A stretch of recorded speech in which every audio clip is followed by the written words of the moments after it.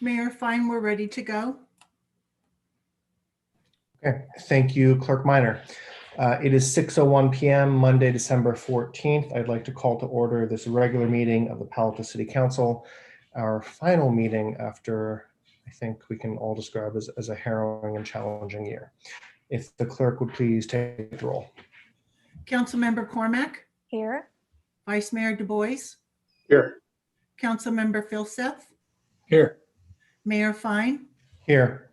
Councilmember Niss, Here. Councilmember Ku, Here. Councilmember Tanaka. Here.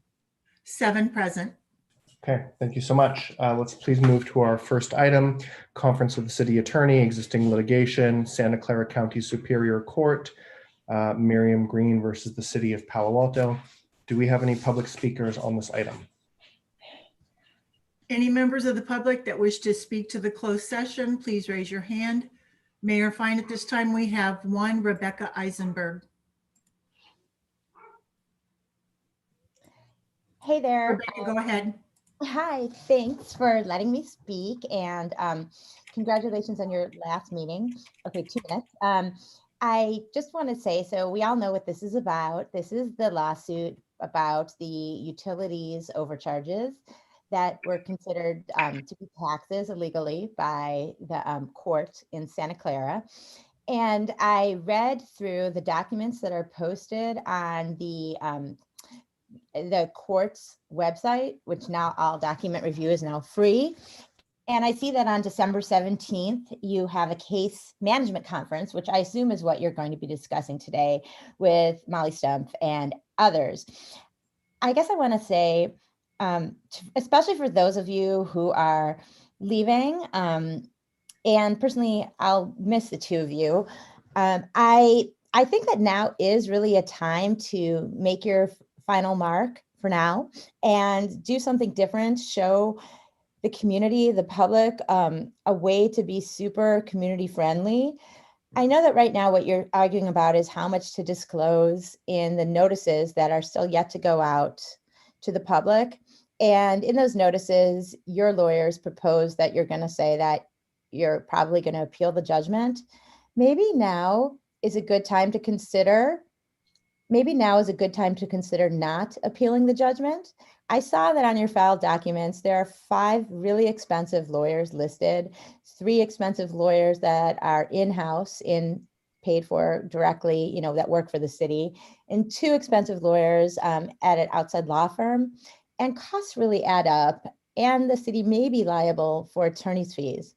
Why not just accept this judgment, pay out to the community, and rethink alternate means of revenue production, like a large business tax, which I believe you can do with an emergency motion. Anyway, that's all I have time for. Thank you for considering. Bye. Thank you, Rebecca. Mayor Fine, there's no other speakers logged on. Okay, thank you. Thank you to our one speaker. We appreciate it.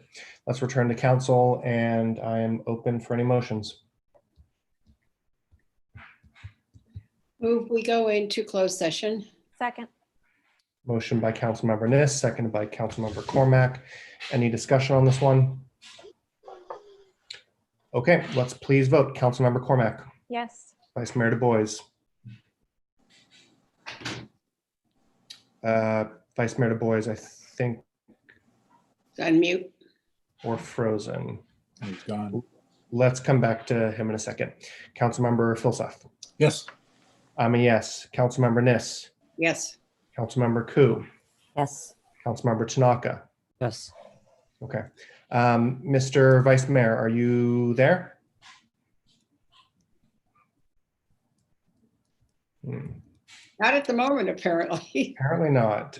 Just looking to the city attorney. I know we have a majority vote to go into closed session. Should we just do that? And Yes, we you do. count the vice mayor as, I think you would record that as a 6-0 vote with the vice mayor absent.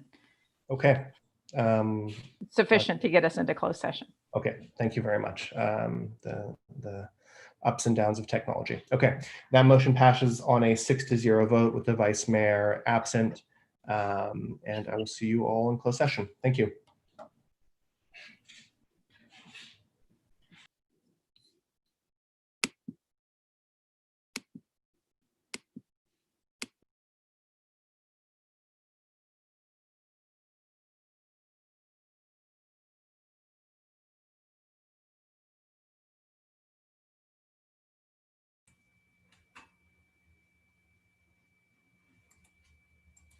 Dean, you're going to want to go into the closed session one. You're on mute.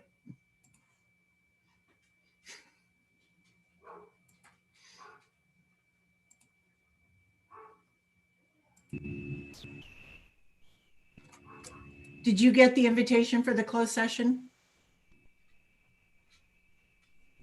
I believe I did, yes. Okay, that's the one you're going to want to go into. Yep. I had to minimize my screen, sorry. Oh, okay, Got it. see you later.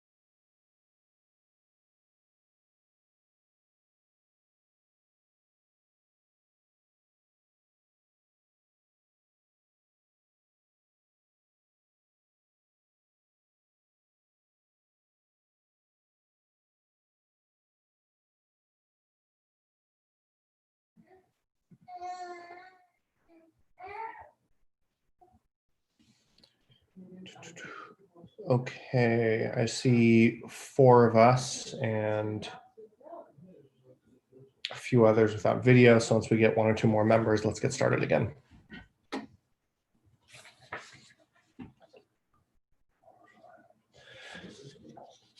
Okay, council has returned from closed session item number 1 with no reportable action. Let's please move on to special orders of the day. Item number 2, appointments of candidates for the Architectural Review Board, Historic Resources Board, Parks and Recreation Commission, and the Planning and Transportation Commission. Is there any report or readout from staff? Mayor, if I know there is no report at this time, it's just what is in the report, requesting guidance from the council on what you'd like to do and how you would like to proceed next. Okay, and thank you, Clerk Minor. I know I'll notice the memo on the side of the agenda lists out some options. Let's please go to members of the public who may wish to speak on this item. Any members of the public that wish to speak to the boards and commission item, please raise your hand or dial *9 on your phone. At this time, we have 5 members. We'll start with Chuck Jagoda, to be followed by Keith Bennett, and then Hamilton Hitchings. Hello, Chuck, go ahead. thank you. I'm not speaking about item number 1 or whatever Adrian just described. I would like to make a couple of general comments. Chuck, Mr. is this Jagoda, about the board and commission? I'm Is this- sorry, Is this about the appointments of the candidates to the boards and commissions? no. Okay, then we'll leave that for, is that on oral communications? Your comments? Mr. Yagoda, I Yes. suggest if you want to speak on the boards and commissions appointments, please do speak now. If Oh. not, we'll be getting to the oral communications portions of the meeting in about 20, 30 minutes, which is open to any issue. All right, thank you. Thank you, sir.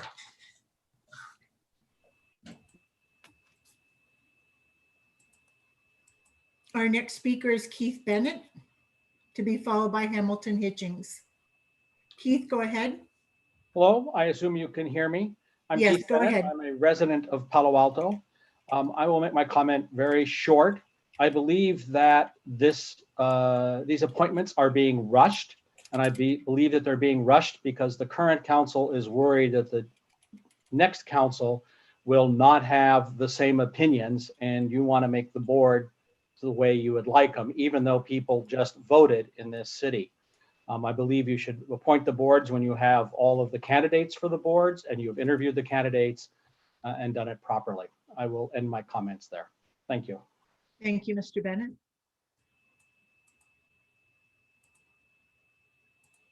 Our next speaker is Hamilton Hitchings, to be followed by Fred Balin and then Winter Dellenbach. Hamilton, go ahead. Hi, I'm surprised and disappointed that the council's rushing to add new members to the PTC without interviewing them. This is after the city council broadly agreed that new committee members should be appointed in the spring after the new city council comes into session. The most ironic part of this is that it will hurt the pro-development forces it seeks to benefit. If the PTC is so stacked with pro-development members and lacks meaningful residential representation for tens of thousands of Palo Alton voters, then it will mean that residents' concerns will not be able to be worked out at the PTC. Thus, the output of the PTC will hit a brick wall when it comes before the city council. For city council members who are building a brand of being responsive to residents' concerns, making appointments that balance the PTC so that projects coming before it are able to at least partially address many residents' concerns will allow these projects to be more successful when they come in front of the city council. Thus, to maintain the credibility of the PTC, I recommend the 2 existing commissioners who have served very thoughtfully, done an excellent job, and represent the views of tens of thousands of Palo Altons be reappointed for another term. They are Ed Lowing and Doria Suma. Thank you. Thank you, Hamilton.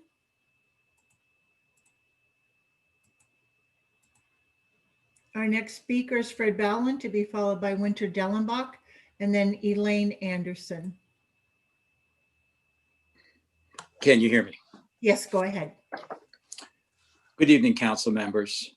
Board and commission appointments should be handled by the new council as specified in the excellent handbook you approved. An exception to allow council members who want to extend their influence past departure is detrimental and does not reflect well on others who support it. The move was ill-conceived from the get-go, and the reasoning for it fairly obvious. The other side may have overstepped as well if the charges made by Councilmember Niss in the press are true. Meeting cancellation via boycott is not a behavior this body should model. But whatever the facts of that circumstance, it is a byproduct and not the cause of the controversy before you. And so here we are, with, for example, a possible vote with no interviews for Planning Commission, an outcome that has occurred just once in the last 18 years as per posted council records. It was mid-2013 when there were 2 incumbents and the one other application was super sparse, whereupon Larry Klein moved to put the incumbent approvals on the consent calendar. Now is a time to decide what is truly worth fighting for and what is best for the public good. We saw that played out in a magnanimous moment at your first meeting of the year, and this is another such opportunity. Thank you. Thank you, Mr. Ballin.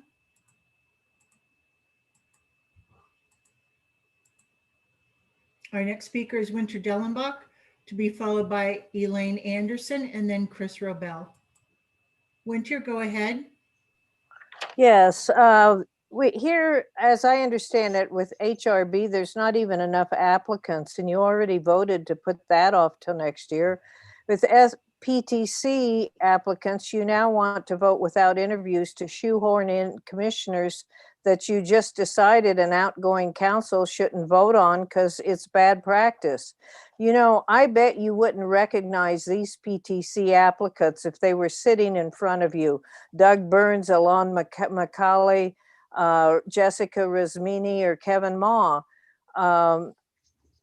You don't know how they would present themselves. Are they articulate, respectful? Do they listen or interrupt? Are they knowledgeable about what is most important?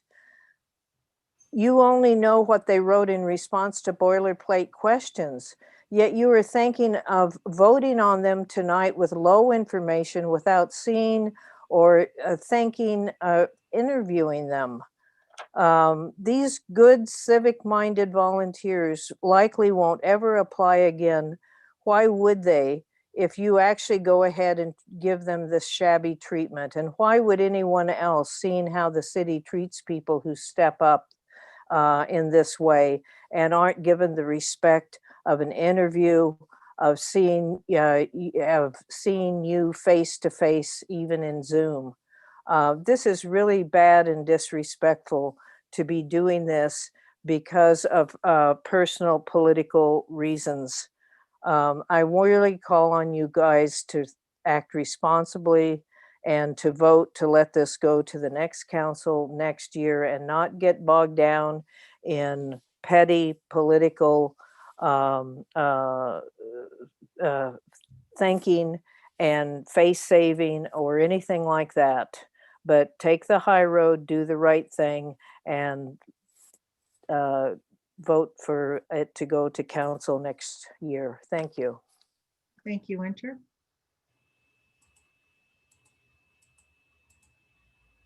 Our next speaker is Elaine Anderson, to be followed by Chris Robel and then Carol Scott. Elaine, go ahead. Can you hear me now? Yes, go ahead. Okay, well, I agree with everything that the 4 prior speakers have said.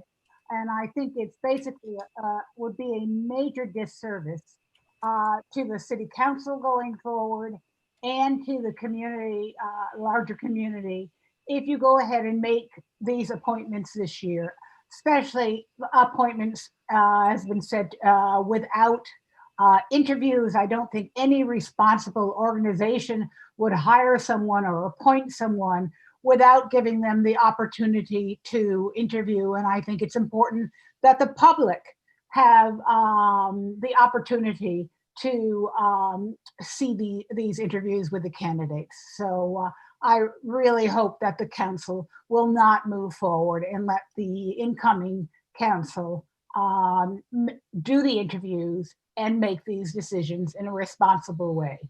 Thank you. Thank you. Our next speaker is Chris Rebel, to be followed by Carol Scott, and then phone caller with the last three digits of 469. Chris, go ahead. Great. Can you hear me? Yes, go ahead. Okay, thank you. So I'm going to touch upon similar themes that the other speakers have. Just to be really blunt, I'll be a little more forceful about it, I suppose. I think it's outrageous that this is even being considered to do this for several reasons. First of all, is the interviews not being conducted and not allowing the people that prepared for, the new people that have prepared for this to be heard, the candidates, is a real disservice. And all the preparation, all the time, I mean, it sends a very clear signal to the rest of the public. Don't bother, this is a voluntary commission of hardworking volunteers, unpaid. The body doesn't even it's a non-decision making body trying to help people trying to serve the council, and to undermine their efforts by not even listening to them is disrespectful at best. So with no interviews. That's point one. Point two, the governance handbook was done, what, a week or two prior? And now you're going to go and say, oh, well, we wrote this governance handbook. Don't do as I say, do as I do. We're just going to do it one more time and violate it.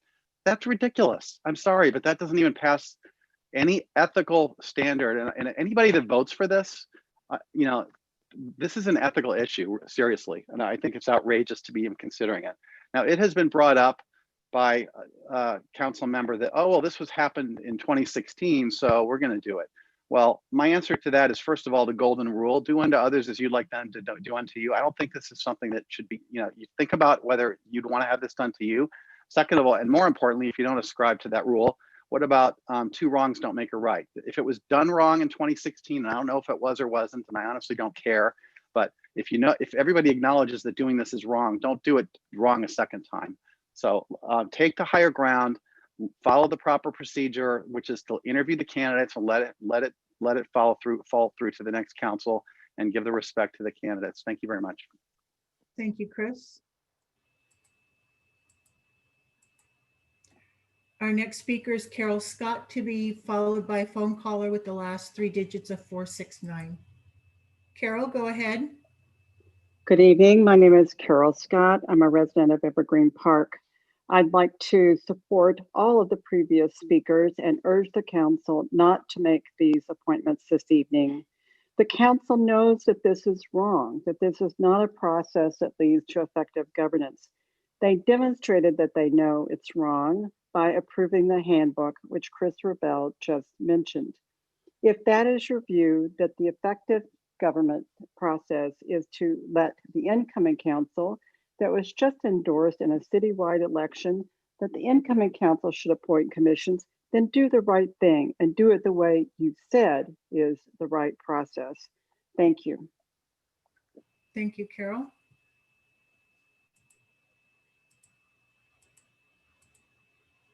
And our final speaker is phone caller 469.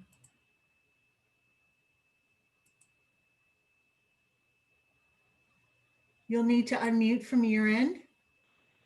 There you go. Minji Apella. I live in Midtown.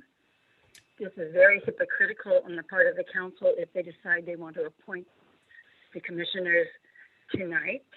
And I think it's why people lose faith in government. It's so hypocritical. It's a sample of do as I say and not as I do, as Chris Rebel said. I do believe it causes people to become very cynical about government. Thank you. Good night. Thank you. Mayor Fine, that was our final speaker. Okay, thank you, Clerk Minor, and thank you to our speakers. So we move on to order number 2. It's a special order to appoint ARB, HRB, PRC, and PTC commissioners. I'm going to break the ice here and suggest that we only move forward with commissions that we've interviewed, the ARB and the PTC. I do have a couple comments though. First of all, as mayor, it was extremely embarrassing to interview candidates with only 4 of us in attendance, including incumbents who have spent years serving the city. That said, Palo Alto doesn't need another fight. But by golly, folks, the rank hypocrisy and bad faith involved in this process truly astounds me. It's really below Palo Alto standards. I hope we all reflect on that.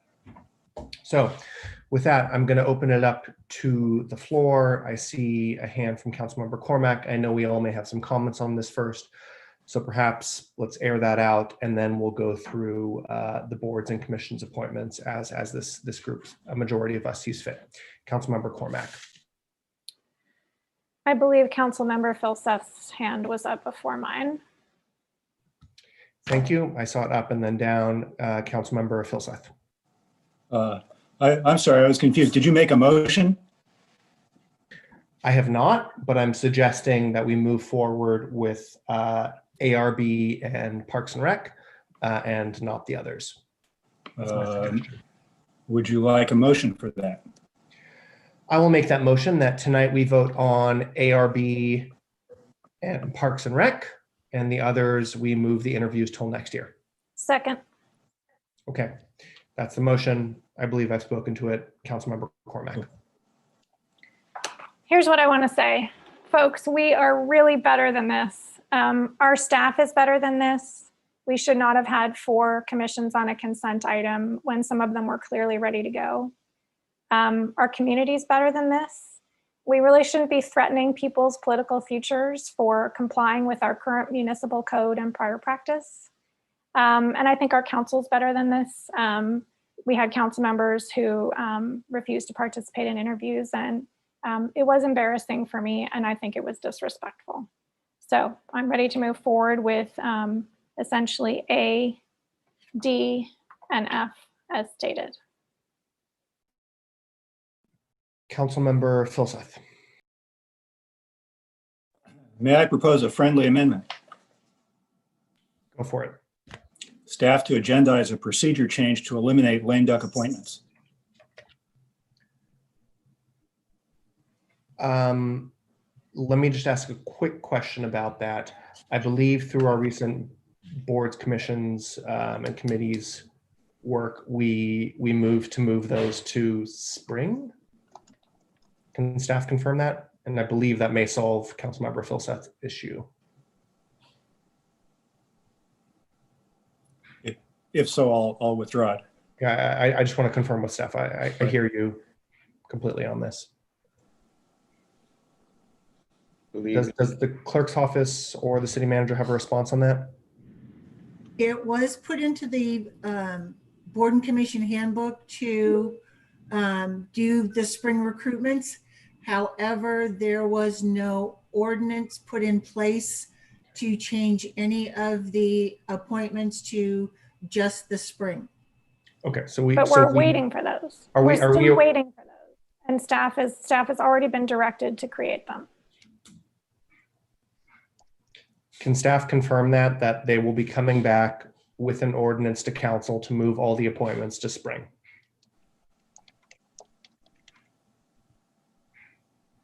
Yes, we can do that. Councilmember thanks Filseth? I withdraw. Also accept it. I think it's fair to put it in here. Okay. Councilmember Cormack, do you accept that? I thought he withdrew it.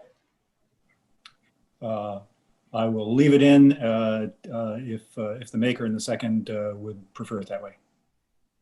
I think we should withdraw it. I mean, okay. the city attorney is working on this, and we are waiting for it to come back. Duly withdrawn. Thank you, sir. Thank you. Anything else, Mr. Filseth? Nope. Okay, thank you. Councilmember Niss.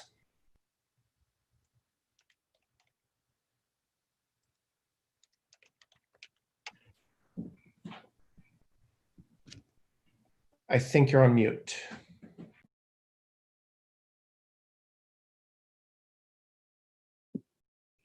I said, with your indulgence, I'm going to give some background on this because it seems to be pretty straightforward tonight. It's as though Some of us continued to move this forward regardless of what the circumstances were. And I don't think that's how it happened. So for the record, last August, the clerk sent out the first memo indicating that the fall recruitment process, which has gone on for many, many years, and it indicated that part of the plan was planning and transportation to be selected at the same time. In the middle of September, she sent an update on the PTC process. And between August and December 7th, just last week, the clerk sent more than 20 notices indicating that several board and commissioners' terms would end on December 15th, including 2 from PTC. In fact, all of our appointments end on December 15th, as all of you know. So this year, we have, as you know, 2 PTC members, Blowing and Suma, who both complete their terms tomorrow. Now, we don't have any different ordinance at this point. The only ordinance that we have right now is the one that exists. And initially, when these were conducted by the ordinance, they were in the fall.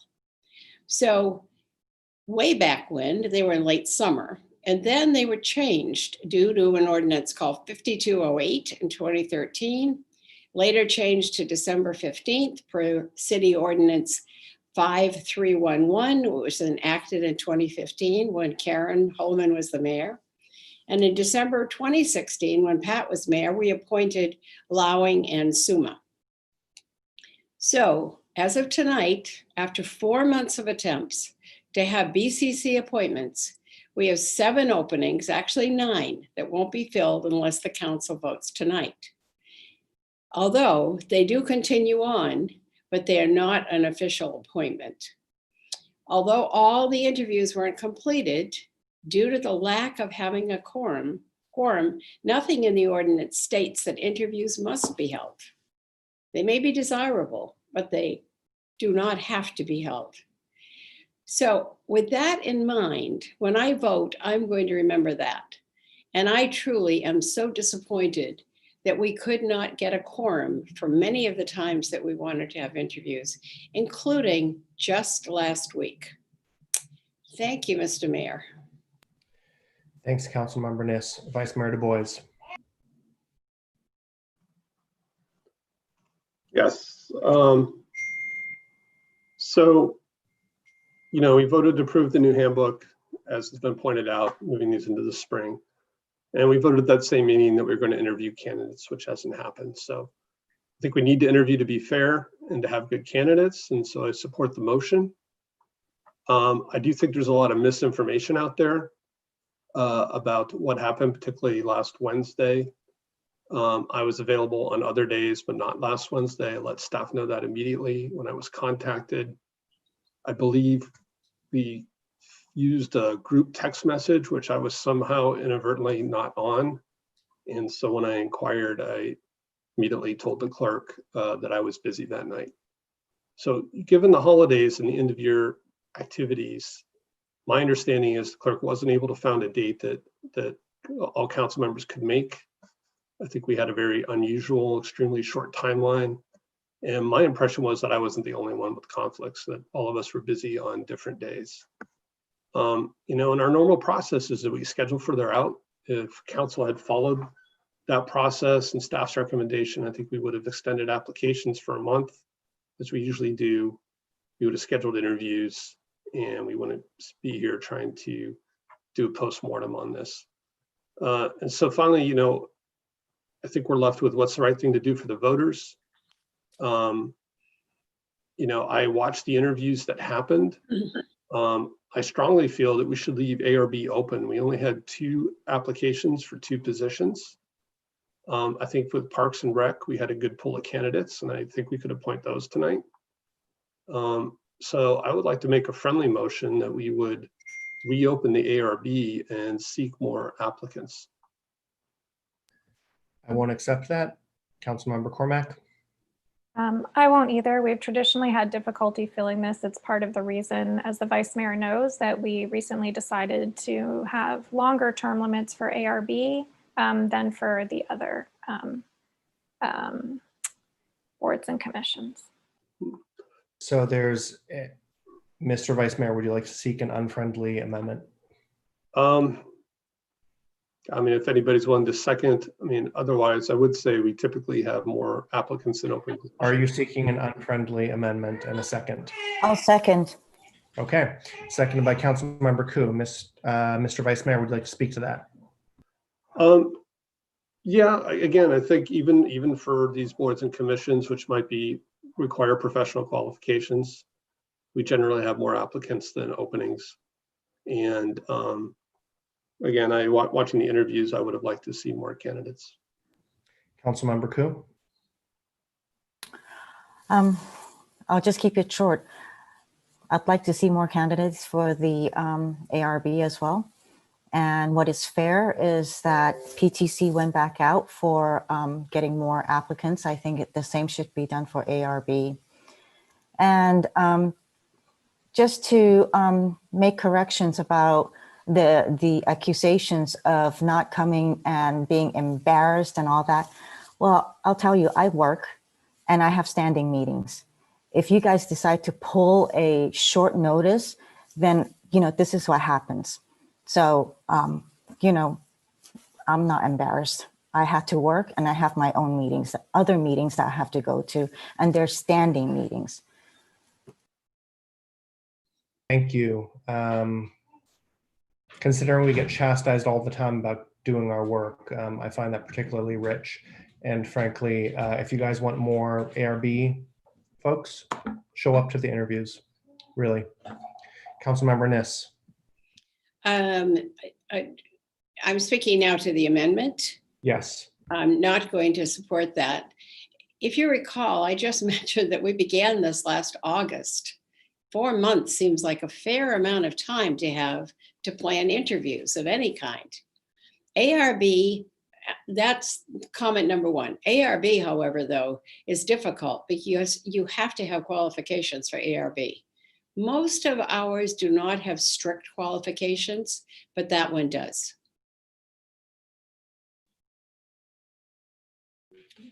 So I'm sorry, I see a whole range of hands. I think the next is Councilmember Filseth. Yeah, thanks. Just briefly, I share Vice Mayor Du Bois's sentiment. I'm probably going to vote against the amendment, because we already interviewed those people, and so if we hadn't interviewed them yet, I might well swing the other way. But it just seems like piling more awkwardness on existing awkwardness. So, thanks. Nicely said. Okay. I'm going to suggest we vote on the amendment to extend the recruitment for the ARB as well. Vice Mayor Du Bois. Yes. Councilmember Filseth. No. I'm a no. Councilmember Niss. No. Councilmember Koo. Yes. Councilmember Tanaka. No. Councilmember Cormack. No. That fails on a 2-5 vote with Councilmembers Koo and Vice Mayor Du Bois in support. Okay, we now return to the main motion, and just a quick table setting. After this, we'll still go through the actual appointments for ARB and PRC if the main motion passes. Any other comments on the main motion? Please, if the clerk could please clear the board. Sorry, I have a number of hands raised.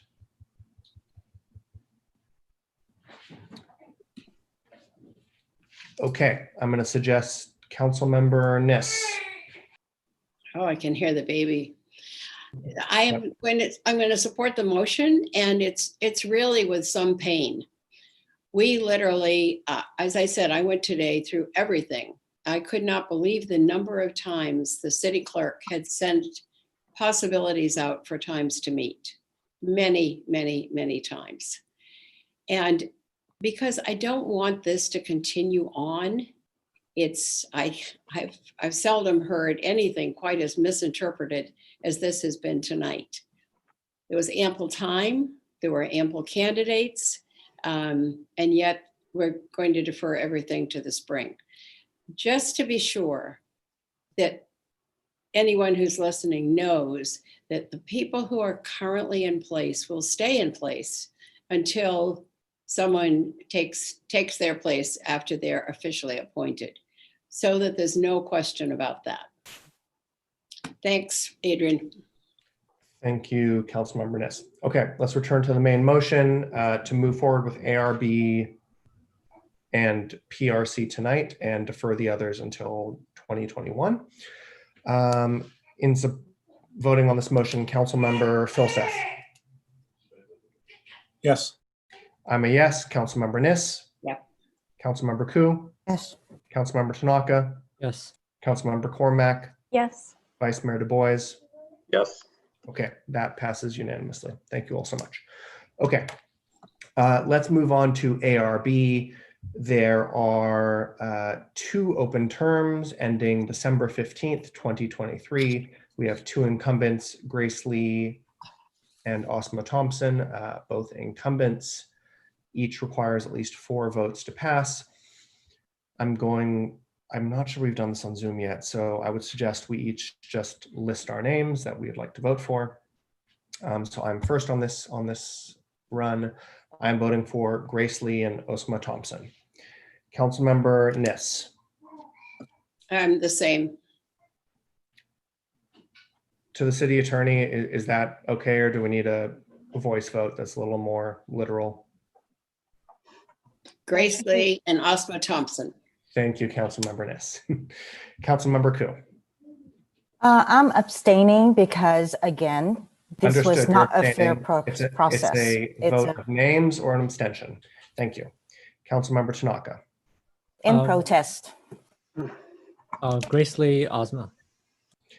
Councilmember Cormac. Grace Lee and Osma Thompson. Vice Mayor Du Bois.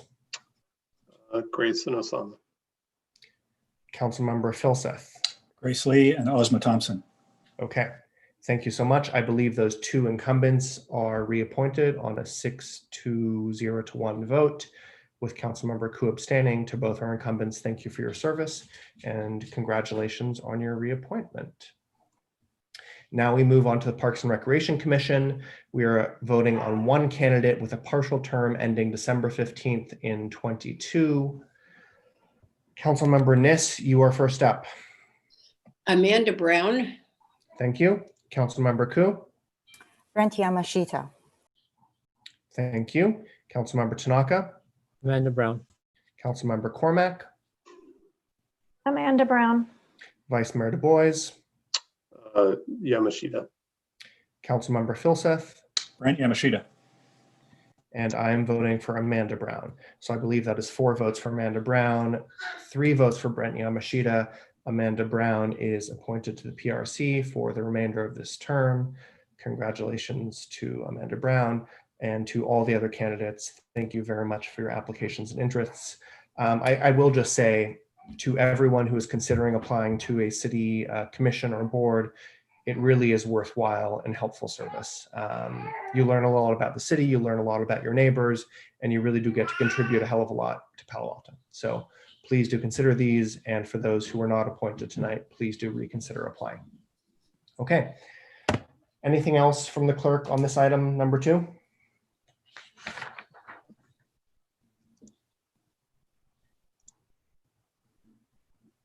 Do we need anything else on item number 2 here to Clerk Minor? Sorry, Mayor, fine, I lost my internet for a minute. No, we don't need anything else. Okay, thank you so much. Let's Quick please. question. Are we still looking for HRB members at this point? Is our applications open? Yes, I believe- applications are open. And I have not set a date. I think we're looking at the end of January. Thank you. Thank you, Mr. Vice Mayor. Okay, let's please move to agenda changes, additions, and deletions. Anything from staff or my colleagues? No changes from staff, Mayor. Okay, let's please move to oral communications where any member of the public may speak to an item not on the agenda. And if the clerk would please help those folks provide their comments. Any member of the public wish to speaking to anything not on tonight's agenda, please raise your hand or dial *9 on your phone. Our first speaker is Bill Ross, to be followed by Michelle Fox Wiles and Keith Bennett. Mr. Ross, go ahead. Good evening. Can you hear me?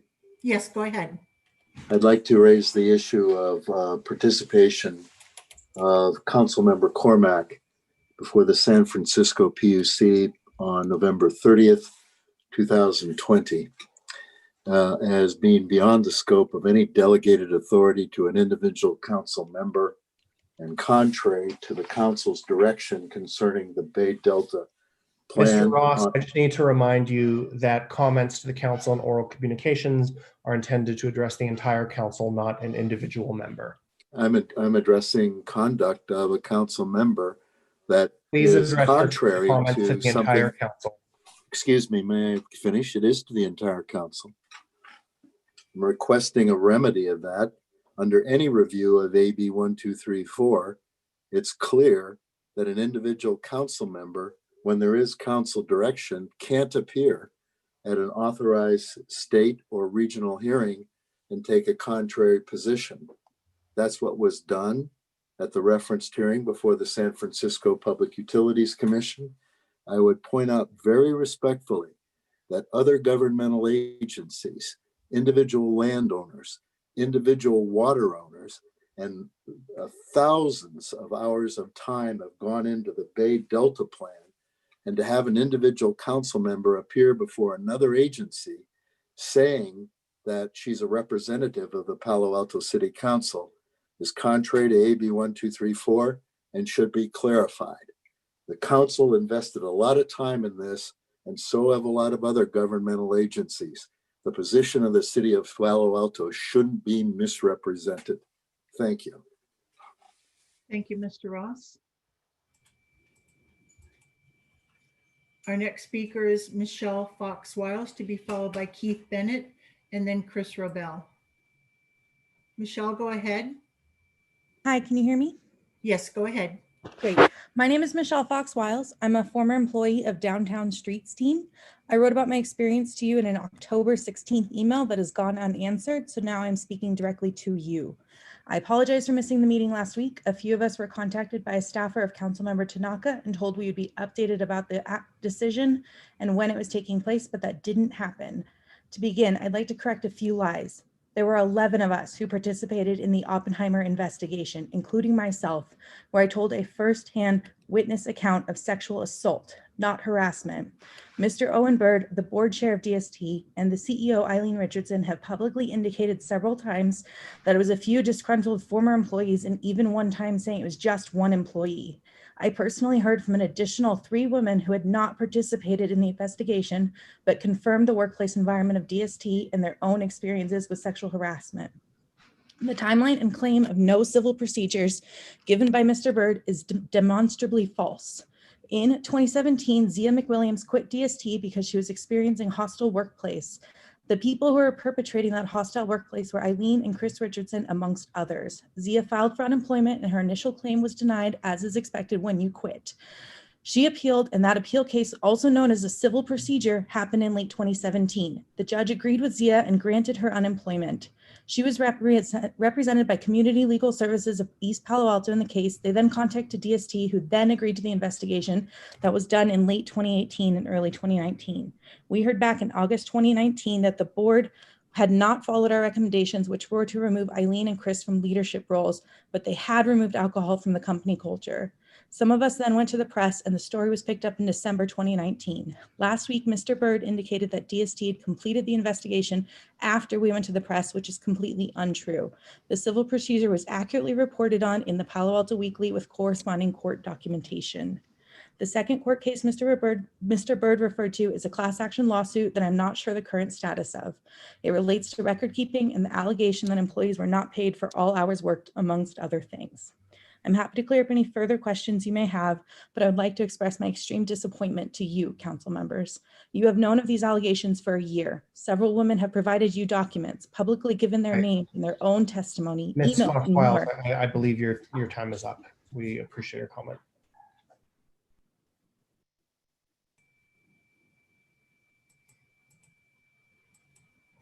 Our next speaker is Keith Bennett, to be followed by Chris Robel and then Rebecca Eisenberg. Mr. Bennett, go ahead. Hello, I'm Keith Bennett. I'm a resident of Palo Alto. I'm with Save Palo Alto's Groundwater. I was very disappointed last week on the second reading of the 7 Antonio Road project. We filed comments on the EIR and pointed out that the environmental impact report was not correctly modified to reflect the change in the plans from a 1-story underground parking to 2 stories underground. The only change that was made was to say that the depth of the excavation would be 20 feet instead of 14 feet. That would be like saying that an EIR that applies to a 2-lane road also applies to a 4-lane road without considering anything about what the extra traffic on that road would be. Making a deeper excavation significantly changes the groundwater issues and pumping, and the city's dewatering regulations do not provide any particular protection. You can pump as much water and as fast as you want under the city's dewatering regulations, as long as you document what you do. I sincerely hope that the council will pass stronger dewatering regulations that will be applied to this project,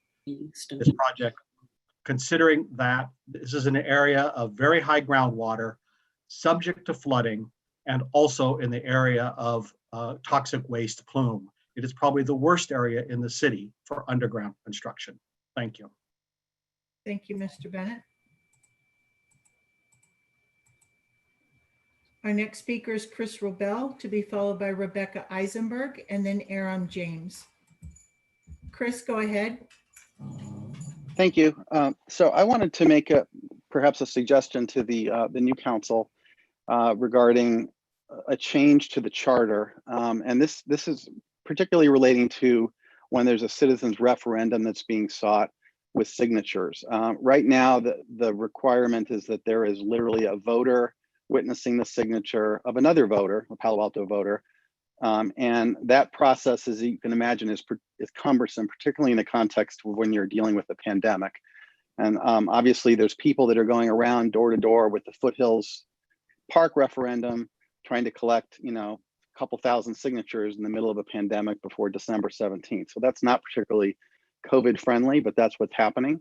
And regardless of how you feel about that particular issue, I think it's important as we go forward after this, in the next year or whatnot, on future referendums, to make it easier so that the voices of the voters can be heard. And DocuSign is a particularly secure platform, but whatever the platform that would be appropriate, somehow allowing electronic signatures and not forcing one voter to witness within 6 feet another voter's signature. I think that would be just making it easy for people that are out of town and whatnot, so that people's voices can be heard. Thank you. Thank you, Mr. Robel. Our next speaker is Rebecca Eisenberg, to be followed by Aram James, and then Hamilton Hitchings. Rebecca, go ahead. Thank you. Well, again, I want to thank Mayor Fine and Councilmember Niss for their service, which I know isn't really paid over the last 4 years, and in the case of Councilmember Niss for many more years than that. And you'll be missed, especially by me. And thinking about how the two of you are stepping off the council and being replaced with two men who are, as Isabel Wilkerson calls it, of highest caste, I thought I would thank you for just appointing 3 women to commissions, since we know that our commissions, like our city council, does not have enough representation of women and people of color. And it is too bad in my mind that the city council will be going from having 3 women to only 2 out of 7 women, even though our city of Palo Alto is, I think, like 60% female, and that we're losing 1 person of color replaced by someone who is non-minority. I hope that we can be more representative of our city in the future. I also want to thank Michelle Fox-Wiles for her courage and integrity in speaking about her truth and her experience of what has happened at downtown streets. I know it's really hard to believe that a nonprofit would behave so irresponsibly and so horribly towards human beings, but I think this is worth looking into, I guess, by our future council. Lastly, although there's so much more to say, I want to let you know that I did some significant research, surprise, about how to enact an emergency tax in order to help with recovery from the pandemic, because we're just not going to recover if residents and small businesses have to pay for everything. And there's a lot of research out there and some knowledge out there about how cities can, in fact, enact emergency taxes where we can actually require only the biggest and most profitable multi-billion-dollar companies to pay taxes to contribute to our recovery. I hope you or the next council will think about it. Thank you for your time. Thank you. Our next speaker is Aram James, to be followed by Hamilton Hitchings. Aram, go ahead. Thank you. So it seems like Mr. Ross was given the same, as far as I'm concerned, misinformation tonight by the mayor that other speakers have. A local ordinance suggesting that the public can't criticize public officials flies in the face of the Supreme Court decision in New York Times versus Sullivan, which is still a 9-0 decision that still is the law of the land. And I'll go back to a part of a quote.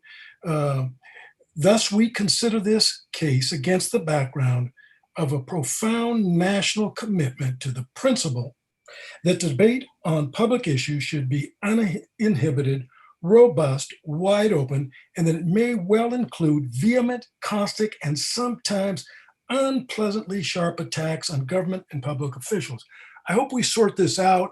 And, if Tom gets to be the mayor next year, I hope that you don't just repeat what lots of other mayors have done, citing an ordinance that's in violation of the Supreme Court. I wanted to also discuss briefly an op-ed that I read, written by a couple of folks that you probably know. When I read it suggested that it's an insult for the NAACP to say that Palo Alto is still a segregationist, racist town. Well, I've lived here a preponderance of my 72 years here, and I can tell you that's not my experience. This is a straight up segregationist town. It's a racist town, and suggests that the NAACP can't put in their pleadings a suggestion that segregationist state of mind, that racist state of mind continues. Let's go look. And you say there's fair housing in Palo Alto, that we had a first of an organization promoting fair housing. I know that, the Rumford Fair Housing Act. But let's go walk around Palo Alto and see if we see any evidence of that fair housing. And you're in a world of hurt and denial regarding our police department not being racist. Why don't you ask a Stanford grad, Zach Perrone, whether this is a racist police department? It has been. It has a long time history of supporting the original purpose of policing as slave catchers. We've got vestiges of that mentality here. So y'all are in major denial. Your article would make David Duke really, really proud. Aram, you're more to be revealed later. Thank you for the time. Beth, you're always wonderful. Thank you. And our final speaker is Hamilton Hitchings. Hamilton, go ahead. Thanks. I'm going to close out the public oral comments on a positive note.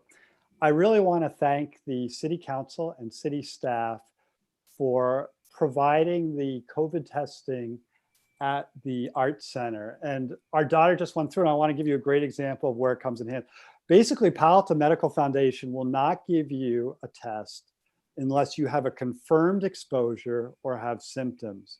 So for example, our daughter came home from college, and she flew on a plane, she took lots of public transportation. And thanks to what you guys did, she was able to, after quarantining for 5 days, go get a test. Then a couple of days later, the test came back negative, and she was able to come out of quarantine, is now thoroughly enjoying Christmas break. And so many other families and people in Palo Alto have benefited from that testing. So that really made a difference for a lot of us, and I want to thank you for that. Thank you, Hamilton. And our final speaker is Chuck Yagoda. Chuck, go ahead. Thank you.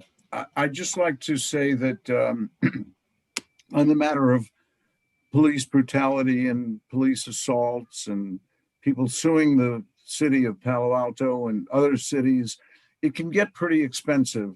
One case in California, maybe it was Oregon, police shot this guy in the waist several times, and he's now paralyzed for the rest of his life.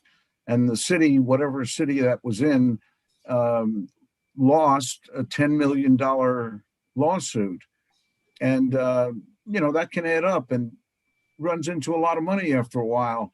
I don't think it's fair for Palo Alto or any city to take on those responsibilities. The police have a lot of protection in their contracts and in legal history. So my solution is self-indemnification.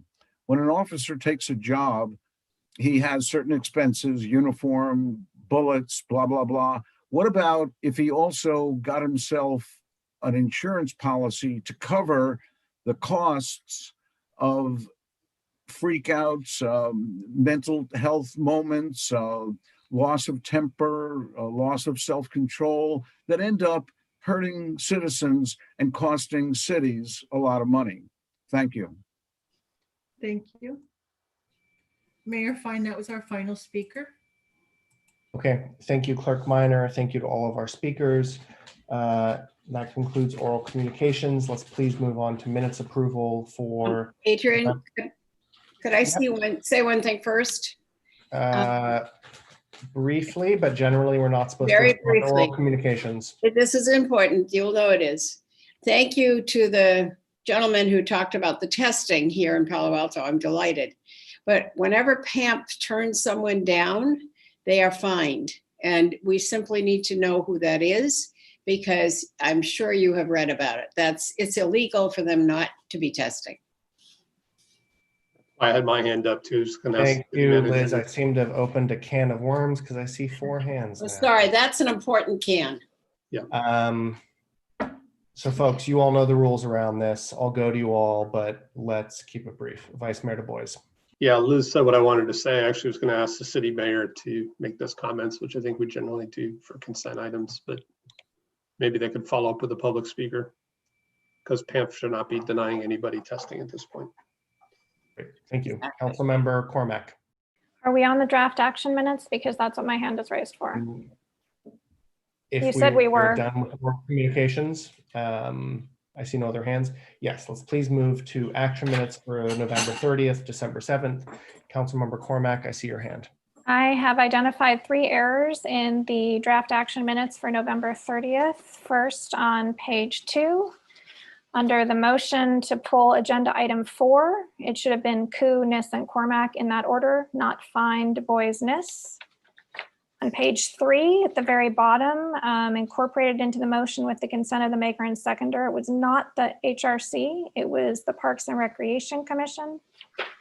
On page 4, there's an F, which says keep members. My recollection is that had to do with the,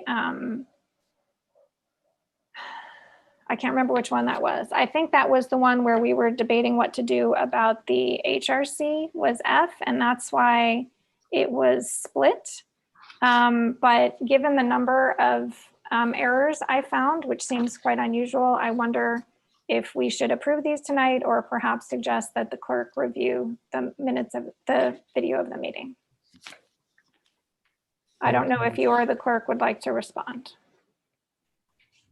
Councilmember Cormack, we can do it whichever way you prefer. If you feel comfortable with us correcting them. Well, did anyone else find these errors? I mean, I don't want to rely on me being the only person to find them. I think I see a hand from Councilmember Koo.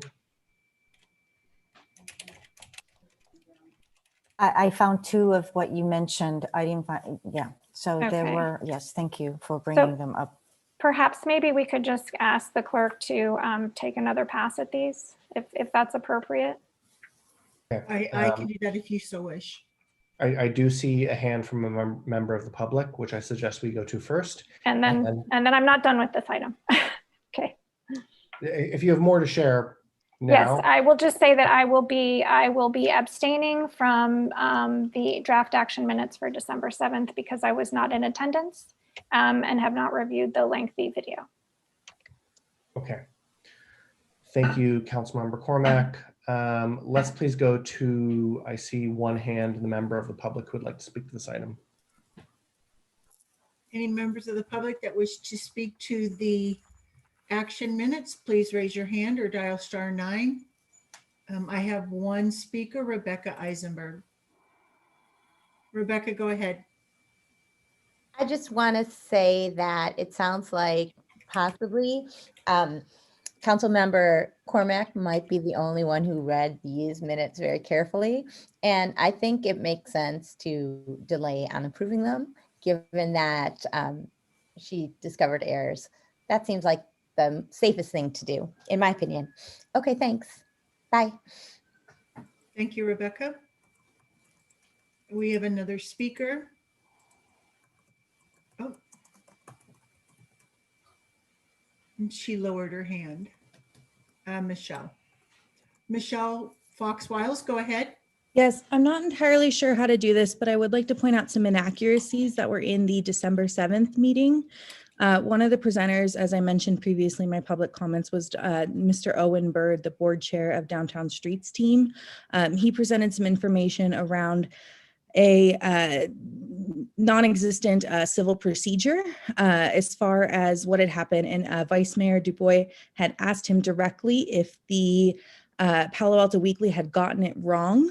And he indicated they had. And I would like to, I have the evidence that there was a civil procedure that happened that substantiated the claims of my colleague Zia McWilliams, indicating that there was a hostile work environment with sexual harassment as part of that hostile work environment that was substantiated with the civil procedure. And I'm not entirely sure how to make that public record, but I do have that public record, and I do have proof that Mr. Bird lied to you, council members, in order to gain some funding.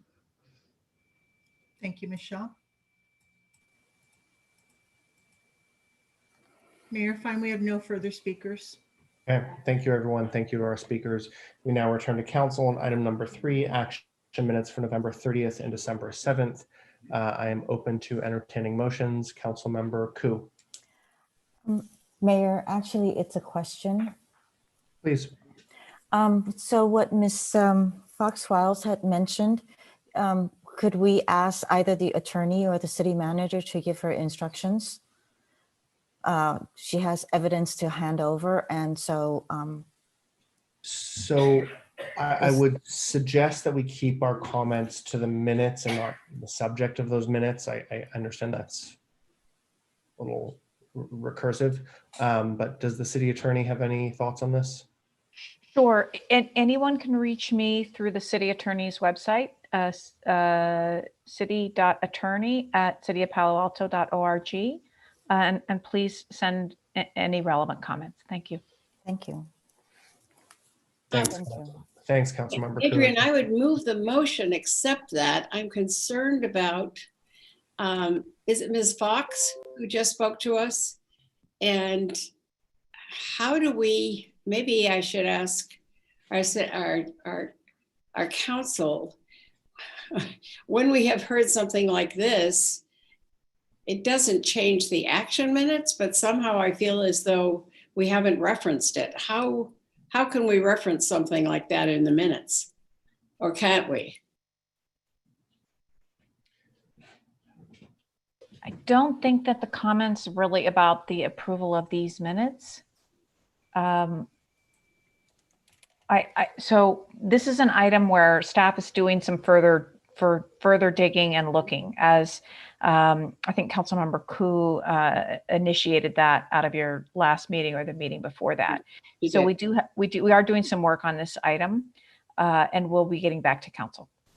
So we will simply move this then as the minutes as they happened that night, but we will know from our discussion that there is more to be discovered about testimony given that night. Councilmember Niss, let's please keep our comments to the agendized item, the approval of the minutes not the subject of those minutes, I think is one of the trickeries here.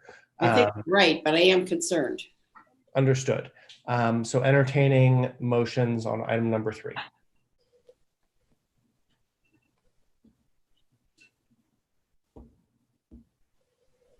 Don't be too fast, folks. Is that item number 3 that I just moved? Are you moving it formally? Yes. Okay. Councilmember Niss moves item number 3, action minutes for November 30th and December 7th. Is there a second?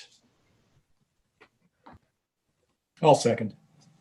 Seconded by Councilmember Filseth. Thank you so much. Councilmember Niss, do you need to speak to this? I think I did, and I think you admonished me. So I've apparently said what I can say. Okay, thank you. Councilmember Filseth.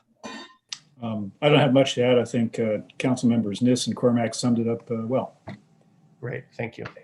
I see hands from council members Koo and Cormack. I am sorry, my hand must be still up. I don't have anything to say.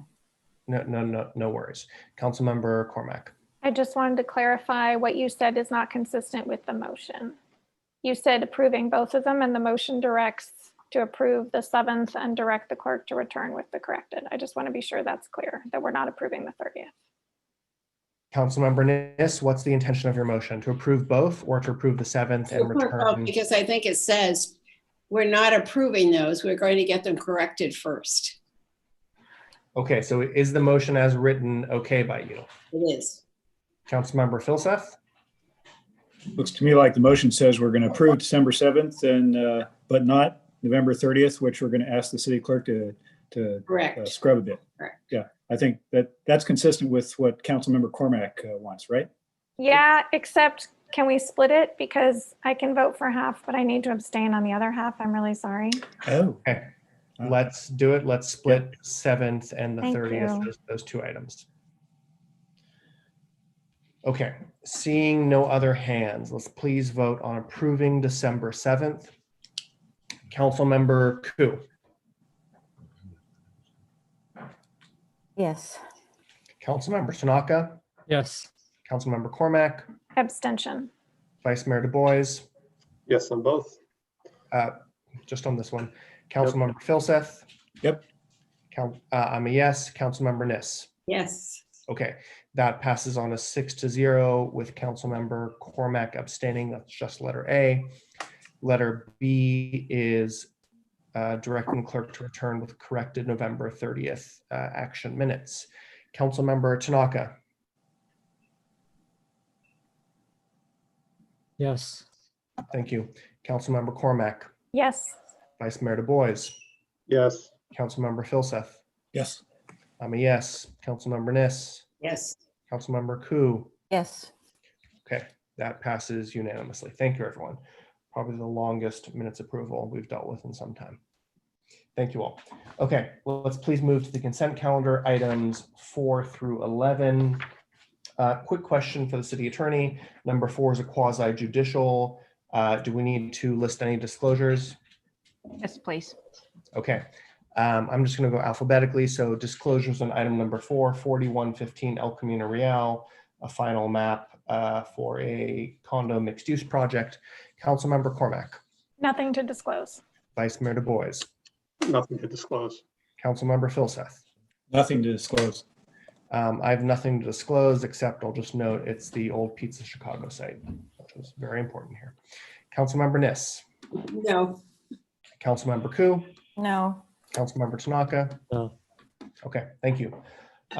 So the consent calendar is items 4 through 11. Do we have any members of the public who wish to speak to this?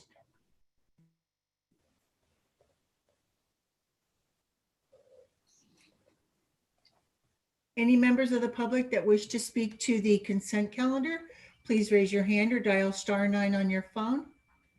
At this time, we have one member, Rebecca Eisenberg. Rebecca, go ahead. Hi again. So first of all, I want to repeat again, and maybe the city attorney will respond to this, that according to the League of California Cities manual that you all link from your website, quasi judicial matters do not belong on the consent agenda.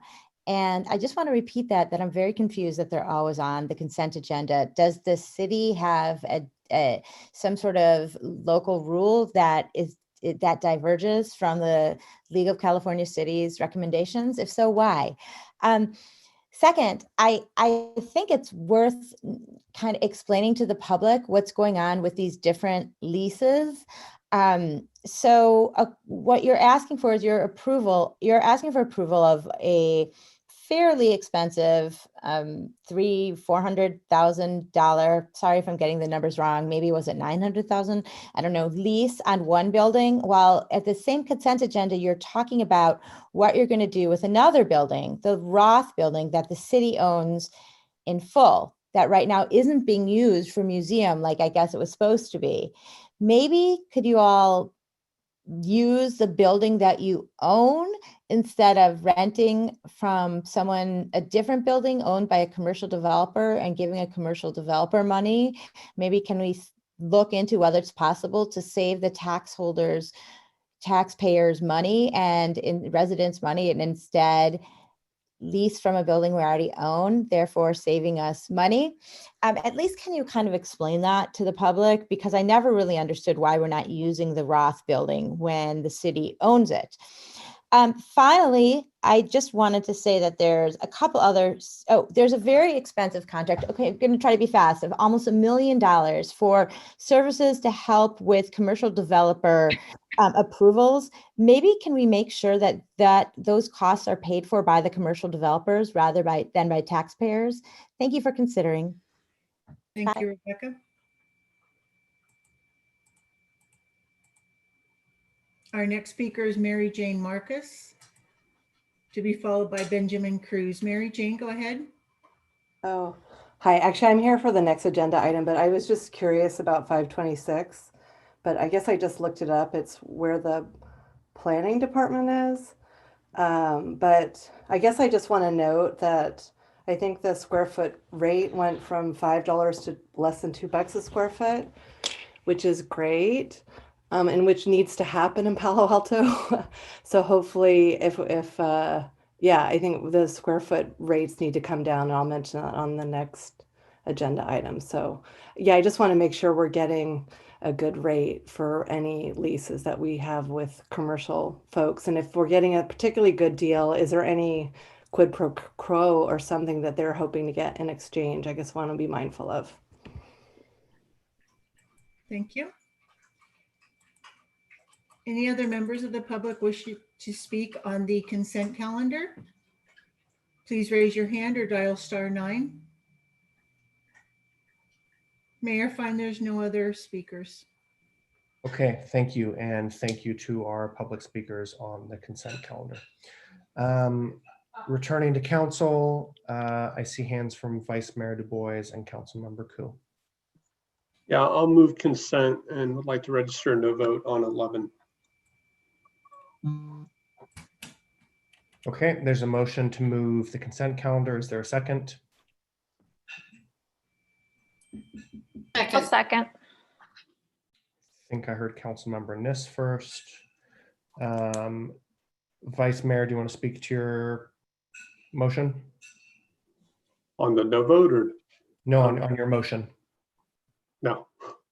Councilmember Niss, do you want to speak to your second? No, thank you. Okay, and then I see Councilmember Koo and Tanaka. Yes, thank you. I'd like to register a no vote on item 5 and item 11. Okay, and Councilmember Tanaka? No on 5 and 10.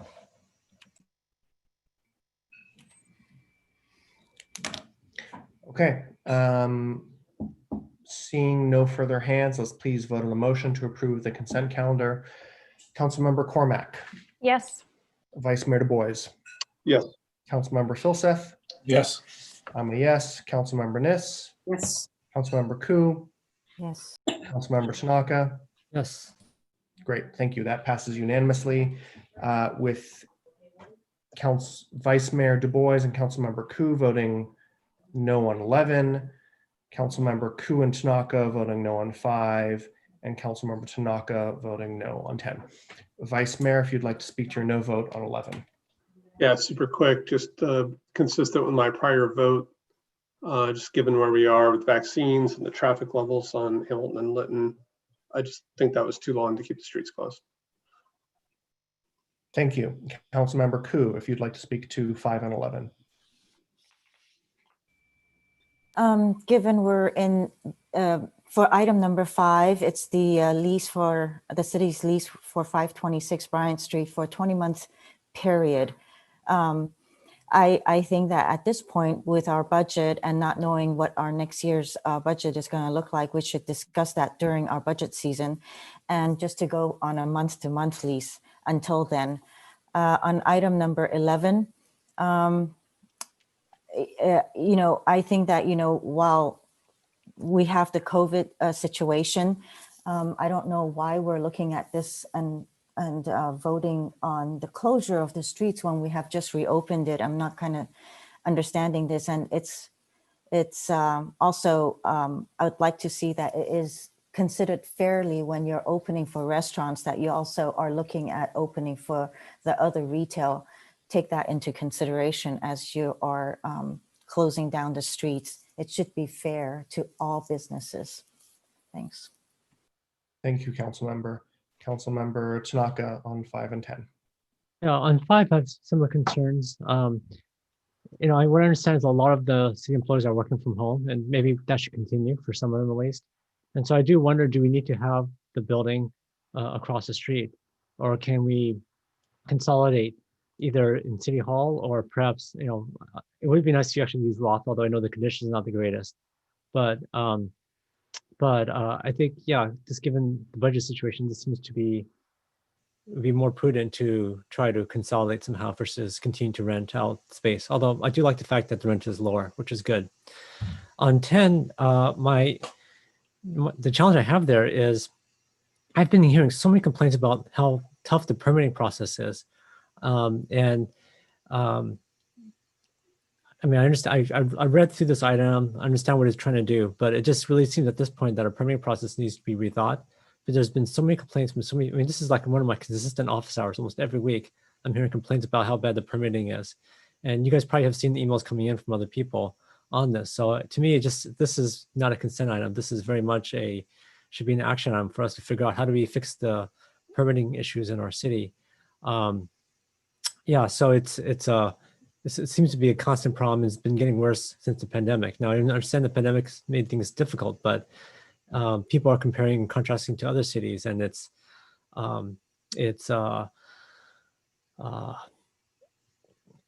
better. So I think we could do better. I think we need to do better.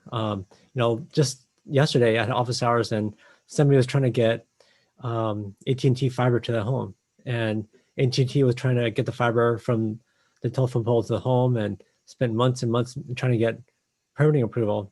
Now, it may not be the system itself, maybe the process, maybe the people, maybe the red tape. I'm not sure what it is, but whatever it is, I think we need to talk about it. I'm hoping that at some point this will be agendized and we will discuss it, and we will try to fix some of these problems, because it's not good, and it's not been good for a while, and I think we need to fix it. Thank you, Councilmember. With that, we move on to City Manager comments. Mr. Shikata, the floor is yours. Thank you, Mayor, members of the council. I'll try to be brief here, but just bring folks up to date with a few items of interest to the community. Let's see. Thank you, Jessica. Let's go forward to the next slide, please. All right, just a quick update in terms of the regional stay-at-home order that we are now both observing as well as supporting as applicable to the city. Note that much of our activity has been around ensuring and reinforcing public awareness of the rules, including the very basic, which is wear a mask, watch your distance, and related basics like that. The travel restrictions into and outside the county are also an area of ongoing community discussion. So really simply one that we are continuing to reinforce. And also the gatherings, we had a discussion, as we do every week with the county, really looking to reinforce the importance of cities participating with the county in getting the word out and moving into enforcement ultimately. In terms of the regional stay-at-home order, a few key components. Again, it's been discussed with the council, but does bear repeating. Restaurants are currently takeout and delivery only. Our outdoor dining is no longer applicable. Retail occupancy is limited to 20% of capacity, with grocery stores allowed to have up to 35% occupancy. In terms of some of our city operations, that playgrounds are now reopened. And based upon a revision to the state regional stay-at-home order, recreational classes, however, as well as the Palo Alto Arts Center are now closed, and the library has modified some of its sidewalk services, but sidewalk services to continue. Next slide, please. Just to ensure everyone is tracking the magnitude of the spike, as it's been called, and if you look at the graphic here, I think it makes the point in terms of how serious the increase in cases is here in Santa Clara County.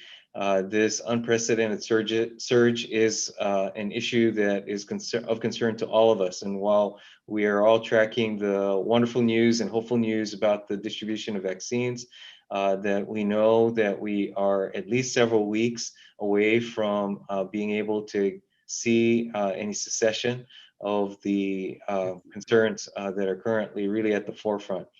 I did hear a comment this morning, I believe it was, that somewhere in the United States, we are expecting to see the 300,000th fatality today, if it hasn't already happened. And so this is obviously a serious issue, and one that requires all of our ongoing attention and focus. Hopefully just this focus and getting through the holidays in order to be able to see the light at the end of the tunnel, as we call it. Let's see, in terms of the state order, I think the quotes here just really reinforce the importance. Oops. All right. Next slide, please. Am I getting an echo, or is that just me? I think you're a bit better now. Okay. All right. And then again, just a graphic to emphasize the point. This is the tracking of fatalities. And I know the number is very difficult to see here. In fact, so much so I can't even read it myself. But the point really being, again, the increase in the rate of fatalities, such that does require our ongoing attention through the holidays. Next slide, please. Okay, and then back on the topic of coordination with Santa Clara County, the county is rolling out a new administrative process to enable cities, Palo Alto included, to issue administrative fines that do not carry criminal penalties, but do have financial penalties associated with them, and has asked all cities, all local governments to issue administrative notices, in particular related to social distancing and capacity postings, the check mark that we should all be very accustomed to seeing at businesses, ensuring that those are actually posted and observed. Unlawful gatherings, whether they be transitory sports gatherings or gatherings at homes, parties, and the like. After hours business complaints that we would receive and then have police handling, as well as gathering complaints, which could be at private homes or in various areas in the community. So the city is, as noted, actively involved in ensuring awareness in the community, but we are moving into the phase of enforcement being required. Next slide, please. Testing was mentioned earlier. We now have dates in January for testing, which is now moving to the Mitchell Park Community Center in order to provide additional capacity for that testing in January. So January 8th and 22nd, as well as February 5th and 26th. Appreciated the comments earlier. And we appreciate the cooperation and support from Santa Clara County in order to provide these testing opportunities. Next slide, please. Then perhaps just try to turn onto some positive news and opportunities for members of the community to help. Our Uplift Local program is continuing. And as we are in the holidays, always a great opportunity to support local restaurants and retail through takeout, retail stores, and the like, and purchases that can be made through our upliftlocal.org web page, which provides a portal to go directly to individual businesses, many of whom are providing direct online sales or gift card purchases through their online presence. And when shopping in person, please note the responsibility that all of us share related to distancing, but also personal safety. And as the police department has been doing a number of community outreach programs recently, note the importance of not being an easy target. Quite frankly, during this holiday season, it is much too easy to become a victim. So paying attention to your surroundings, ensuring purchases are not in plain sight, and the like, very simple steps that can be taken in order to reduce the likelihood of any issues. Next slide, please.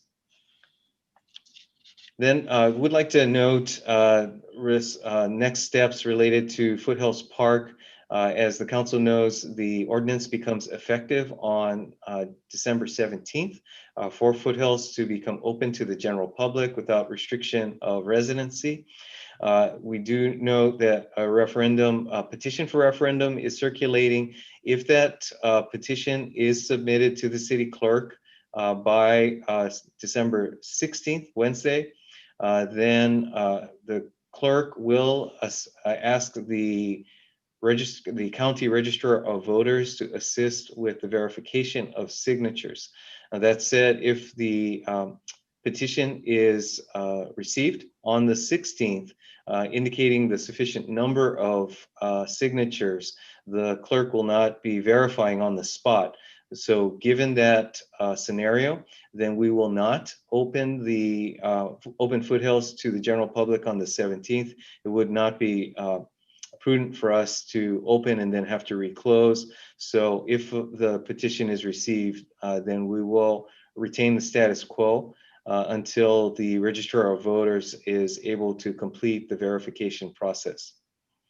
Let's see, now we do have a frequently asked questions webpage and blog about the information so that members of the public could become better aware of the circumstances if they're looking for it. And if so, look at our city's homepage and click on the news tab on that homepage. Next slide, please. Also did want to call the community's attention to what is often perhaps just passed by as a part of the council agenda packet. This evening, there are a number of reports being the end of the year. We have several reports here that won't be discussed by the city council, but through which there is a significant amount of information provided. They include, I'll just run through it quickly, significant gifts received by the city or to the city this calendar year or fiscal year to this point. Actually, I'm sorry, this fiscal year 2020. So that would be through June of 2020. We also have an annual report on development impact fees for the various fee programs for the city. Also report on property leases entered into under administrative delegation from the council for the fiscal year. Safe Routes to School annual report. Also notable, a COVID-19 emergency operations after action review. Again, in the interest, as we call ourselves, or we certainly aspire to be a learning organization, that we have done a report on our response to the emergency during the emergency period through which our emergency operations center was activated. And then finally, boards and commission terms that are ending through 2021 in compliance with the MATI Act. And I believe just one more slide, actually two more slides. Just a reminder on our community wellness, as again, recognizing this has been an extraordinarily difficult year for everyone, that we are opening the welcome mat, so to speak, to stories and stories to be shared on steps and maybe tips and tricks people are using for the purpose of helping each other get through these difficult times and support our overall efforts around community wellness. And those ideas or suggestions or stories can be shared by sending an email to me, city manager, CITYMGR @cityofpaloalto.org. Next slide, please. And a couple of holiday notes. Finally, with respect to ongoing activities, we do have a contactless toy drive that will be receiving unwrapped toys on December 15th and 16th at Mitchell Park. Details again on the city's homepage. Home decorating contest. I understand there are more than 20 homes that have signed up to be part of this contest, and a great opportunity to share online without needing to visit in person. But nonetheless, a great opportunity to show off what members of the community have been participating in. And then next slide, please. Finally, oops, one more. Sorry, the Letters to Santa program. Let's not pass by that one. Just to share that members of our fire department have taken the initiative to be the recipients of letters that may be written to Santa, so can be dropped off at any Palo Alto fire station until December 18th. Then reply letters postmarked from the North Pole will be delivered through the post office to your home. And so for details on that, again, a city's homepage, and click our Letters to Santa. So for those who are celebrating or just want to get a letter from Santa, that would certainly be worth the effort. And that completes my comments this evening. Thank you, Mayor and Council. Thank you, Mr. Shikata. You know, I know it is so easy to beat up on any government, local, state, or federal. But just going through that report, and I was following along in the PDF that staff shared with us, there is so much happening in the city and so much that our city government does to support residents and businesses and nonprofits.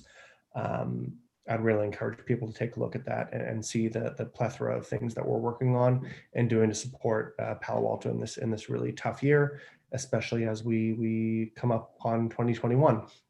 But really on top of that, most of all, I would just emphasize some of the information and requests on COVID and keeping each other and our families and our neighbors and our country safe. It's so darn important right now. Councilmember Niss and Vice Mayor Du Bois.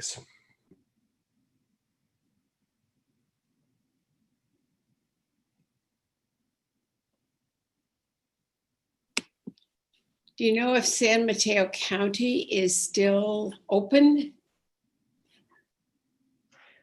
I do not have any specific information. I suspect you do. I don't, no. I think I saw No. something today that San Mateo, I think, is it Sonoma and one of the other counties up there are looking to join the Bay Area in the general lockdowns, but not quite yet.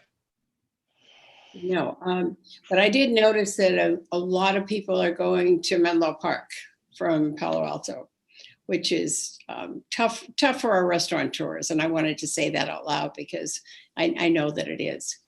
Could I check one other data point with you? The number of deaths that you said in Santa Clara County, was it 5 something? Let's see, according to my slide, it's 526, and I believe this was as of yesterday. I'm not sure this has been updated with today's figures. That's the total from March? Yes. Okay. Actually, fewer than I thought. So that's a good thing. Okay, thank you. Mr. Vice Mayor Du Bois. Yeah, just a quick question. So lots of good info. That was a lot you covered. So question on Foothill Park. If the referendum is certified, why would the park remain closed? Isn't that a council decision to make? And until once the referendum is certified, then it comes back to the council to make a decision on either, I believe it's adopting the petition or putting it to the voters. But isn't it a council policy decision on whether the park is open in the meantime? During the interim? Yeah. Well, not knowing how long that may be, we certainly could bring it. Well, I may actually need to lean on the city attorney for an interpretation there. Right. So once the referendum qualifies, the council's ordinance opening the park to the general public does not become effective. Now, there still could be a policy decision to refrain from enforcing the non-resident, the restriction to residents only. That is potentially something the city could do. Is that what you're asking? It just seemed like a policy decision of what to do at that point. So I was just curious if it was going to come back to council. The way it was presented was it would just be closed. So I think by close, the city manager meant the non-resident restriction would not be lifted because the referendum of the council's ordinance would not be fully confirmed, but it will be on its face sufficient number of signatures and then in the process for being verified. If the sufficient number of signatures are ultimately not verified, then the ordinance that council passed will go into effect. But are you suggesting that in the interim period you would want to meet? Yeah. And on break. we can follow up after the meeting, I guess. I'd just like to know, where council should weigh in on that process, basically. Yes, I think city attorney and I can confer and get right back to the council with specifics on options there. Thanks. Okay. Councilmember Koo.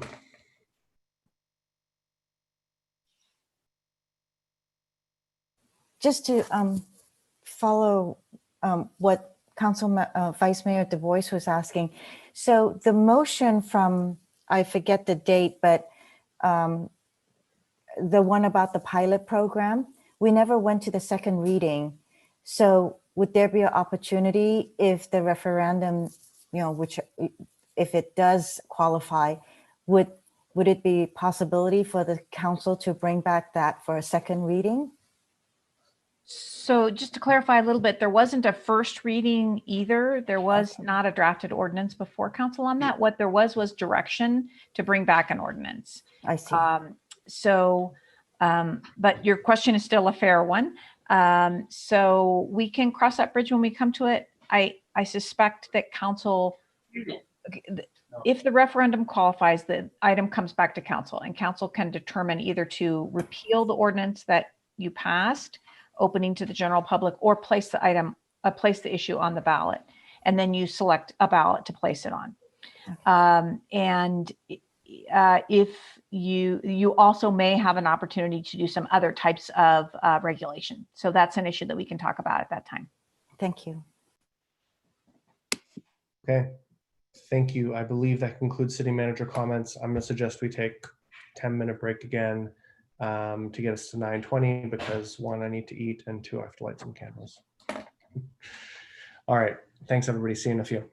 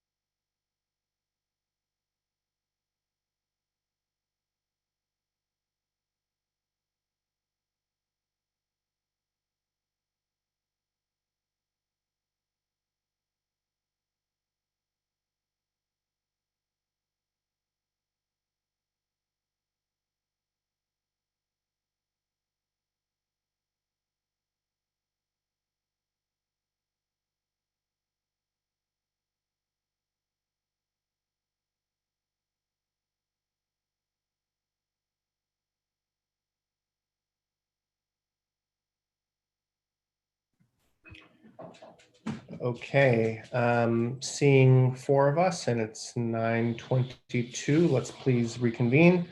Let's move on to our action calendar. We have items 12, 13, and 14. First up is item 12, a temporary ordinance to broaden permissible uses and raise thresholds for conditional use permits for some land uses throughout the city, largely dealing with some of our retail issues. Does staff have a report on this one? Off we go. Mr. Late. Yes, we do. Okay, I'm sorry. Am I sharing the right screen here? I think we see your presentation. Fantastic. Great, thank you. Good evening, Mayor and City Council. Jonathan Late, Director for the Planning and Development Services Program. Just a brief presentation. It was about 5 weeks ago, the City Council directed us to prepare an ordinance that would make minor adjustments to the commercial retail definitions and changes to the commercial or the conditional use permit thresholds. And so that ordinance is before you this evening. City Council also directed staff to work with the Planning and Transportation Commission for a more robust set of analysis and recommendations to allow for even greater exchange of uses in our commercial areas citywide, but also on the district level. So we will begin that effort with the Planning and Transportation Commission early next year. The ordinance that's before you makes these amendments to the makes these changes to the definition section of the zoning ordinance. Notably, just to align more of our food and beverage type uses to be considered retail, but distinguished from a full-on restaurant that has a commercial kitchen. It raises the threshold for personal services, which would be distinguished from commercial recreation, and makes some other related changes in some of the other definitions that we have included in your packet. The conditional use permit thresholds have been increased. Just discrete amounts for these uses that are on your slide in these zones and up to these thresholds. Medical now being 5,000 square feet, commercial recreation not having a conditional use permit requirement between 0 and 5,000 square feet, but thereafter, and some other minor changes that you see on the screen. Another notable change is that on California Avenue, a few years back, the City Council imposed a CUP requirement for beauty shops, nail salons, and barber shops. Staff is recommending that those requirements be removed, as we anticipate that many of these types of businesses will have a hard time reestablishing when we're able to do that. And the CUP requirement could be burdensome for some of these uses and may result in some continued commercial vacancies. Let's see, a couple of, I think this is the last slide. Just to reiterate, the council did ask for some minor changes. There are no changes to the formula retail requirements that the City Council has previously adopted. There's no change to the retail preservation requirements. While we've made some changes to the medical CUP threshold, medical uses cannot replace retail or retail-like uses, consistent with the retail preservation requirements. And the ordinance includes some other minor changes, more administrative and in nature.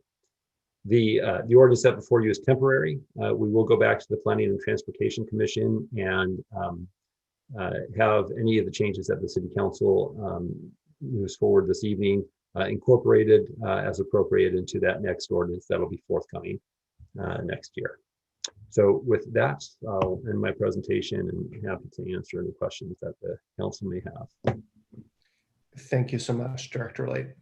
Let's please go to members of the public who may wish to speak on this item, item number 12, largely discussing land uses and retail uses.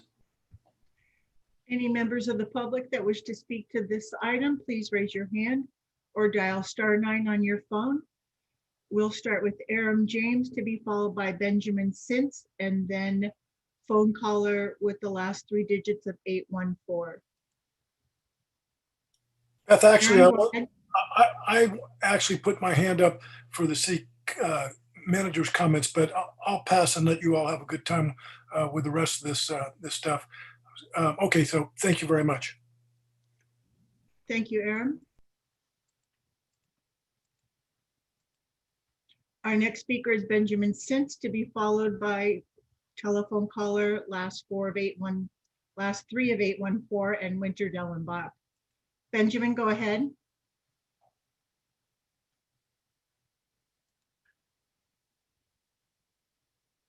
Benjamin, you need to unmute from your end.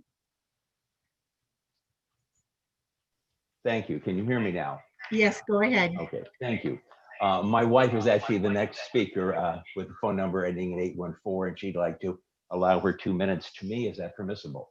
No, you need 5 people to give your time up to. So you'll have to speak and she'll have to speak. Okay, thank you. I have lived in Palo Alto for most of my life, raised my children here, and have my law office here for nearly 20 years. My family has owned 4 small commercially zoned properties in Palo Alto since I was a child. One of those properties is in the 3500 block of El Camino Real in South Palo Alto. The mattress store that was there for approximately 50 years recently closed, went out of business. There is a lack of medical offices and clinics in many areas of Palo Alto. Nearly all of the medical clinics and doctors' offices are clustered in the northern end of Palo Alto. In particular, residents in South Palo Alto are underserved. I know this because I had difficulty getting a COVID test. I had to go to Mountain View, and you know this from the speaker who spoke earlier tonight. It is likely more Palo Altans will get sick despite the fact that new therapeutics and vaccines are becoming available. Our residents need to be able to receive treatment and inoculations at locations throughout Palo Alto, which does not presently exist.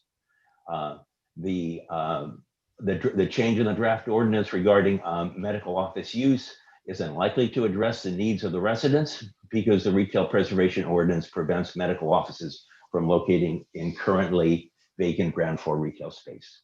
To increase the availability of medical services to our residents, temporary ordinance needs to allow medical offices and clinics to locate in vacant ground floor retail commercial space in areas of Palo Alto that are underserved, such as El Camino in South Palo Alto. Thank you for listening and for your service to the residents of Palo Alto. Thank you. The telephone speaker 814 is our next speaker, to be followed by Winter Dellenbach and then Rebecca Eisenberg.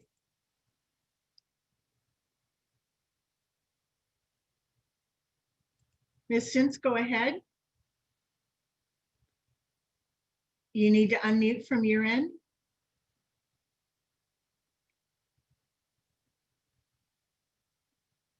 There you go. Oh, she hung up. Let's go to Winter Dellenbach. Winter, go ahead. Thank you. So I was very interested, as I know all of you were a couple weeks ago when you had that fabulous study session with economists and such that had such good information for us. And one of the 2 things I really came away with was that how they projected that brick and mortar retail, non-mall brick and mortar retail looked very encouraging for the future of Palo Alto brick and mortar retail. And I just wanted to bring that up with a couple of big thick lines under it. I'm very glad that that we're protecting ground floor retail, continuing to do that. And I just really hope that we're going to keep that in mind also in the future to be protecting brick and mortar retail. I want to just say a couple other things. We also heard in there, surprisingly, what was it? The top 15 moneymakers, revenue makers in Palo Alto is Shell stations. And we have no protection. The city council decided not to protect gas stations and car repair in Palo Alto. And I think that is a really big mistake and we should correct that. And I don't know where the heck we're supposed to get our basic things like car repair and and such. And I think, and now we learn it's one of our top, what was it, 15 moneymakers for our town. So we should do something about that. And boy, my husband being co-owner of Printers Ink Bookstore for years, I remember the days when nail salons and hair salons absolutely overran Cal Avenue. And it was a problem, and then steps were made to contain that. And I hear what's being said now, but I hope we aren't unleashing yet just another problem. And I'm really sorry that the thing that has now replaced Printers Ink Bookstore after Village Stationery Store was there, which was wonderful, is a workout, a gym. It's depressing beyond belief. And I wish those were off California Avenue, those kinds of things. Thank you very much. Thank you, Winter. Our next speaker is Rebecca Eisenberg, to be followed by Bill Wu, and then Mary Jane Marcus. Rebecca, go ahead. Hi again. So first of all, I read the report given by Mr. Late, and I find a lot of things suspect. I especially find suspect the fact that he quotes only property owners, brokers, and I guess by implication, landlords for what should be done. We know that it's the small businesses that are in crisis right now. And honestly, Mr. Late, you have no business advising the council based on conversations with the few that are actually doing the best, the billionaires. So no, thank you. I think you should, I really think, I urge the city council to find a less biased report. Mr. Late, with all due respect, you do seem to eat whatever is fed to you by the wealthiest people, like landlords, like Castellea. And I think our city deserves better. Also, I think we really know what's necessary here. There used to be an office, a Department of Community Development, where there was somebody who worked for the city council who acted on behalf of small businesses and making sure that residents' needs are taken care of. Like, for example, having enough medical offices, which I think is a great idea. And I think without that expertise on board, I'm just not so sure that these recommendations make a lot of sense, given, again, the citations. I think it's always important to look to see the references that anyone is basing their opinions on. And I'm not so impressed with the references here.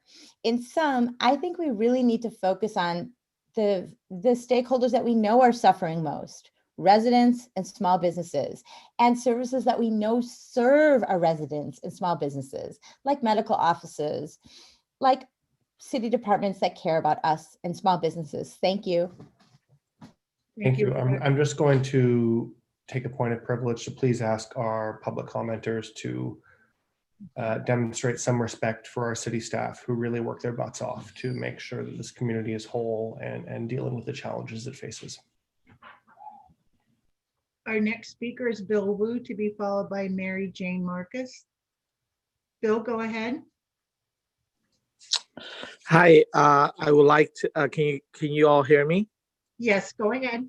Okay. First, I would like to thank the city councils and council members to approve the project on item number 4 earlier, Pizza Chicago site. I just I stayed on to on this particular item because for the Pizza Chicago site, I would like to see this. Mr. Wu, I would just like to point out, this is public comment on item number 12 about broadening permissible uses for retail. The consent calendar, including 4115 El Camino, has already been approved. Yes, correct. I would like to speak on this particular item. I would like to see that this proposal to be approved, and then also instead of having an expiration date on 2022, that the city council can revisit or reconsider at that time, because the reason for being is even before the pandemic, the retail businesses have already been going in the wrong direction. And with the pandemic, it actually worsened it. But making it temporary may not be helpful for the small business. So I would like the city to reconsider when the time comes in 2022 and revisit, see if the economy is better. The last time I checked, the last comment I'll make is I look at the LoopNet, the commercial listing for retail offices. As of last week, we have 45 retail offices that's up for listing, for lease, as of last week. So to me, the retail, we don't want to see empty retail offices in the city of Palo Alto. Instead, I think medical office would be a great use. That's my comment. Thanks. Thank you, Mr. Wu. And our final speaker is Mary Jane Marcus. Mary Jane, go ahead. Okay. Thanks, everyone. My name's Mary Jane. I think you guys know, some of you know me. I've been looking for space for several years to open a kind of a cultural community event space in Palo Alto. So I've been paying really close attention to the market here. And I think, what you do is really important, because what we're talking about in these spaces is not just rentals, but civic life. How do we connect with each other? How are we coming together? How do we live as human beings? And so I first want to say, I guess I'm grateful that this ordinance is more circumscribed than I thought you might make it. And I hope you do not go beyond this, and especially do not do anything to take away any retail space. And the reason being, for a few reasons. One is there's a lot of vacancies, and obviously COVID is affecting that, but they're not lowering the rents in Palo Alto. Even Barone Barista on El Camino, it's been vacant a year and a half. I've gone to them several times. They won't go below $4 a square foot plus triple net. And that's true of many spaces I can cite in Palo Alto. So I think this is a chance for, vacancies are a pathway to creativity if we can let the market come down a bit, and also in the future, modify the zoning so that we can have more creative but public benefit spaces. Obviously, gyms aren't the best. Medical use isn't that great. But yeah, I just want to ask you to kind of keep yourself limited to this zoning ordinance and revisit it so we can have more creative space in Palo Alto and civic life in the future, and think of the people who want to rent and not just the landlords. Thank you. Thank you. Mayor Fine, that was our last speaker. Okay, thank you. Let's please return to council, and please hit your hands if you have comments or questions on this item number 12.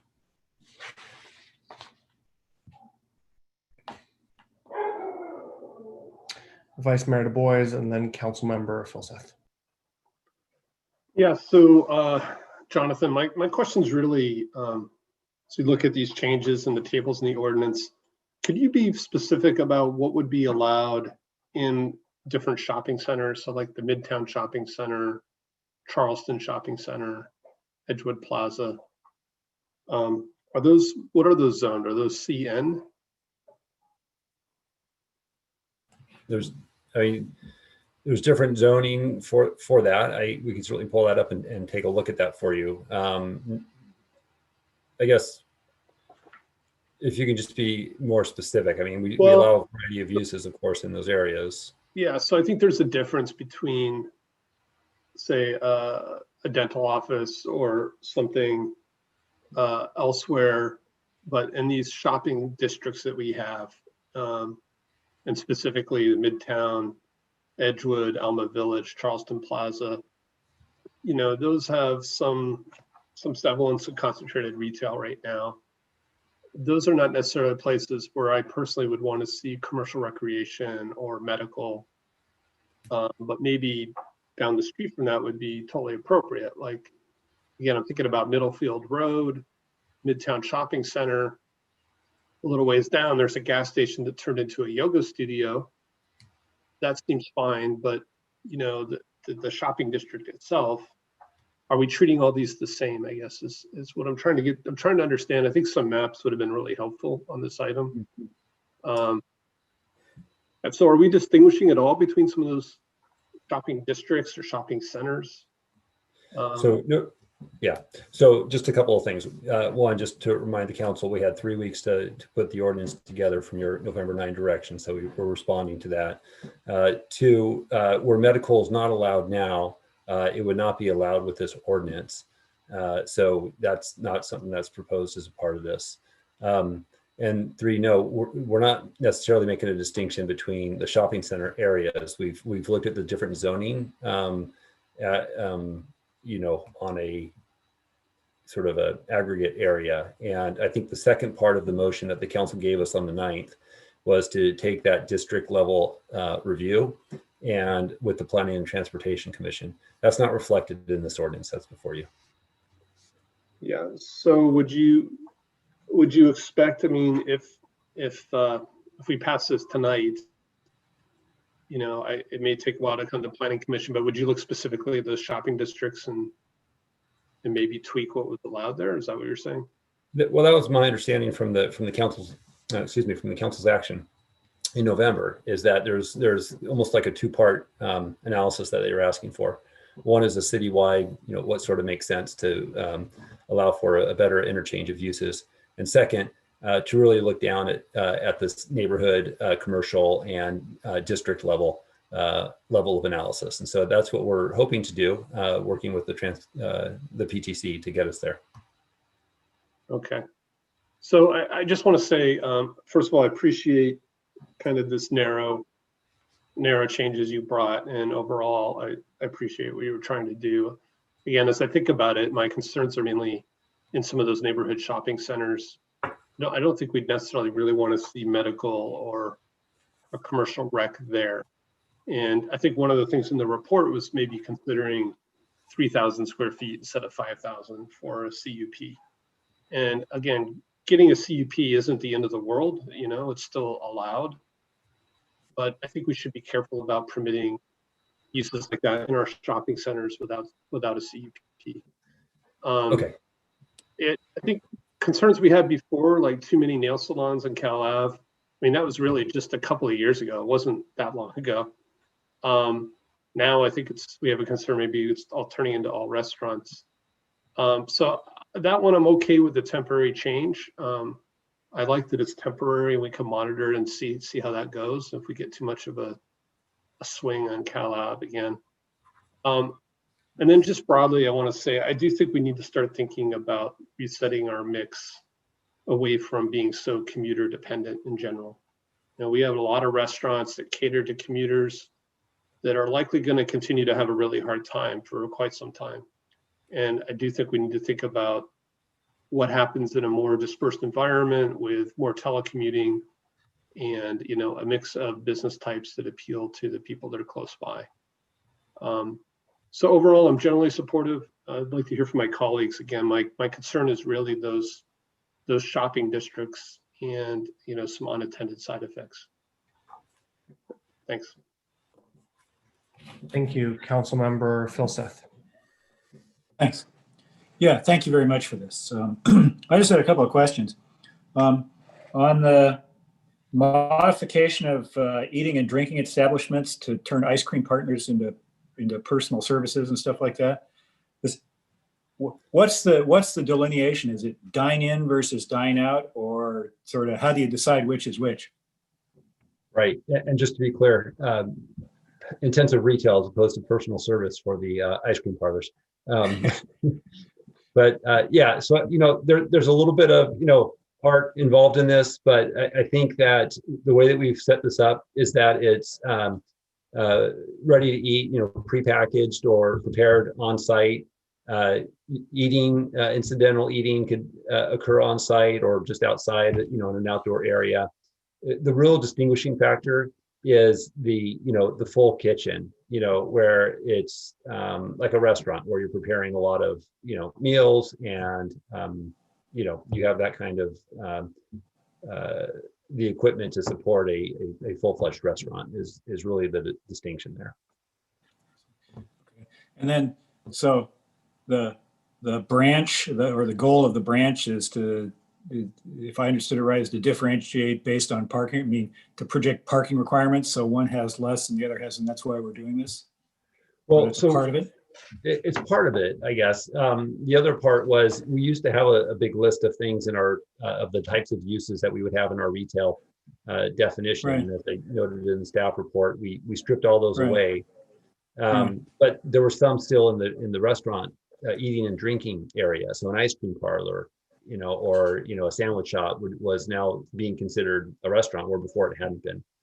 And and I think part of the implementation was just, I don't believe that was ever the intent, that we would suddenly consider an ice cream parlor a restaurant parked at 1 to the higher parking ratio than we do for retail.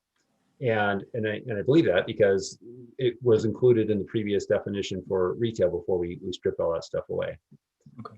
And so all we're trying to do here is restore that and make sure, because we are interested in the plain reading of the code and making sure that everything's lined up. We don't have any issues with interpretation down the line. Okay. Hey, what is commercial recreation? Commercial recreation, if it doesn't include a gym or a fitness studio? Right. I was just going to look that up after the vice mayor's comments. I wanted to make sure I had that. Here we go. So commercial recreation. This is from the zoning code. A use providing recreation, amusement, exercise, or entertainment services, including theaters, bowling lanes, billiard parlors, skating arenas, gymnasiums, exercise studios, facilities. It goes on, martial arts studios. I think at the scale that we're talking about at 5,000, we're probably not going to see any bowling alleys or hugely intensive commercial recreation. Right. And that's to sort of ask, blend an answer for your question along with the vice mayor's. I think that the idea was that these are going to be whatever commercial recreation would fit under this would be more modest in nature and not hopefully disruptive to the neighborhood commercial services that have already been established, say in the shopping center or elsewhere. Well, so is it really a question of size as opposed to sort of function? I think they're related, sure. The larger a space gets, the more intense it can become. And then you start thinking about these larger exercise studios that we have in the city, which I believe is really the intent that we're trying to mitigate or address because of the parking intrusions and making sure there's adequate parking and it doesn't have the spillover effect into the residential areas. So the question, I guess, for the council this evening is, what is that threshold? Right now it's set to 0. You need a CUP for 1 square foot of commercial recreation. And what we're suggesting is 5,000 square feet. But we note in the staff report that, some in the community might not think, that might not be modest to some, and maybe 3,000 is more appropriate. I noted some, commercial brokers wanting 10,000, which we thought was too high. And that discussion should be with the Planning and Transportation Commission. So, that's the balancing act here. And then finally, maybe I know the answer to this, but, we're reclassifying private educational facilities. What's a real private educational facility? Is that like a school like Castellia? Is that the differentiation as opposed to a test prep site? Yes. Okay. That's what I think. All right. Thank you very much. Thank you. If my other colleagues have questions or comments, please raise your hands. Councilmember Koo. Thank you. So I just have a question. I mean, I read the report and, I would like to hear your explanation for the thresholds. So what does that do? Increasing the threshold under, if you could just explain that. What would So I understand that, right now the thresholds for the CUPs is at 0, and the report said that, we can set the threshold at either 3,000 or 5,000 square feet. But does that mean that it's going to go, the approvals is going to go through you, through ministerial, instead of coming to PTC or council? So How just so does we're that clear, work? the way that the municipal code is set up for Palo Alto, there's 2 decision-making authorities. It's the Director of Planning and Development Services, and it's the City Council. So, so those things that don't go to the City Council are approved by the director. So me, right? Yes. That's how your system's set up. So what I'm trying to understand right now, and for everyone to understand, is that by setting that threshold, any project or any business that comes in that wants to start it up, especially using the CUP, as long as they're up to either 3,000 or 5,000, whichever we set it up, then potentially it will go through you. Every CUP is reviewed and approved by the Director of Planning and Development Services. Okay, that's regardless exactly. of the size. Regardless of what? Regardless of the size. Every CUP is approved by you. Yes, unless it's associated with some other entitlement that requires City Council approval. And what would those be? Well, Castellet is an example. Mm. I mean, it's a large development. So Okay. most, so either it doesn't require a CUP and it's ministerially approved at staff, or it requires a CUP and it's, approved through a discretionary process that can be appealed to the City Council. Okay, and so in this case, the commercial recreation requires a CUP. And so if it was under the 3,000 or 5,000, whichever council decides on, then what you're saying in this case, then it would not require council approval, it would just need your approval. So no CUPs require City Council approval unless they're appealed. Even on the commercial, no CUP, say that again? CUPs, conditional use permits, are reviewed by staff and signed off by the Director of Planning and Development Services. It's a discretionary action that the municipal code charges to the director. That decision is quasi-judicial and it can be appealed.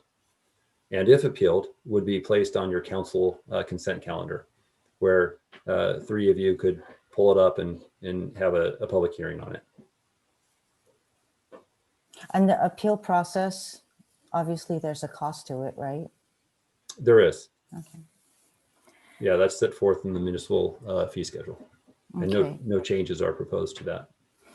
And as I was reading it, also it says that the increase for the square footage for the commercial recreation, that you anticipate it won't have negligible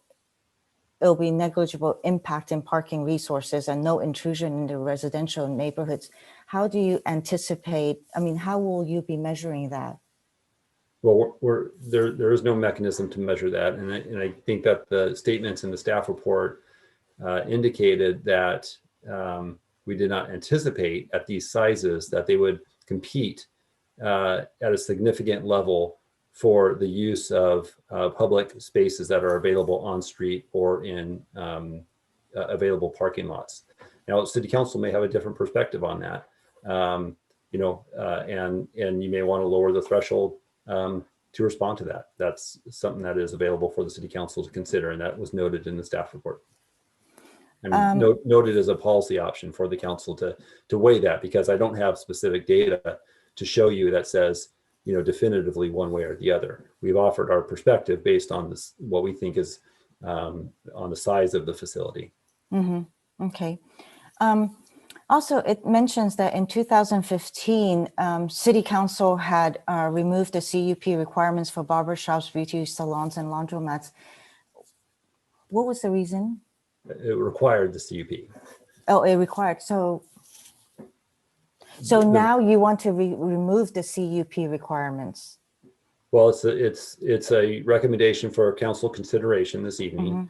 It was established for, as Ms. Stollenbeck noted in her public comments, the concern, and there are council members on council, this evening who will have a recollection of this as well if I misrepresent this, but I think it was a concern that these uses were beginning to dominate California Avenue. And one way to allow for other types of uses was to set up this regulatory process for the conditional use permit. And so, and it was very effective. We did not get, as far as I know, any CUP request for any of those uses since that ordinance was adopted. The challenge that we have now, and the direction that the council gave us, was to come up with an ordinance that would help minimize storefront vacancies. That was embedded in your motion on the 9th. And one thing that we think is going to get in the way of achieving that goal is if you have a conditional use permit requirement for a barber or a nail salon.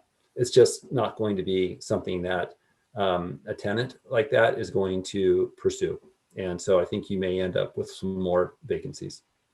So how do you balance that then, so that you don't go back to what it was when there was too much of one type of business? So a couple of areas. One, and I think the vice mayor spoke to this, we need to continue to monitor it and see what's happening. This is a temporary ordinance, and as we go through the Planning and Transportation Commission and we receive public comments, we'll have an opportunity to hear perspective about that.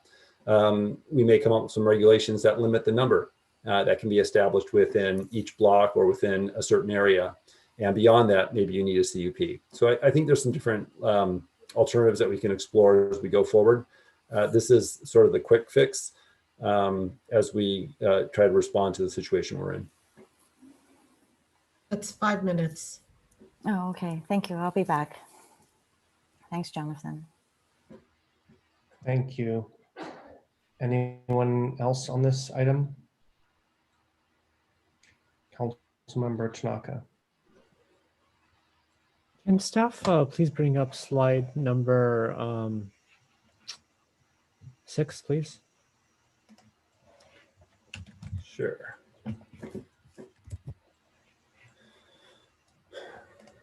Okay. As you bring up, I just wanted to get your thoughts around formula retail, because I think retail in general is really hurting. Formula or not formula, it doesn't matter what it is. All of them are really hurting. A lot of formula retail is going bankrupt, but we're kind of, for the most part, in kind of desperate measures here in terms of a lot of businesses are going under. And I think what really kills a retail area is vacancies, these kind of blank spots in a retail core. And having some sort of retail is far better than having no retail or a vacancy. So what was staff's idea behind the first bullet?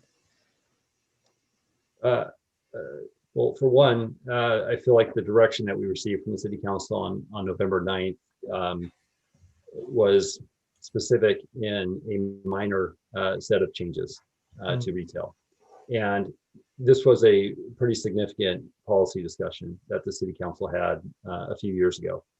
And there were community meetings, and it really reflected a concern at that time that California Avenue in that area was had the potential of losing its character, and that the mom and pop shops were not able to compete with these larger big box type of establishments.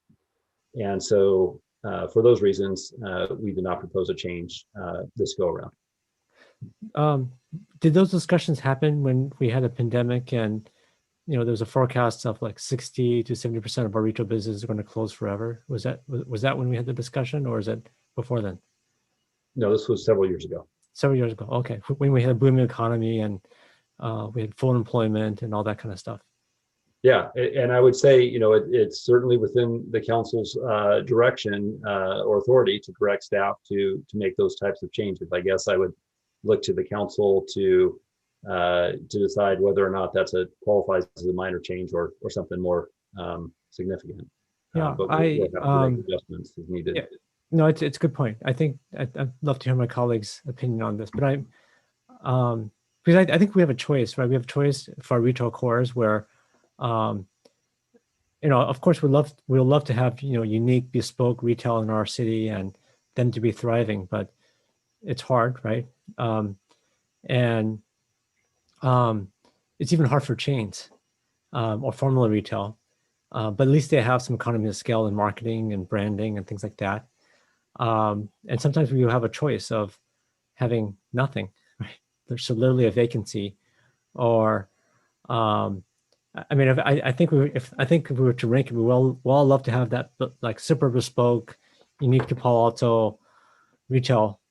But barring that, maybe some retailer is better than no retailer, and then barring that, maybe some retail like use, and then maybe any use, right? And then a vacancy. I think vacancy is the bottom of the bucket, right? I don't think anyone wants a vacancy, right? That's the worst of cases, right? So I'd love to get my colleagues' take on it, but I don't think anyone here wants a vacancy. And so, and retail really builds off of other retail, right? You want to give people a reason to go to downtown, to shop, to dine. And as those uses decline, you see these downtowns that spiral into a shadow of the former selves. So I think we have to think about this, whether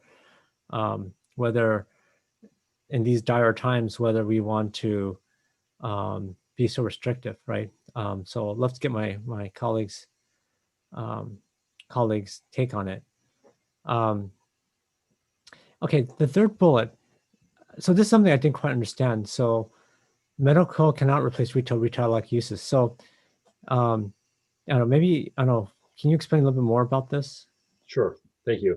Yeah, I just wanted to note that while we were making changes to the CP thresholds for medical, the council's direction on the 9th, it was two parts. One part is what I believe is this ordinance being responsive to one aspect of that direction. But the other piece had us working with the Planning and Transportation Commission on a variety of uses, including medical being specifically identified as an area that warranted further discussion and public comment, opportunities for public comment. So I didn't feel like the council had given us direction to incorporate medical as a retail-like use, which would have then allowed medical to occur anywhere medical or medical related, or excuse me, where retail or retail-like uses occur anywhere in the city were permitted, where medical is permitted. So that's the basic reason. Again, it kind of is related to the other one that you had before, and it's just really understanding what we thought was the scope of the council's direction. Sure. Do you have a graph or anything like that that shows kind of the amount of retail square footage that's becoming vacant, or do you have any forecast of that? Because I think it would be enlightening to see. We heard one of the speakers talk about some of the vacancies, but I think it'd be really enlightening to see some of this from staff. And I've seen some on a nationwide level, some of the proposed or projected vacancies, and it's scary. I mean, it's really scary. It makes you wonder what's going to happen to all that retail space, right? So I think if you have anything like that, I think that would be very informative for council to see that. I'm not sure if on a local level, but on a national level, there's a lot of projections out there, and it's dire. It's absolutely dire in terms of what it looks like. And Yeah. so Councilmember, I think the challenge. We did provide that information at your report a few weeks ago. Okay. I mean, was that Palo Alto specific? Yes. Okay. Vacancies current. And the projections? I'm sorry? The projections going forward? It wasn't a projection. It was. Yeah, no, that's what I'm talking about. I'm talking about the projections going forward. Yeah, I don't think we have any basis to make projections on space that will be coming available. Okay, well, anyways, on a national level, there's a lot of projections. Whether they're right or not, I don't know. But I mean, I think the challenge we're going to have is filling these spaces. And so, anyways, that's something that just concerns me. And so I think we need like a plan B here, because I don't think anyone here wants vacancies. That's 5 minutes. Thanks, Councilmember. I'll just jump in. So kind of building off Councilmember Tanaka's questions of medical and dental and the retail-like thing. So right now what we're looking at in this ordinance is expanding or increasing the threshold for a CUP from 2,500 to 5,000 square feet for medical and dental use that is permitted in that current zone. Is that correct? Yes. Okay. What we are not looking at is something like the retail preservation ordinance passed in 2017, and I think it pegged retail on those dates. Is that correct? Yes. Okay. So what we're not looking at is saying something was retail in 2017. Today, whether it's 2,000, 3,000, or 5,000 square feet, they want to convert to retail. We are not looking at permitting that because medical dental does not count as retail or quasi-retail. Didn't quite understand the setup to that question. If it was retail as of a certain date, then it's forever retail or retail-like. Yep. If it wasn't retail or retail-like before that date, then the use can interchange as it. Okay. So then put me in staff shoes for a moment. What are the arguments for and against including medical and dental as retail or retail-like?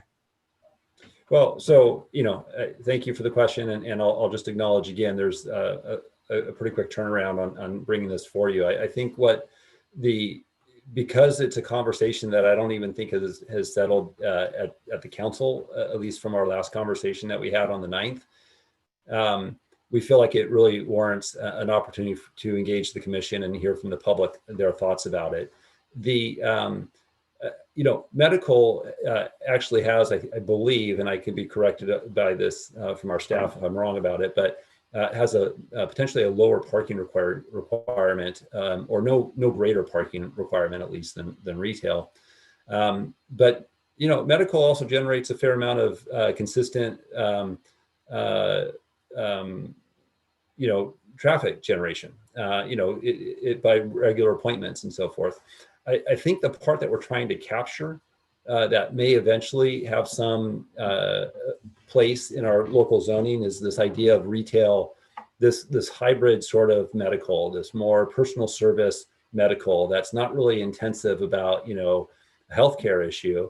We've got PAMF and all these other, facilities, but maybe there's an urgent care need, or maybe there's Invisalign or some other type of that's maybe geared more toward personal service than it is the actual medical issue. And I think those that also complement that with the retail component are the ones that we might think may have a place to be introduced into this retail-like environment. But again, I think that's a conversation that we need to have with the community first. Okay, thank you. I'll just note it's 10:10. We're behind schedule as usual. I'm happy to support the ordinance as is. I am interested to hear from my colleagues what they think about this idea of treating some of these medical and dental as retail or retail-like. So if you have comments on that, I would truly appreciate it. Next up, I see Council Member Philsath. The staff recommendation. There's a motion to move the staff recommendation by Council Member Philsath, seconded by Vice Mayor Du Bois. Do you want to speak to your motion? Briefly, I think, it's sort of relatively minor kind of adjustment, common sense kind of stuff. And I think, a longer discussion of the role of medical and dental services in retail areas. I think, that's going to take more time than we got tonight. Vice Mayor Du Bois. Similar comments. I think kind of minor changes were agendized tonight. It's the last meeting of the year. I think, again, going out to the business community and the public on some of these larger proposals just makes sense. And then, as you noted, I think we have a bunch of people waiting for the next item.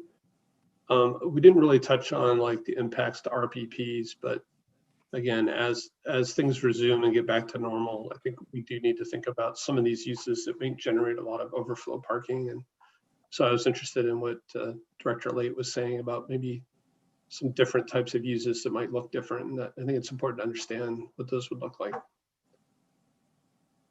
Council members Niss and then Cormac.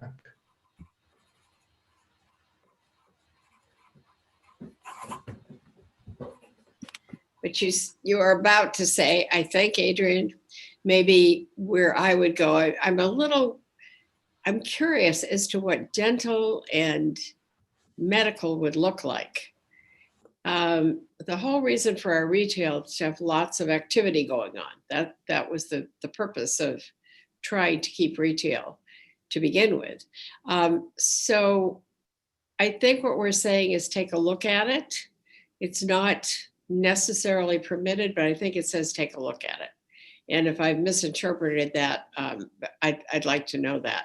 So But this ordinance, as I understand it, just increases the threshold for conditional use permit for medical and dental in currently permitted spaces from 2,500 square feet to 5,000 square feet. It does not expand the sites in which it can apply. It just means if you were previously going for 2,600 square feet of medical dental, you no longer need a CUP. yeah, that part, I certainly understand that part. The part that I'm thinking about is somebody mentioned it earlier that California Avenue has become all about gyms. And one gym doesn't look like another gym, and one doctor's office, whatever type it may be, doesn't look like another. You know, are we looking at something like Skin Spirit as a dermatology office, for example? Are we looking at something like, you know, the kind of office that's more likely out on Middlefield? I don't think we can, you know, flesh all that out tonight, but I think it's something that we'll probably the next group will end up discussing.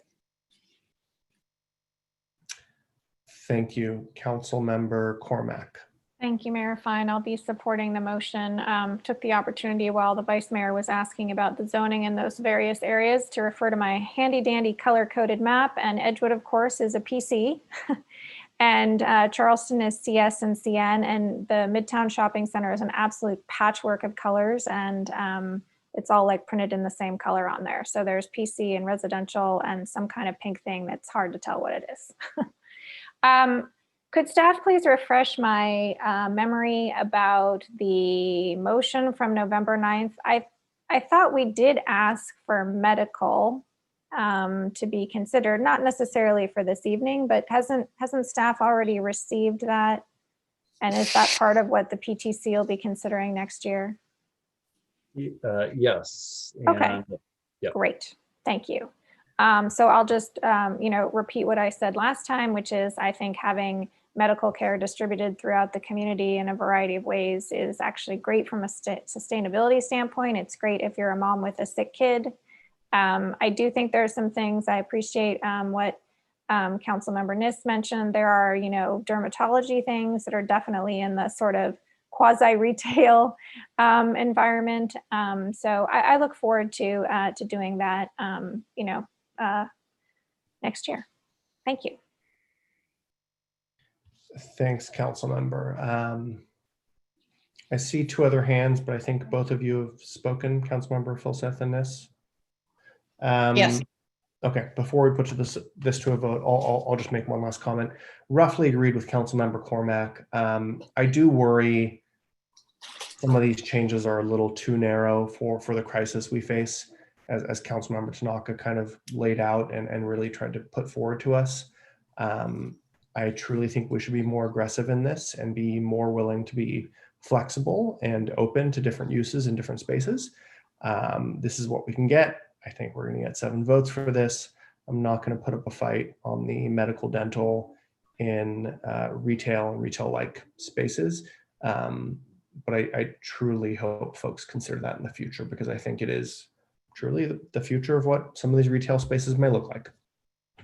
Councilmember Koo. Just a couple of questions.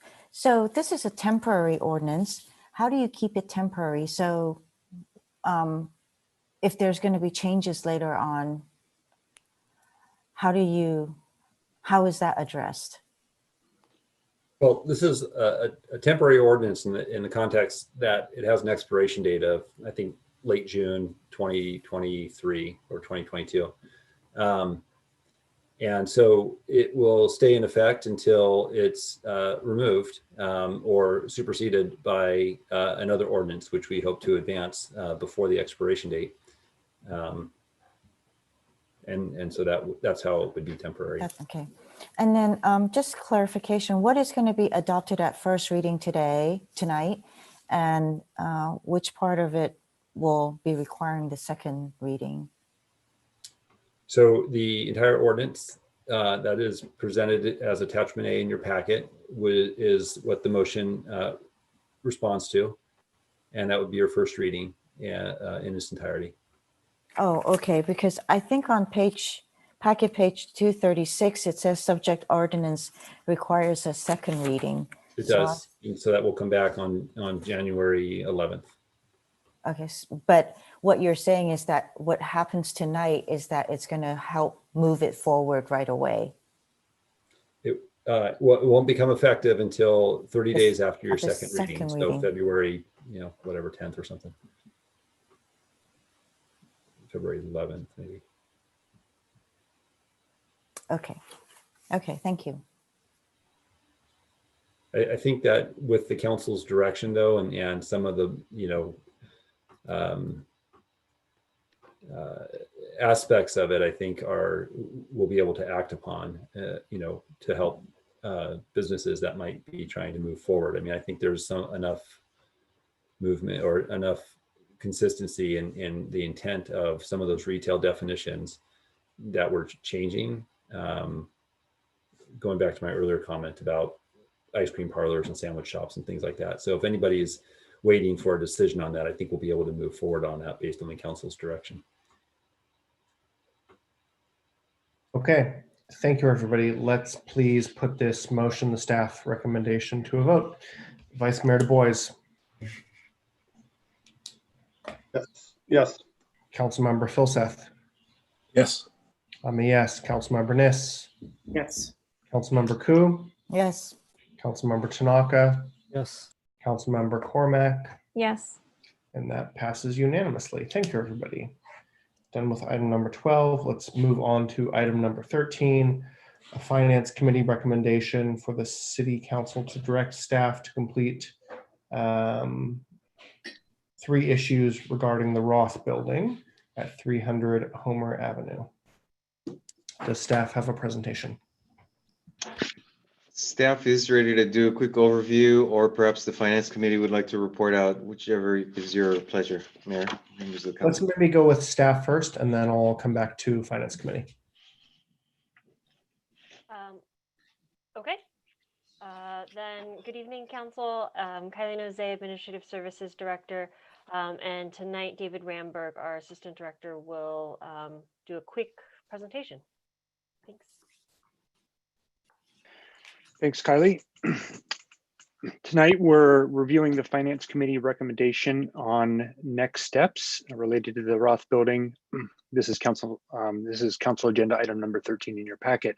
I will go briefly over some overview and background slides, and then get to the discussion at the Finance Committee a little bit. And then also there will be, if it's the wish of the council, an opportunity for the Palo Alto Museum to provide a presentation as well once I conclude. On overview slide here, I'd like to just provide some historical background that the Roth Building has been, which is located at 300 Homer Avenue, has been city owned since for the better part of 2 decades. And the better part of that period of time, roughly 17 years, the city has been in partnership in one form or another with the Palo Alto Museum, also formerly known as the Palo Alto History Museum, to develop to rehabilitate the building into a museum. That project has 2 phases. It's phase 1, which is referred to as the warm shell, would bring the building up to be inhabitable and to be moved in, and then to be built into a museum would be phase 2. You will hear tonight also the cold shell option, which is a sub phase of phase 1. You'll see that more in a moment. On the funding side, there is $6 million that is readily available in identified funds, which is largely comprised of transfer of development right revenues, as well as pledge revenues and a few other sources. And you'll see that breakdown in just a moment. And then on the timeline front, as You'll see where we've most recently spoken with the Finance Committee and what's coming forward. That was on November 17th. And what's coming forward tonight is the Finance Committee recommendation to direct staff to identify options for the cold shell funding options and to develop lease options. A bit more here background. I'll just hit a couple of the highlights. This is a timeline of the history of the Roth building roughly, with the starting in 2000 with the city acquiring the Roth building. And then in the early 2000s, there was a RFP, which resulted in the Palo Alto Museum submitting a proposal that was accepted by the city, and then a lease option agreement was entered into in 2007. After a couple of extensions of that lease option, the lease option ran out in 2018, and in 2019 and 2020, there was a review of the donations and pledges that was performed by an outside auditing firm. The most recent council actions go back to March 2nd of 2020, where staff presented the results of the donations audit. And out of that came came a motion with 4 components, as you see on your screen. The component that we've been focused on most recently has been to come back to the Finance Committee for the discussion on the options. And that direction was reaffirmed during the fiscal year 21 budget deliberations, where the council reaffirmed the referral to the Finance Committee, bringing us up to November 17th when the Finance Committee discussion occurred. And that is also incidentally attached physically in your packet tonight as CMR 11611. The Palo Alto Museum formally put forward a request that was accompanied as attachment A to staff report 11611 that the Finance Committee reviewed on November 17th. That request had 3 components.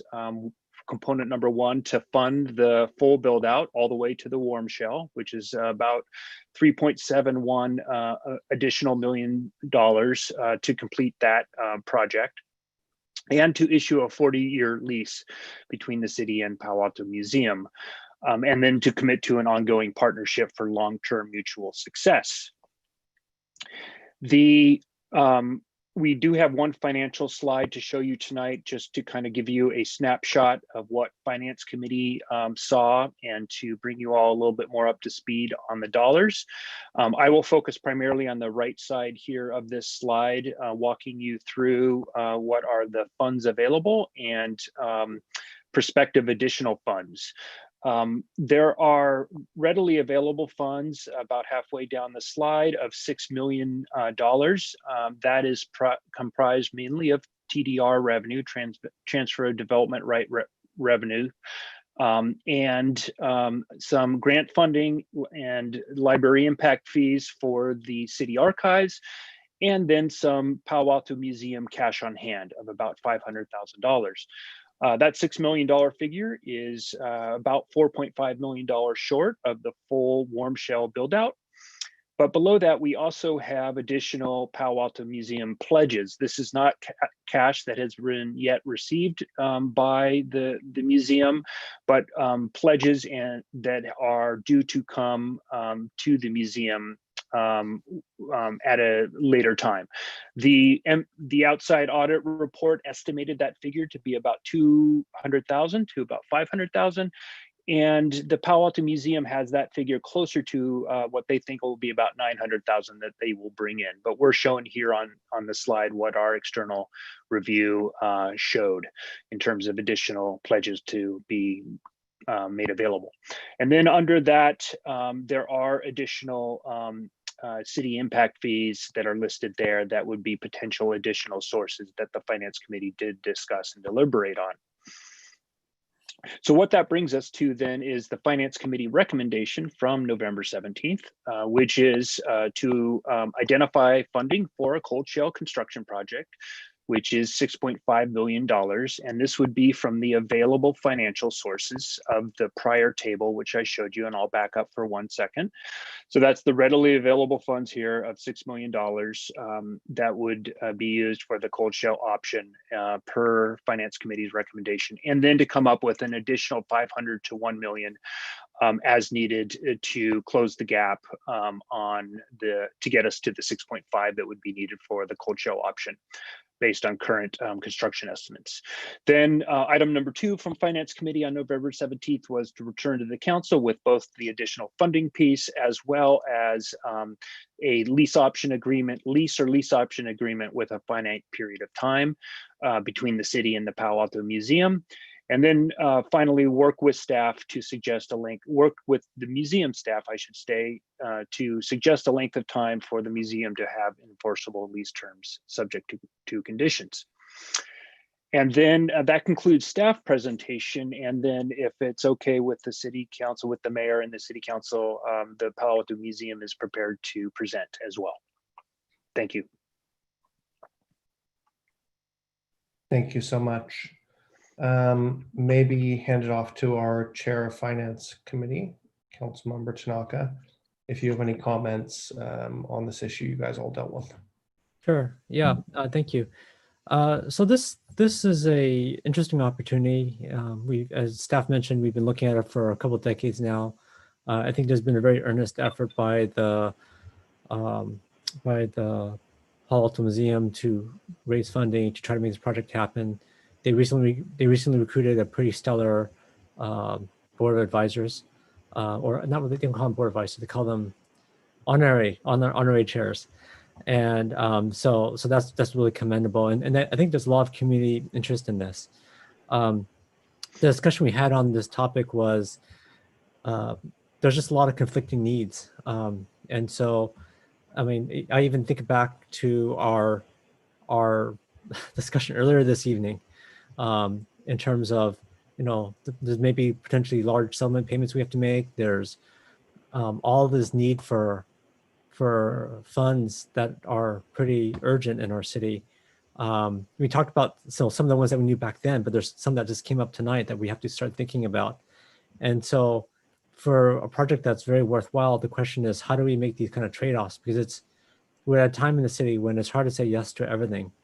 So, to pull some of the funding that we would be required to kind of finish this project was looking at things like Rinconada, taking some of the money from that, or perhaps some of the library automation or project safety net. So there's a bunch of things that are also valuable to the community. But I mean, we didn't anticipate some things that we just talked about today, which gives me additional pause about how do we be fiscally prudent in these tough times, especially when there's things that we know about tonight. Or any of it. And that's all that's on the agenda. Oops. Can we check those mics, please? Sorry, Greg. Yeah. So I think those are the things that we have to think about. So kind of the direction from council was, not from Finance Committee, was to try to figure out to negotiate with the museum on some potential lease terms to try to see how we could bridge this gap. But there's certainly things that we know tonight that would, I think would require additional consideration from all of us in terms of how do we pencil this out? Because I think that's the tough part on this project. Okay, thank you, Councilmember Tanaka. Let's please go to members of the public who may wish to speak on this item. Item number 13, the Roth Building, also known as the Palo Alto History Museum.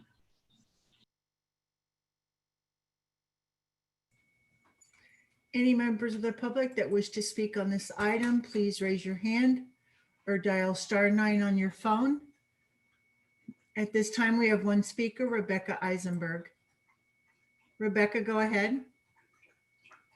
Honestly, at Finance Committee, are you kidding me? You want the city to dedicate $6.5 million, including $1 million that we don't have, for a museum during the same meeting that we just talked about how many small businesses are suffering, and the same meeting where you just where you approve, well, I guess this is why you approved a lease for the planning department to be in a different building when you have the Roth building completely empty. Is this really the best use of the Roth building? According to your own filings, you bought this building with the dedication towards public interest, public use.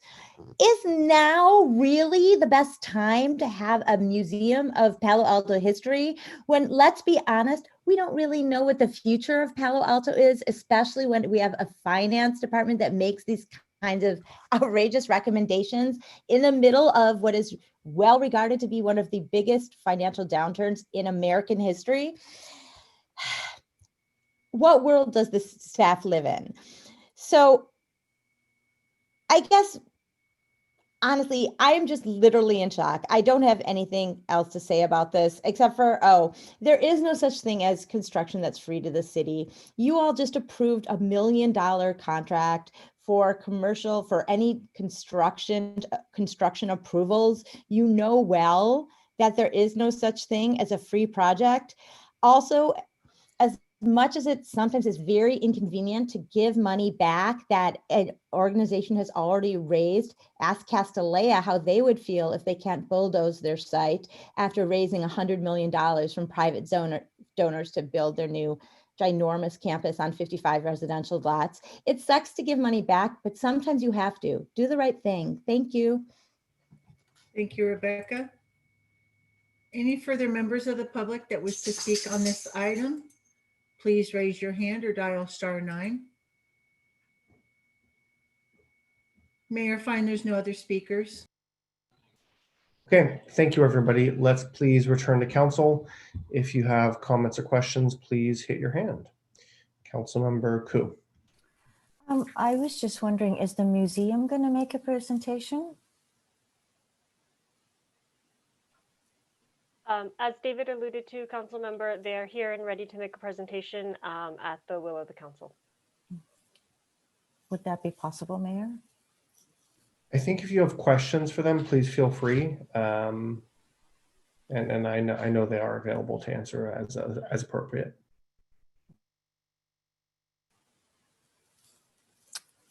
Okay, I have to prepare my questions. Thank you. Council members Cormack, Filseth, and then Du Bois. Thank you, Mayor Fine. So I have so much respect for the board and the staff of the Palo Alto History Museum and for the new honorary co-chairs that Councilmember Tanaka was mentioning. And some of you may know that I was a history major, but I was also an econ major. And so I do have a few questions for staff, and then I think there's something we should discuss tonight that I think hasn't been discussed. And let me start by saying that I asked for a tour of the Roth building. I haven't been there since I was pregnant with our first child, and that was 23 years ago when I was interviewing pediatricians, which is kind of ludicrous when you think about it, because what did I know about raising kids? And so I wanted to see what it looked like.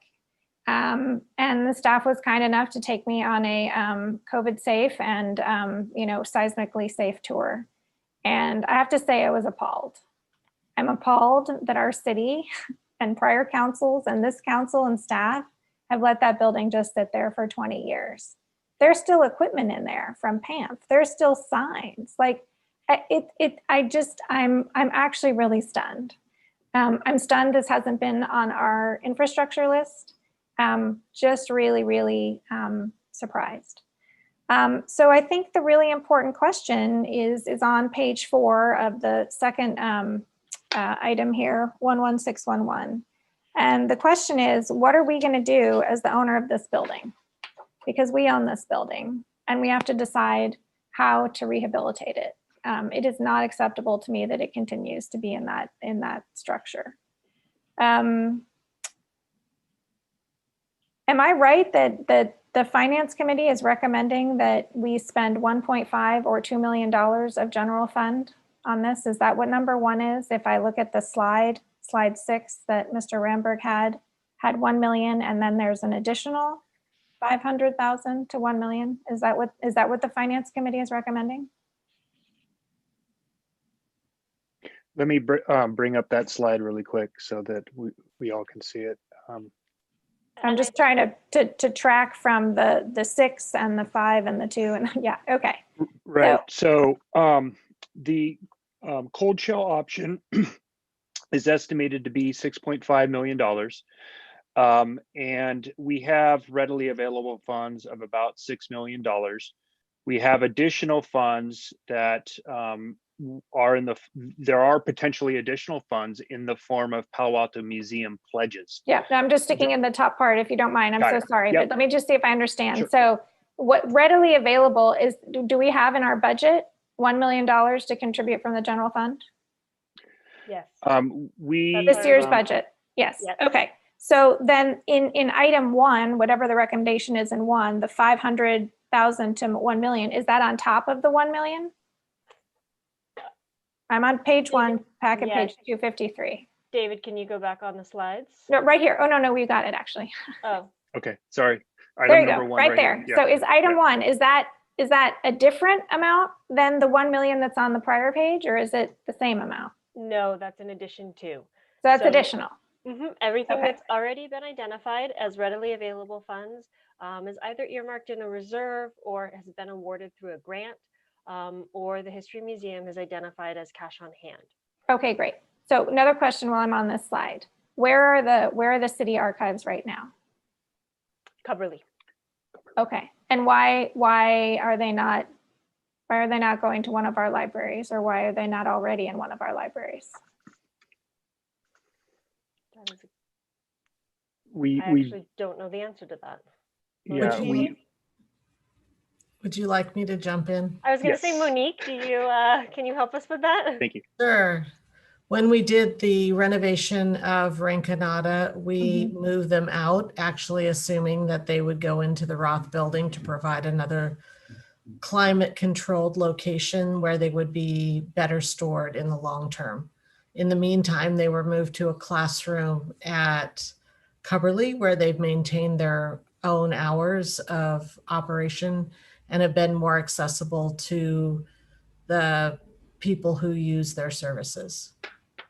I can't imagine that their space at Cubberley, to which I've been, is particularly well climate controlled, but we'll set that aside for another day. Correct. That's correct. Okay, so now let me just verify I'm on packet page 257. When we first began this whole process, the idea was that the property be improved and operated at no cost to the city.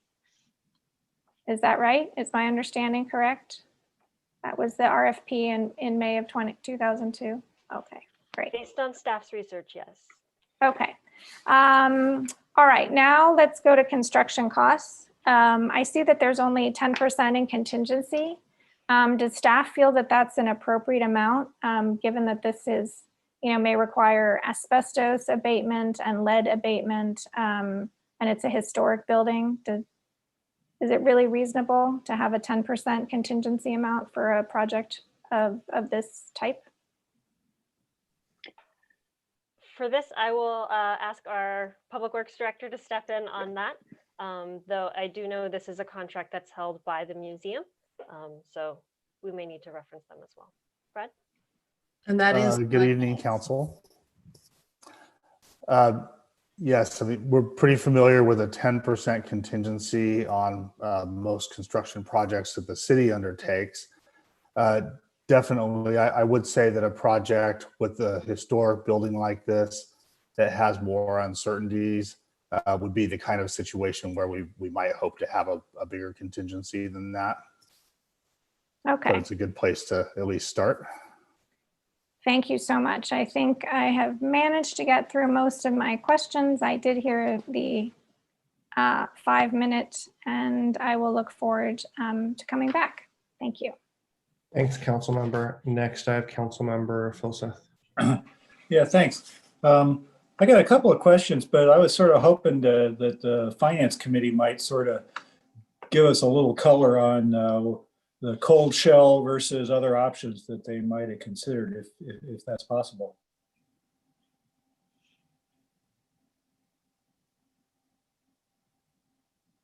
Hello? Should I take that, or I mean, the maker of the motion was actually Councilmember Niss, but I could cover it, Councilmember Niss, if you want. It's up to you. Happy to speak on it as well. Go for it, Mr. Tanaka as the chair. Okay, so I think the idea was to try to see if we could help out the, and I hear Councilmember Cormac's concerns, because I actually share them. In fact, I share them probably even more tonight.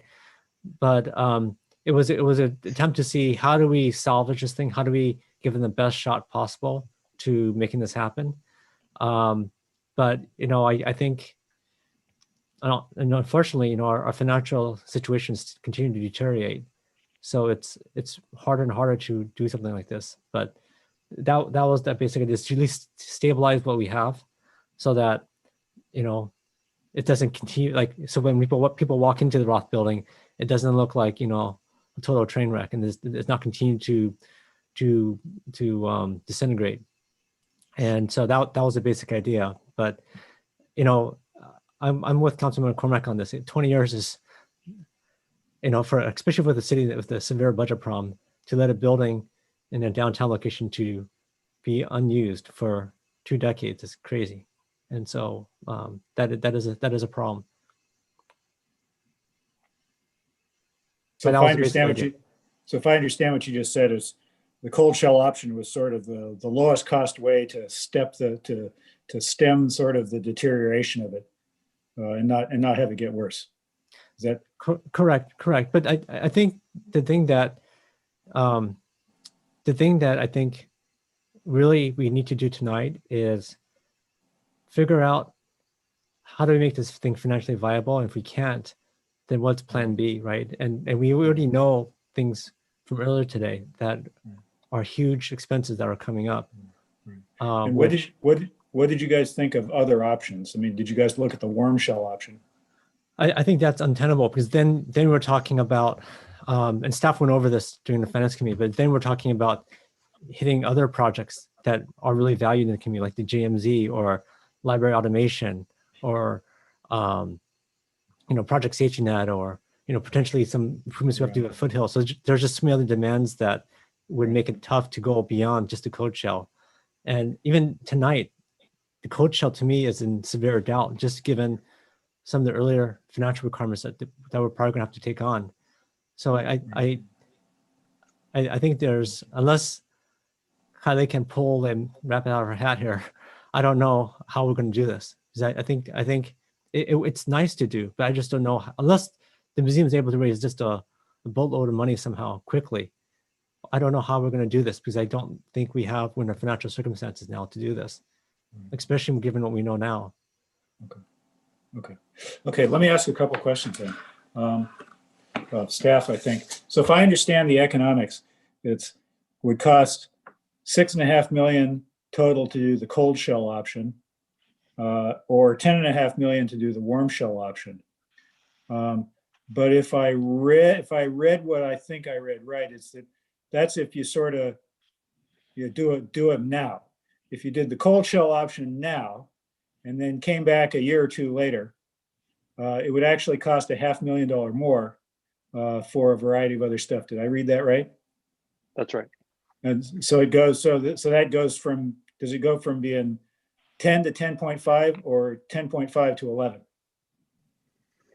With that delay, it would probably go, and we realized that full $500,000 in additional costs, it would go to 11. Okay. All right. Thanks. That's helpful. If we go to, so in order to, the 6.5 million or the 10.5 million, in fact, assumes we take somewhere between a $500,000 and $1 million from the Palo Alto Museum. Do I understand that right? Say that one more time, council member. So if I look at the total, it looks to go to the cold shell option. You're basically getting about $6 million from the city and $500,000 from the PAM. Not quite. Included in that $6 million is $500,000 from Palo Alto Museum. Right. And obviously there are grants that are in there as well that the city and the museum have applied for together. Yeah, okay. They are in the city's name, but ultimately they are joint applications. So that is, to be honest, one of the reasons why earlier to Councilmember Cormack's question, is Finance Committee's recommendation $500,000 to $1 million in finding additional funds. Right. And that's that difference between the readily available funds number, the 6 million to 6.5 million. So that's where the $500,000 comes from. And Okay. then recognizing that, Palo Alto Museum has a fiduciary responsibility to their donors. Right. They may or may not be able to lend that cash for the cold shell option. Got it. I understand. Asking staff to bring back options, and also recognizing this council appreciates options in terms of funding, as perhaps you wouldn't love if we stuck to 500,000 options, I'm sure you would want some other menu choices. And so this kind of rounded out the range that could hopefully help the council in their decision-making process. Okay, but most of the money to do it, most of the money is coming from the city and the TDRs, with a little bit of it, maybe 10% or 15% or something like that, coming from grants in the Palo Alto Museum. Yeah, the one that is correct, council member. The one notation or piece of color to that I would add is that the TDRs were approved with the rehabilitation plans associated with the Palo Alto Museum. They're not wed to those plans exclusively, meaning the city could invest in its own plans and then go another route and use the TDRs for that other route, assuming that they were going to achieve the same rehabilitation and historic goals that the TDRs are restricted for. So I just want to add that one piece of color there, and sometimes the Palo Alto Museum, and they can speak to this themselves, have the view that the TDRs are very much associated with their project. I so see. just Okay. want to add that. Yeah, no, I assume they're mostly tied to the rehabilitation and the historic preservation and so forth. Okay, let me ask another. I'm going to run out of my 5 minutes, I'm sure, pretty quick here. But let me ask another question. All right, have I already? Yes, you have. Okay, I'll come back and ask some more stuff later. Thanks. Thanks, Councilmember Vice Mayor Du Bois. Yeah, I thought we were going to hear from the museum. I'd like to hear from them if they have a presentation. That's all right. If you have specific questions for them, please go ahead. But I wasn't aware of a presentation beforehand. I'd like to proceed as we're going. So, Rich, I guess my question's for whoever's representing the museum. Do you have a presentation you could share with us? If there are specific questions, let's go for that. I don't want to dive into another presentation at this time. I mean, they had quite significant updates that I think it would be worth the council hearing. If there's a short summary, Mr. Green, please go for it. But we've gone through our presentations at this time. Am I on? Can you hear me? Yes. Okay. Yeah, I do have a presentation. I don't need to go through it. It doesn't seem like there's much interest in that right now. I would like to make some clarifications. Of the $6.7 million that the museum, in partnership with the city, has raised toward the rehabilitation of the Roth building, there are certain funds that are assumed could be used to finance the cold shell option. That is complicated. So the reason we agree with the Finance Committee's unanimous recommendation to move this discussion further with city staff, it's complex, and that's not something we can solve tonight. For example, the plans that we invested in, $1.8 million of our donors' money went into architectural plans that qualify for the Secretary of Interior standards for rehabilitating the city's historic building. Plans, permits, the re-permits, all those processes to get to that point were paid for by the museum. So the TDRs and the county grants were awarded based on the museum's plans for the rehabilitation of that building. If for some reason the museum is excluded from that building, well, of course, the plans go away too. So somebody else would have to invest $1.8 million or probably quite a bit more to establish new architectural plans that would qualify for the historic renovation or rehabilitation. And that goes on top of the costs of rehabilitating this building. So what we've done is we're partners with the city. We're with you guys. We've raised a lot of money. We've helped raise a lot of money in the form of TDRs, county grants, and so on. We've also identified impact fees that don't take away from the general fund. The impact fees are unexpended. They are available. It's up to the council to decide if they want to repurpose some of those impact fees. So I think we've charted a very clear, expedient path to getting that building rehabilitated in a very short period of time with a huge contributions of funds from museum donors and museum efforts. So it seems to me like the smartest way forward is to stay the path, use our plans, use the funds that we've raised, and help work with us, partner with us by possibly reallocating some of the available unexpended impact fees toward completing the warm shell, get the building an occupancy permit so that we can come in and install our museum. We already have $2.1 million ready in pledges and in the bank to fund the opening of the museum. We'll have that thing open as a community center within the first year of getting the rehabilitation done. So we're ready to go. We know what's going in that museum. We've got lots of community center usage. We have the boardroom. We have the education center for the 2nd through 4th graders. There's so much available to the city right now over with the efforts that we've made for the past 10 years. It would seem unimagiable to me to walk away from that, from your partner. That's us. Okay. We're helping you rehabilitate the building. We are Thank you, not Rich. asking for any money for the museum. We're Yeah. only trying to help rehabilitate the building. Thanks, Rich. Yeah, so whatever time I have left, I too believe I've taken tours of the building. It's a city-owned building. I've said it before. I think we need to fund at least the cold shell to hold this asset. You know, part of the discussion of finance was creation of some of these community benefits, including a public restroom for the park. EV Partners did that for the Sea Scouts built project. I think we valued that at $500,000 or $600,000. Council should also consider what's happened with other city-owned buildings and how long it took. You know, if you look at the Junior Museum and Zoo, they started fundraising in like 2007. The city's contributing like $8 million to that project. The Arts Center took quite a long time to fundraise for. The city ended up kicking in about over $5 million. And Avenidas, same thing. They started 2005 to 2019 raising funds, and the city ended up contributing $5 million. So here, again, I think they're actually asking for very little additional contribution outside of things like these TDRs, the grants, the donors, to get to this first stage.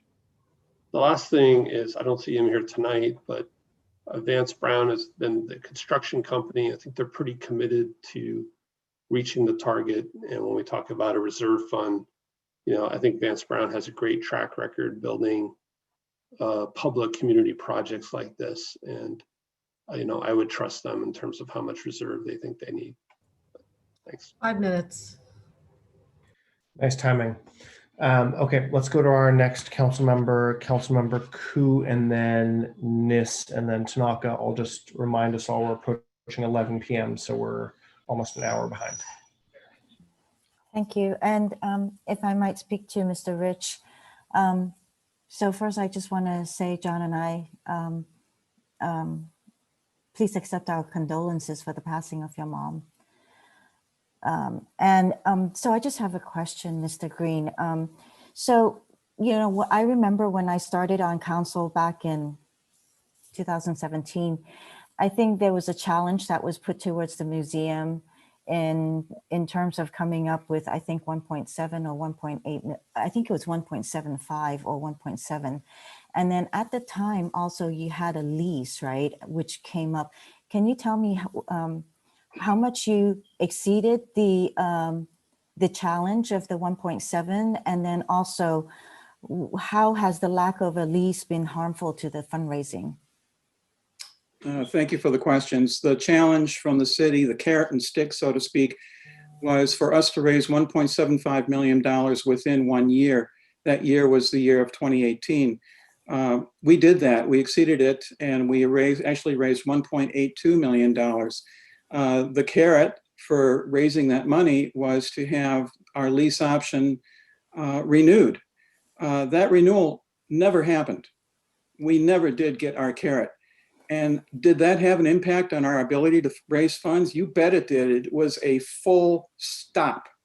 There's no way we can raise money for a history museum in a building that we don't have any assurance of moving into. Can't be done. So at this point, basically, you do have the funds in order to continue with the cold shell, and you're going to be working on it phase by phase in order to get this to get the building rehabilitated and ready for move-in. Well, yes, there's more funds to raise. We've identified a gap of $3.7 million. The city might think it's closer to 4 million. So it's somewhere in that range to fully finish the rehabilitation project, which is the least expensive, most expedient path forward. And we've contributed $6.71 million toward that goal. So if we were to go with the cold shell option, that is actually complicated, which is why we need more discussion with city staff to tease out those complications about how to use the museum's architectural plans, where additional funding can come from, what happens to the county grants. There's a lot of stuff we need to figure out. And so this needs a lot more discussion, frankly. And the county grants are only for the History Museum, right? It's kind of, I see Kylie nodding. They're for the History Museum. And in the case of the TDRs, as well as the county grants, is they assume those are going for a finished public use building. That means they cannot be applied to the cold shell option because that is not a finished building. It's an incomplete rehabilitation. It would not qualify for occupancy. Okay. And so, Councilmember Koo, just so you know, the council has approved various resolutions associated with these grants. So what they are is they're in partnership between, as Rich says, the city and the museum. They are specifically for the Roth building. I believe it's either the roof or the frescoes. And I think either David or Rich can correct me on this.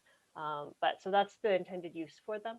And that aligns with the resolutions that the council has approved. Thank you so much. Okay, well, I think that was the main thing after what Tom, the vice mayor, had said. I just wanted to, go back to 2017 when I started on council, and this coming to council, how difficult it was after losing the lease to fundraise. And since then, it's been at a standstill. And I know that in the last 3 years or 4 years, hardly anything was able to move forward due in big part to not having a lease, especially with the fundraising. But like everybody had said prior to me speaking, it's a shame that the building is in the shape that it is and that it's not moving forward. And we really need to get it going so that it stops the bleeding. Thanks. Thank you. Councilmember Niss. Sure, I'm unmuted. This has been a long and complicated process. And because I'm the person who made the motion about the 1.75 and then Rich, the match that I guess happened, but it was hard to track it. And at this point where the museum has been essentially trying to raise funds now for 15 years, would you say? How long would you say? We got our first lease option agreement in 2007. And so it's been maybe 13 years, but I have to discount the years where we couldn't raise money because we had no lease option. Which 2 years? The last 2 years. All right, we could probably have a discussion about that, but I think if your donors were enthused about it, that perhaps the option wasn't, perhaps it was significant. It seems like it would not have been significant, the point that they would not have come through with that. But so Rich, my other question is, you have had a lot of people on your list, some very able donors who haven't come through yet. What do you think that's about? We have over 1,000 donors. Yes, they have come through. We've raised over $13 million. We've spent less than $4 million over the past 15 years just to stay in business. We're running in a very frugal budget, but I'm very proud of the fact that we've raised a lot of money. And I think, we've got $2.1 million in the bank ready to put into the museum itself. This is not trivial. And once we get an assurance that we can move into that building, and then we reach out to the corporate community and the donor community at large, we've identified some pretty significant potential donors. They are waiting to see what the city does with this building. Once we have a true partnership, the floodgates will open up and we will raise funds to build that museum. So Rich, just to get more definitive,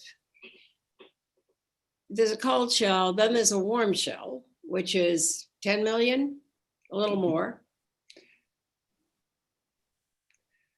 The complete rehabilitation is 10.5 million. So, and from there, what do you have at 10.5 million? You have an occupiable building with working bathrooms, walls, electrical data, front door, back door. You have an empty occupiable building with no furniture. But at that point, what does it take to get it to the museum stage that you've been talking about? It takes 1 year, between 10 months and 1 year, and we will have doors open. The amount of money. We're going to start with just over $2 million, and then we will continue our fundraising and we will stage the unfolding of the museum over time. So eventually it's 8.8 million for the complete museum of our dreams, which might be finished about 6 years from now. And that would cost, what's the total? The total of just the museum portion, 8.8 million. No. That's a building. What does it take to have an actual museum where you have all your electronics and all that you've talked about for several years? What does it take to get to that point? $8.8 million. No, that's an occupiable building.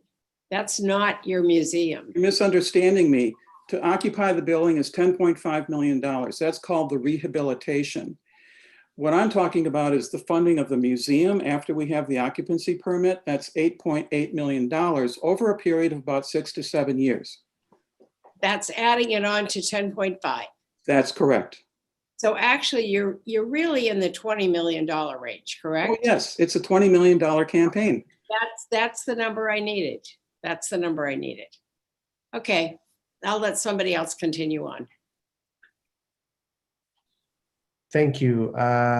Councilmember Nis, then Tanaka. Okay, as finance chair, I was trying to answer the questions that were asked of me, kind of somewhat unbiased, but I'd like to give my opinion at this point in time, which is, so personally, I'd love for this to happen. And I have deep respect for the people on this project. I know a lot of the people on this project, and they have the greatest of intentions. And it's really unfortunate that right now we're going through one of the deepest recessions probably since the Great Depression. And you know, we all know our dire budget situation. And I think some people pointed out, you know, well, gee, the JMZ, you know, we did this, and you know, for the art center, we did that. But those were also during the really good boom times for the city, when our budget revenues kept going up and up and up, and every year we were in this incredible bull run that we never had ever before, right? And now we're in a kind of opposite situation, and you know, it's unclear whether the you know, whether our daytime population is going to double again, like the businesses are going to come back. We have a lot of, you know, pretty bad news going on right now, and so, and we got even more bad news today. So right at today's discussion, right, where, you know, potentially those double-digit millions of liability that we're going to have to think about how we're going to pay for, and so even the money that we had allocated, not talking about the extra money that the museum would love for us to put into there, but just for the money that we were thinking that might have been allocated for the code shell, really is in jeopardy. And because then we have to start thinking about, well, if we put money to this, what do we take money away from? And so I think, unfortunately, we are in a time of tough decisions. We have to say no to something. And it's painful because usually we don't have to say no to anything. We could say yes to everything and be okay. But we're in a situation right now where we really can't, because if we say yes to this, what do we say no to, right? And if some of these double-digit million liabilities start piling up, where does that money come from? And then we could say, well, we'll just hit our ratepayers, we'll just hit our taxpayers more, but they're not doing that well either. So, I mean, I think, unfortunately, I think we are, I mean, for me, I went along with this because I didn't think about too much about some of the double-digit liabilities that are pending right now. But I mean, if we have a super short timeline and the museum is able to really kind of, as Councilman Nis talked about, raise that, you know, basically what has to happen to make this thing truly viable is we have to get something between $18 to $20 million. Where's that money going to come from, right? So some of it will have to come from the city, some of it have to come from the donors of the Paul Alton Museum. And it's a tough fundraising situation, right? It's tough. I mean, a lot of people just don't have as much money as before. So it's tough. It's really, really tough economic situation. And so I think that, and I talked about this before, but I asked our colleagues in Mountain View, like how their economic situation is. And it's pretty good because they rent out their city property for market rent, and they make money at it. And so they haven't had the big drops of revenue that we've had. And I think, unfortunately, while we want to have these great cultural attractions in our city, I, for one, would love to have them. At some point, we have to say, can we afford it? At some point, where is that money going to come from? And I think at this point in time, I don't know where that money is going to come from. So I can't in good conscience, no matter how good, even though this is a really great project, I can't in good conscience say, yes, let's just go forward. I could go forward if we have a super short timeline for the museum to be able to materialize the donations, maybe. But short of that, I don't think it makes sense for us to as a city to commit the millions of dollars that it's going to take to make this thing viable. It's a tough situation, and I don't think it's fiscally prudent at this point in time, even though it's painful, right? It's painful. We want the next great art center. We want the next great GMC. We want the great Paul Alton History Museum. But at the end, we have to figure out how we pay for it. And right now, the revenue is going the other direction, right? And our liabilities are piling up. And so, as fiscal stewards of the city, we have to make, I think, the prudent decision. Unless one of you guys know how to raise lots of millions of dollars to make this happen. Someone here has like some deep pockets that you guys can just shovel money into this project and go for it, right? But I don't know where else that's going to come from, because I think most people in the city cannot do this. It's just not it's not viable at this point.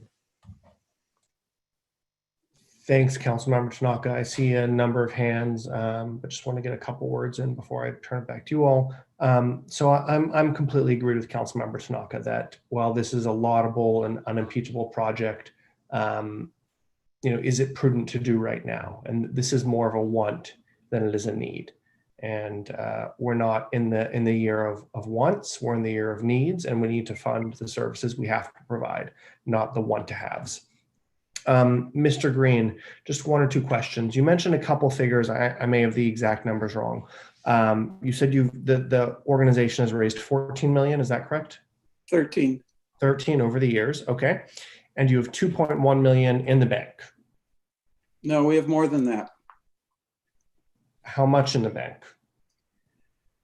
We have approximately 2 million in the bank, and then we have a $2 million pledge, plus about $100,000 in other funding for the museum part of the project, not the rehabilitation of the building. Okay, thank you. So then if I can have staff, please go to slide number 6. There are a couple numbers I wanted to go over there. And one of them is, as I read it correctly, and please tell me if I am, there were 2 lines in there, 0.5 million and 0.2 million funding from the History Museum organization. And so I'm wondering, what is that gap between this 0.7 million and this 2 million plus or 4 million plus? Bringing it up. Sorry for the delay. There we go. No worries. So one is line number 4, Palo Museum cash on hand, 0.8 million. Like we've heard 2 million, now we've heard 4 million.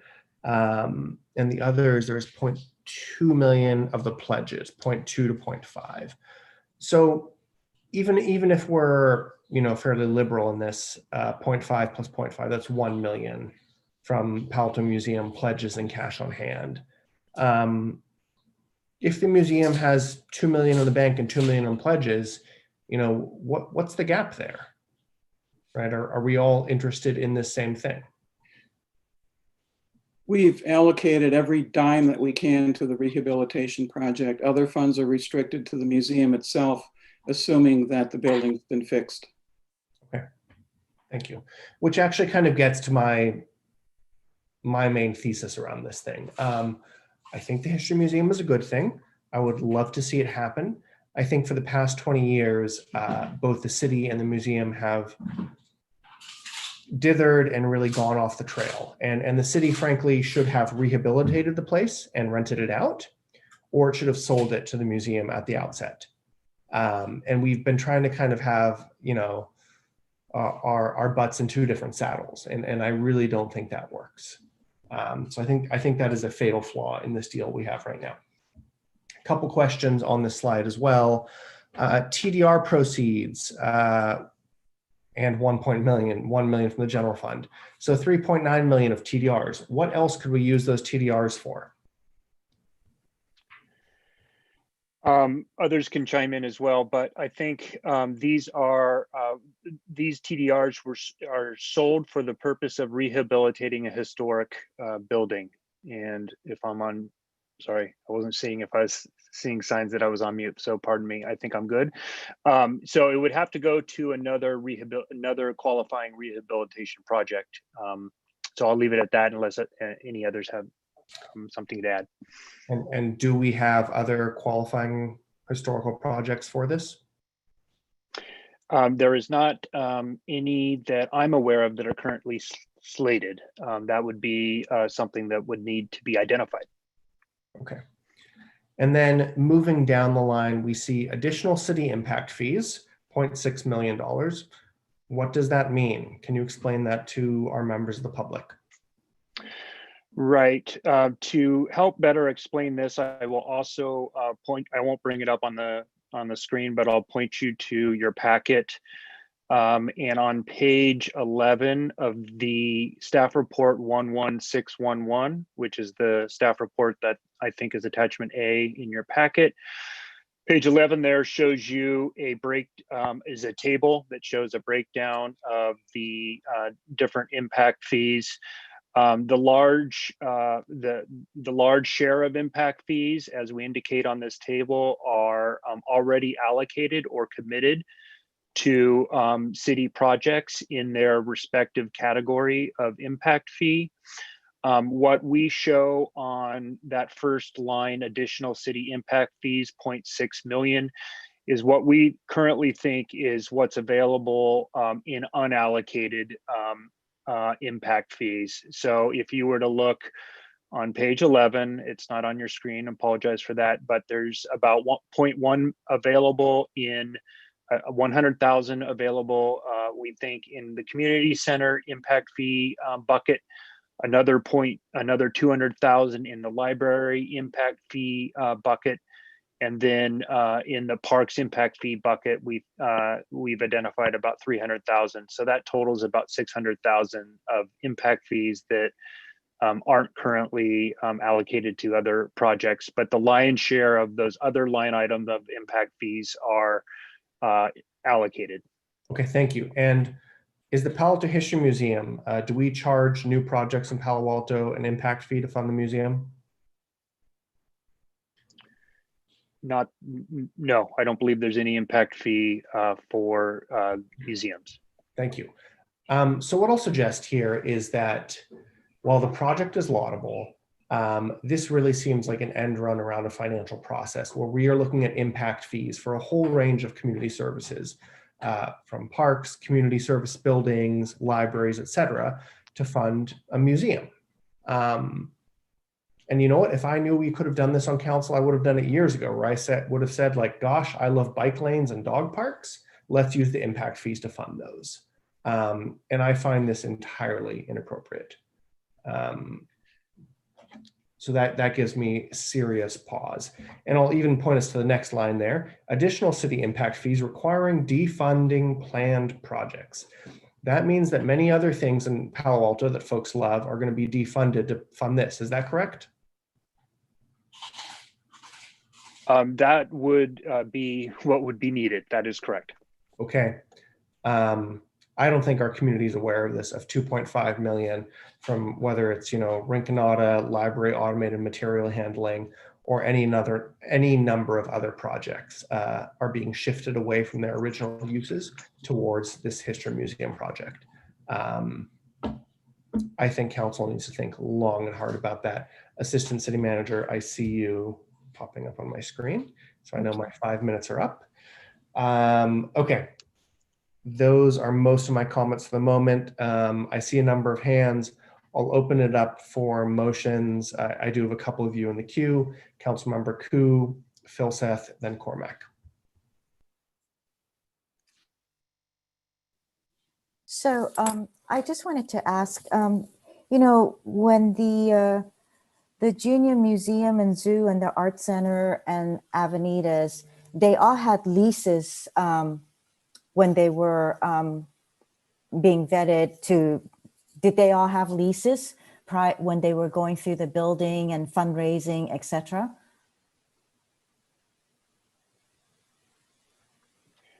I personally don't have exact information on that. Okay, well. I also think that each situation is a little bit different. So for example, the Junior Museum and Zoo was a facility that the city actually operated. And so in order to do the rehabilitation, we turned it over to the Friends to do that work. And then once that construction is done, it'll actually come back to the city. So not every partnership that you're referring to has that same tenant landlord type agreement or relationship. Okay, I appreciate that.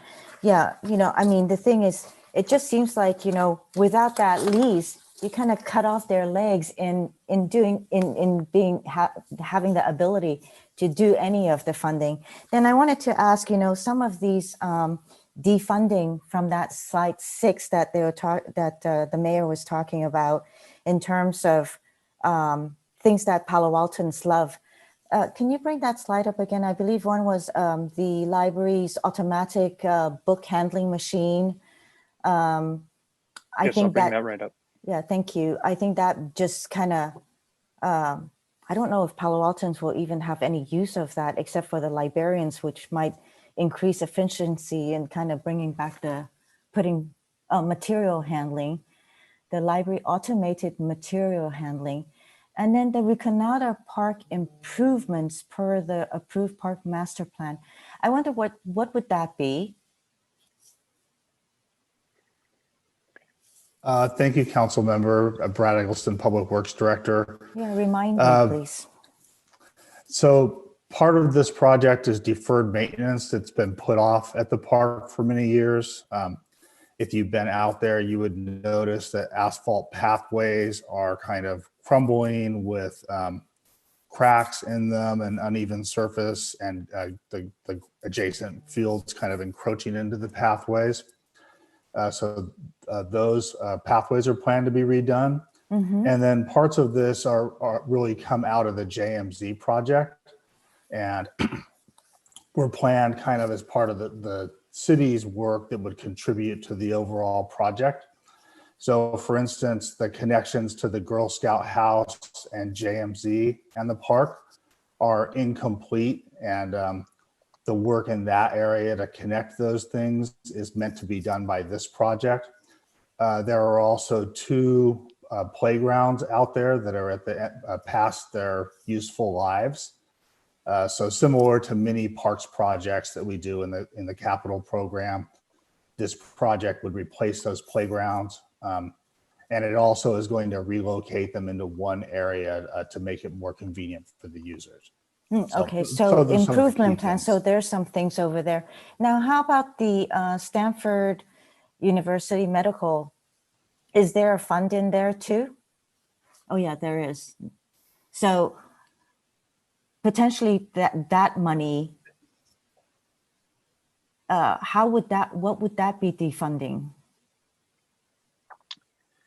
That one wouldn't necessarily be defunding something. As the staff report says, there's a balance of less than 3 million that's unallocated in the community health and safety expense category. And we just note that historically this has been used for project safety net expenses in the past. Okay.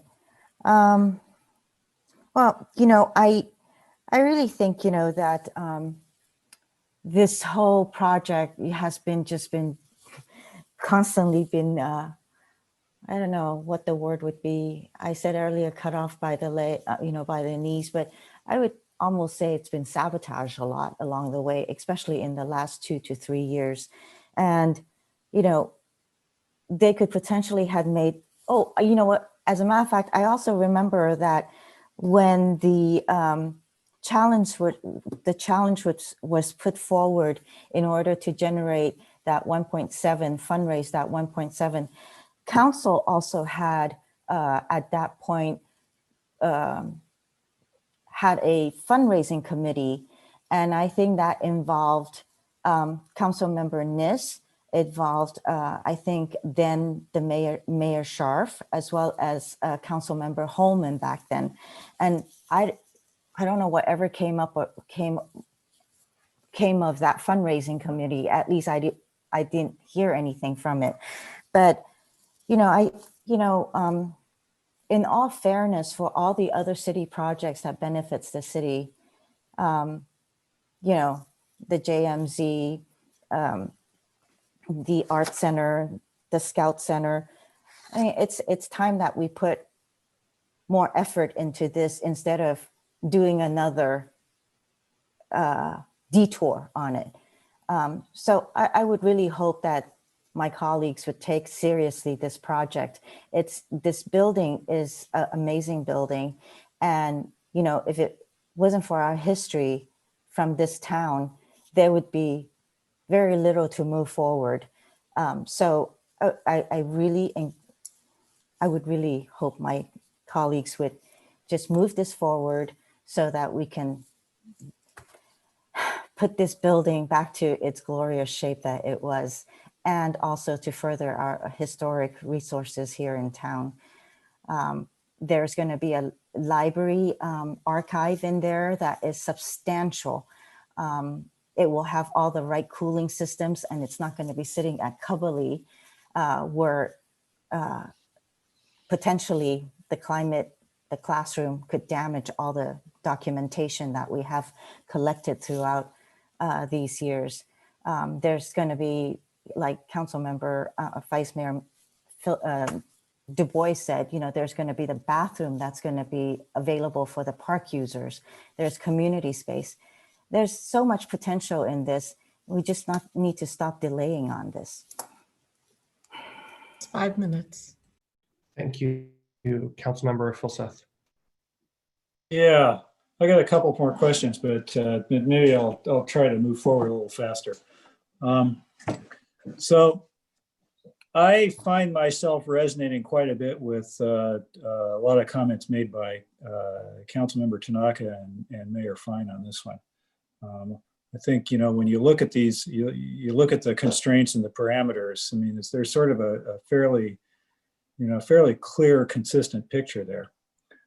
But the question is, what do we, where are we going with this? And, in my mind, I mean, the cold shell is a pretty undesirable option because, sooner or later, we got to get it to the point where somebody can use it.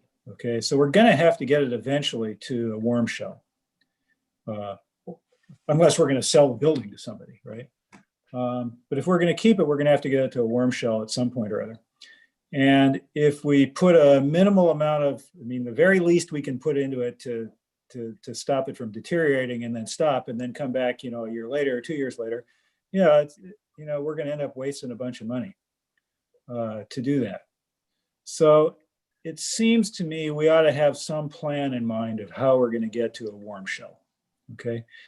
And maybe the answer is, yeah, we're going to eat $500,000 and we're going to do the cold shell now. And then in 2024, we're going to come back and do the rest of it, right? Maybe if that's the plan, that's the plan. But at least we ought to have some clear picture in mind how we're going to get to that point. Because, until somebody can move in and use it, which is what the warm shell gets it to, right? It's just going to sit there empty. And suck up city bandwidth and space and interest expense or something like that, right? So I'd hope we could figure out a way to do that. But the problem that we've got with that is twofold. One is, where are we going to get the money to pay for it? Okay, because it's going to cost $4 million or something like that, which we don't have lying around. And it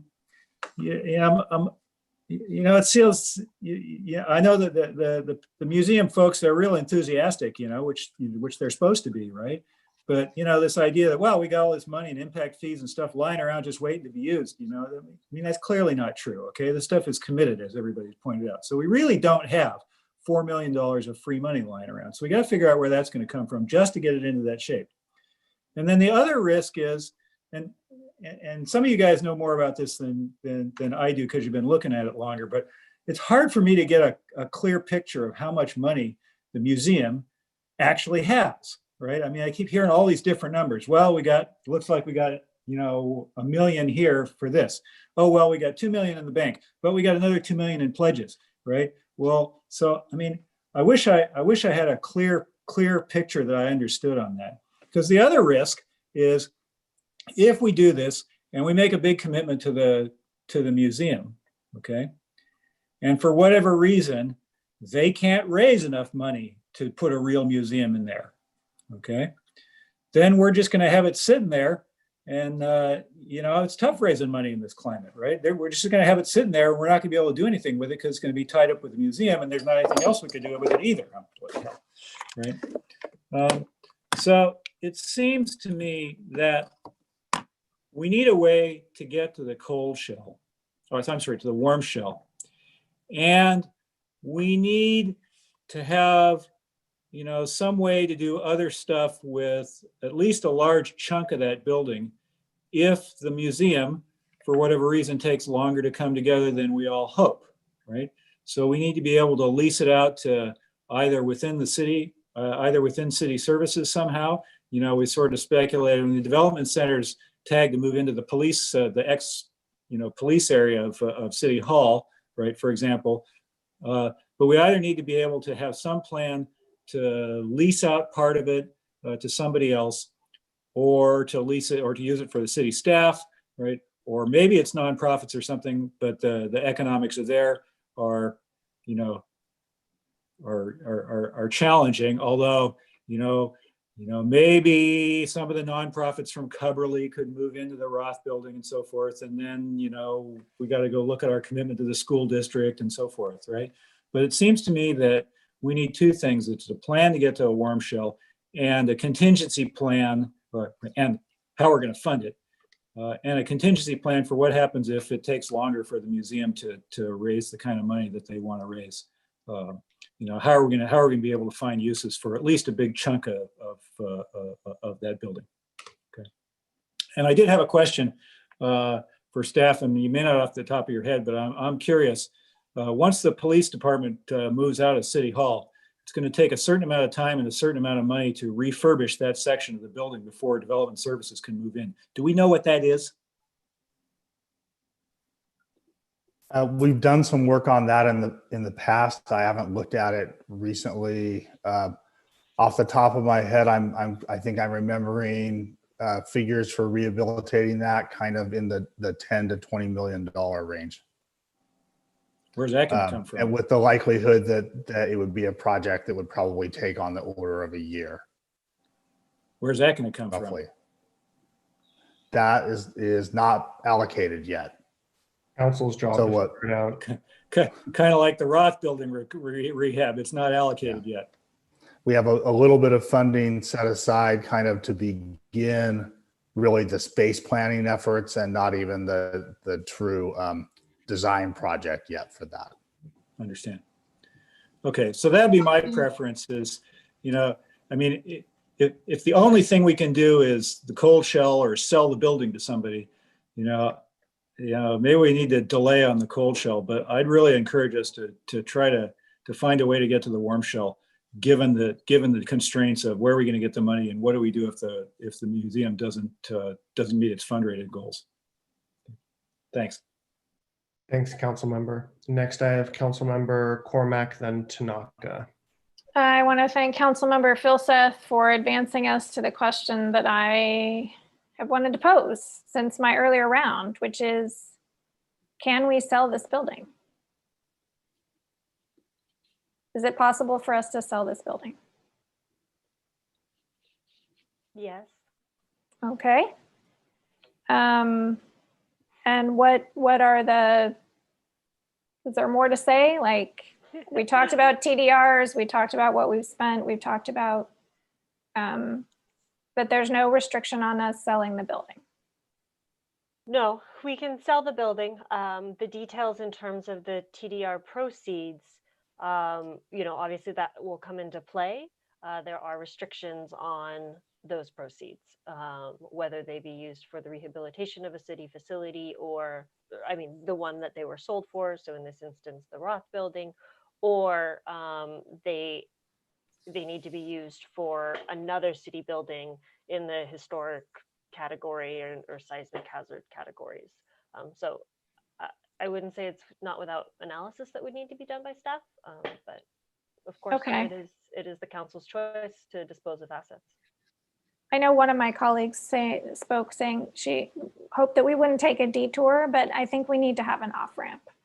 I think we need to have a plan B for this.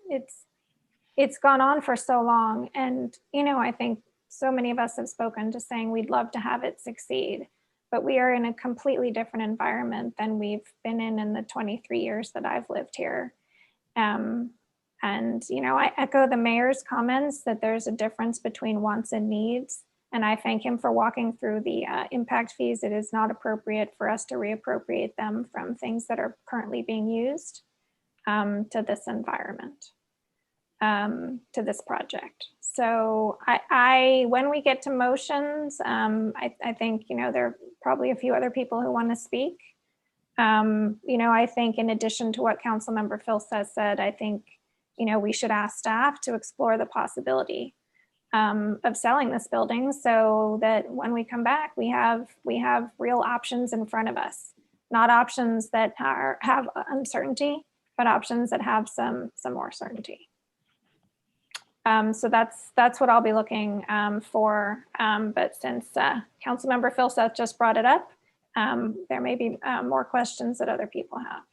There are, I still see hands from council members Tanaka and Du Bois, but I will just mention we're on our second round, so we're open to motions if you have one. Otherwise, we'll go for a third.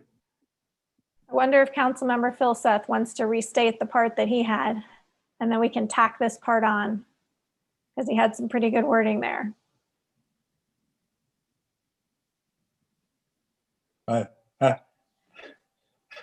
How do I know what I think till I see what I say? No.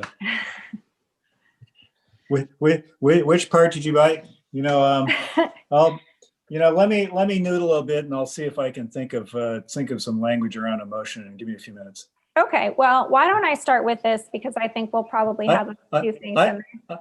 I don't like the idea of selling the building. I think I hope we don't have to do that. Okay. I hope we don't have to too, but I think it's irresponsible of us not to consider it. I think it is. I agree with you. I think it has to be one of the options under consideration. It is. So I want it as part of the solution set. Yep. All right. Okay. I know the mayor wants to move us along, but this is an important topic. So I'm gonna let other people take their turn, and then we'll come back at it. All good. History will remember us for this. So you two noodle on that. Councilmember Tanaka. Yeah, I was listening to everyone's comments, and I was thinking about trying to put together a motion that maybe others could join in on. I don't think we necessarily want to totally abandon the Palo Museum, but then again, I'm in complete agreement with my colleagues that this can't go on for another 20 years. It's totally irresponsible. In fact, it's irresponsible that it's gone for 20 years, but certainly not for another 20 years, and not even for another 2 years. I think that's even irresponsible. So what I think we should do is kind of like what Councilmember Cormack started with, which is that we basically go to market with this. And what we mean by go to market with it is the museum could bid on this too. If they're able to go back to their donors and raise the money and, put together an offer and, come up with a solid offering to make this all happen and pencil out, where it's not going to cost the city an arm and a leg and, not going to put us in more financial straits. Okay, more power to them, right? If Rich and team can raise the money, more power to them, right? But I think we should also talk to other entities in the city, people who may be interested in buying it, people who may be interested in doing redevelopment of it, or rehabilitation of it for their uses.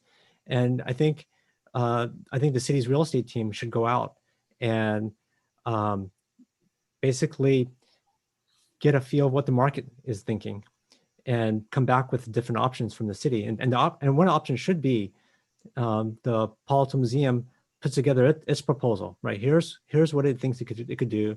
Here's, and by the way, so just to clarify funding, right? When people say we raised this amount of money, I think raising that money means it's in the bank, right? Raising doesn't mean pledges. So I think that we have to be very clear on that. So the proposal has this is how much we have, this is how much we actually have, or how many loans we have, letter of credit from the bank or whatever it is, right?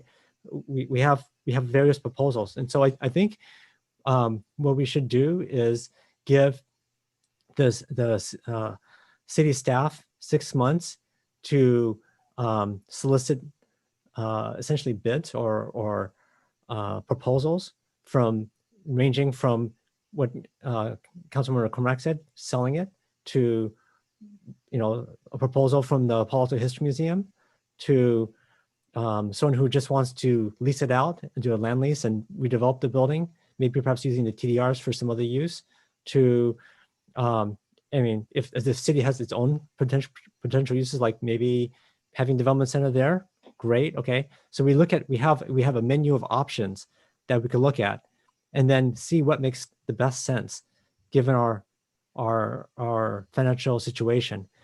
Because I think the mayor said it extremely well, which is, unfortunately, maybe 12 months ago or 15 months ago, we were in a time of, we could do what we wanted, not what we needed, right? And right now we really need to do what we need. And so so I'd like to put a motion together. I don't know if I'm looking to the city manager in terms of to put that kind of motion together, so that we have this kind of menu of options what would be the best way to phrase it that would give you guys the latitude to give your real estate team the time to kind of explore the various options, both commercial as well as nonprofit. And that way the council at that time has some concrete options to choose from, right? If suddenly maybe the vaccine comes out and we're just back to the boom times, right? We're just rolling in money. Okay, then we could look at more wants. But if we're in the same situation we're in now, where we're looking at maybe another round of layoffs, we're looking at another round of service cuts, looking at raising taxes or fees on our residents who have already been hit really hard, I think we have to think really hard about that, right? Maybe we need the money. Maybe we need some entity would propose like giving us some sort of cash payment, which we could actually use the cash as advance, or maybe I don't know. I think we should have to explore what the potential is, but I think we need to give staff time to kind of do that shopping and bring back viable options, and also like assess the risk, right? Some of them might be really high risk. Some of them might be saying, well, we're going to build this, but we don't have any money raised. And, so that's super high risk. And that's something that the council could assess. Like, well, they're saying they're going to do this, but the risk is pretty high, right? Because they haven't raised any money and, no track record or a really bad track record, right? So I guess I'm just looking at the city manager just to kind of get us moving forward. What would be a good motion that would allow you guys to do this? I will tell you, Councilmember, that in the short time that I've been involved with that would be a pretty elusive direction, because quite frankly, we got this direction before, and it was direction to do an RFP. And we didn't get too far with it before we got alternative direction to come back here. So you think you're going to have a hard time, unless it's more constrained, you think it's... Well, I think that the challenges are exactly what was described, that, if we were to put it on the market, quite frankly, I'm not sure that we would see the market see us as serious. And as a result, get serious, either expressions of interest, much less specific bid. What would it take for people to know that we're serious? Because I think there seems to be a majority here of people that think that, business as usual, doing another 20 years of vacant building is probably not, I think there's probably a majority here that, and it probably will be a continued majority, I guess, right? I don't know, that will not accept a vacant, degrading building, right? Especially when the city is like losing its shirt right now, right? I don't think anyone wants that. Yeah. Well, let me venture a hypothesis here, that much of the debate that we've had to this point is whose responsibility is it? And the description that Mr. Green gave you this evening made a very clear distinction between the rehabilitation and the museum, where the museum's position with us, the museum as an organization, has been that the rehabilitation is the city's responsibility, and that the museum outfitting of the museum is their responsibility.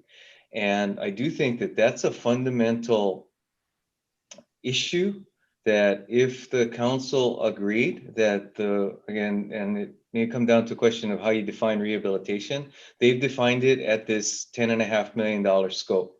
And I think that staff has not reached that same conclusion, that rehabilitation of the building, meaning elimination of the leaks and the water intrusion, would require that much of an investment. So that's one of the foundational issues that I do think we need to get some clarity on. If, for example, the council tells us that getting it to a certain point is the city's responsibility, then I think we have to go find some money. Depends on where that point is defined. I think Councilmember Phyllis has made a good point, which is, I think the reason why I kind of want to go out for bids or to market and be viewed seriously is because I think the problem is, if we could do this code shell work, right, so to speak, fix the roof, fix the walls and whatnot, but the problem is that whoever uses this building next may have a different use, right, and need a different configuration. And of course, we're going to try to preserve the historic use of it. But the situation is, I'm worried that the money would be kind of thrown away. And that's why, so I guess going back to the question I asked you earlier, what would it take for the market to take us seriously? What kind of motion would it have to be? Because you make a good point that we are, and I love this analogy that the mayor said, which is we're trying to sit in two saddles, and maybe that's part of the problem, right? We have to sit in one saddle, be committed to it enough so that the market doesn't think, oh, these guys are just going to keep dragging their feet for the next 20 years, right? What kind of motion would it take to do that? I think I, quite frankly, would need to confer with staff in order to give you a solid recommendation on that. I don't have it. I see the assistant city manager. I'm not saying this is going to answer your question perfectly, council member. What I'm noodling on is kind of a 2-option path. One is that we, pursue selling the building with potentially a first right to the museum. If they want to buy it, great. And the other side is partner with the museum to redevelop for a warm shell with no city money, right? And so either way, it's kind of the choice is theirs. Like they get to redevelop it and get the warm shell, or we sell it and they have the first right. That's kind of what I'm thinking. I'm not sure that's perfect, but. Well, the only thing is, because like commercial property is a little bit different than residential. For commercial property, you don't necessarily have to sell it, and people will redevelop the whole thing. So it's although maybe a private entity would be able to capture more of the value of it and give more of that back to the city than we could manage ourselves. So selling may make sense, but it also, in terms of commercial development, selling doesn't actually happen that often. So it could stay the property of the city. And that's kind of the beauty of what Mountain View did, is they kept a lot of their property and they just get a pretty nice cash stream out of it. And it would certainly be nice in our city to have something like that. So I like your, and maybe you should make this as a motion. I like what you're saying, but maybe just have the option of, or some sort of revenue generating lease, right? Meaningful revenue generating, right? Maybe that's the right proposal. I mean, I don't know if the city manager, if that would be a concrete enough motion for the market to take it seriously. I think that would give us an indication. We would probably need to come back to you with some more details on what that might consist of. Okay. I mean, I'm willing to make it, or Mayor, if you want to make it, I'm happy to second it. The floor is still yours. Let me just kind of highlight, I think, what we're talking about. It's maybe 3 options to staff. So one is sell it with first right of purchase to the museum. 2 is partnering with the museum to help them achieve a warm shell with no city money. And the 3rd is Councilmember Tanaka's suggestion of a revenue generating lease, which I think is kind of the path we've pursued the past 6 months before we changed it. Any thoughts from staff on that? Is that enough to get this thing going? Maybe not. I would say the one other variable that the council had previously opened the door to was rezoning of the property. Yeah, and rezoning. So I think that should be encapsulated in all this, because that is a good point. So I think, so maybe there's that rezoning piece as well to make this thing viable, right?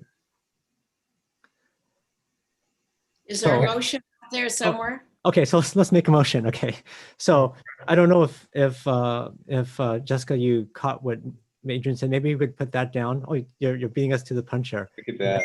Or rezoning for this to be economically viable. But I do think, City Manager, you have a good point that we got to be concrete enough here, so we're not fiddling with the thing for another 20 years, because that's just not right. We don't want to do that. So there's a motion by Councilmember Tanaka with parts A through D written here. Is there a second for this? And even a second. Second is by Councilmember Niss. Councilmember Tanaka, do you want to speak to this? No, I think I wanted to get something out there because it's 11:50. So yeah. I'm looking for people to kind of make this thing more solid, but I think we got to move forward somehow. Understood. Councilmember Niss. Because it feels like we're in a place that's pretty stuck, whether it's the museum board and those who are interested, or whether it's us. We need a way to go forward with this. And I think this gives us essentially 4 reasonable options. And I think that a lot of good ideas have come out from this. You know, Councilmember Cormack mentioned it first, and then Councilmember Phil Seth has noodled it around for a while until he's come to this point. So these are very viable options. I think the one thing that's missing here is a timeline. Do you want to put a timeline on it, Greg?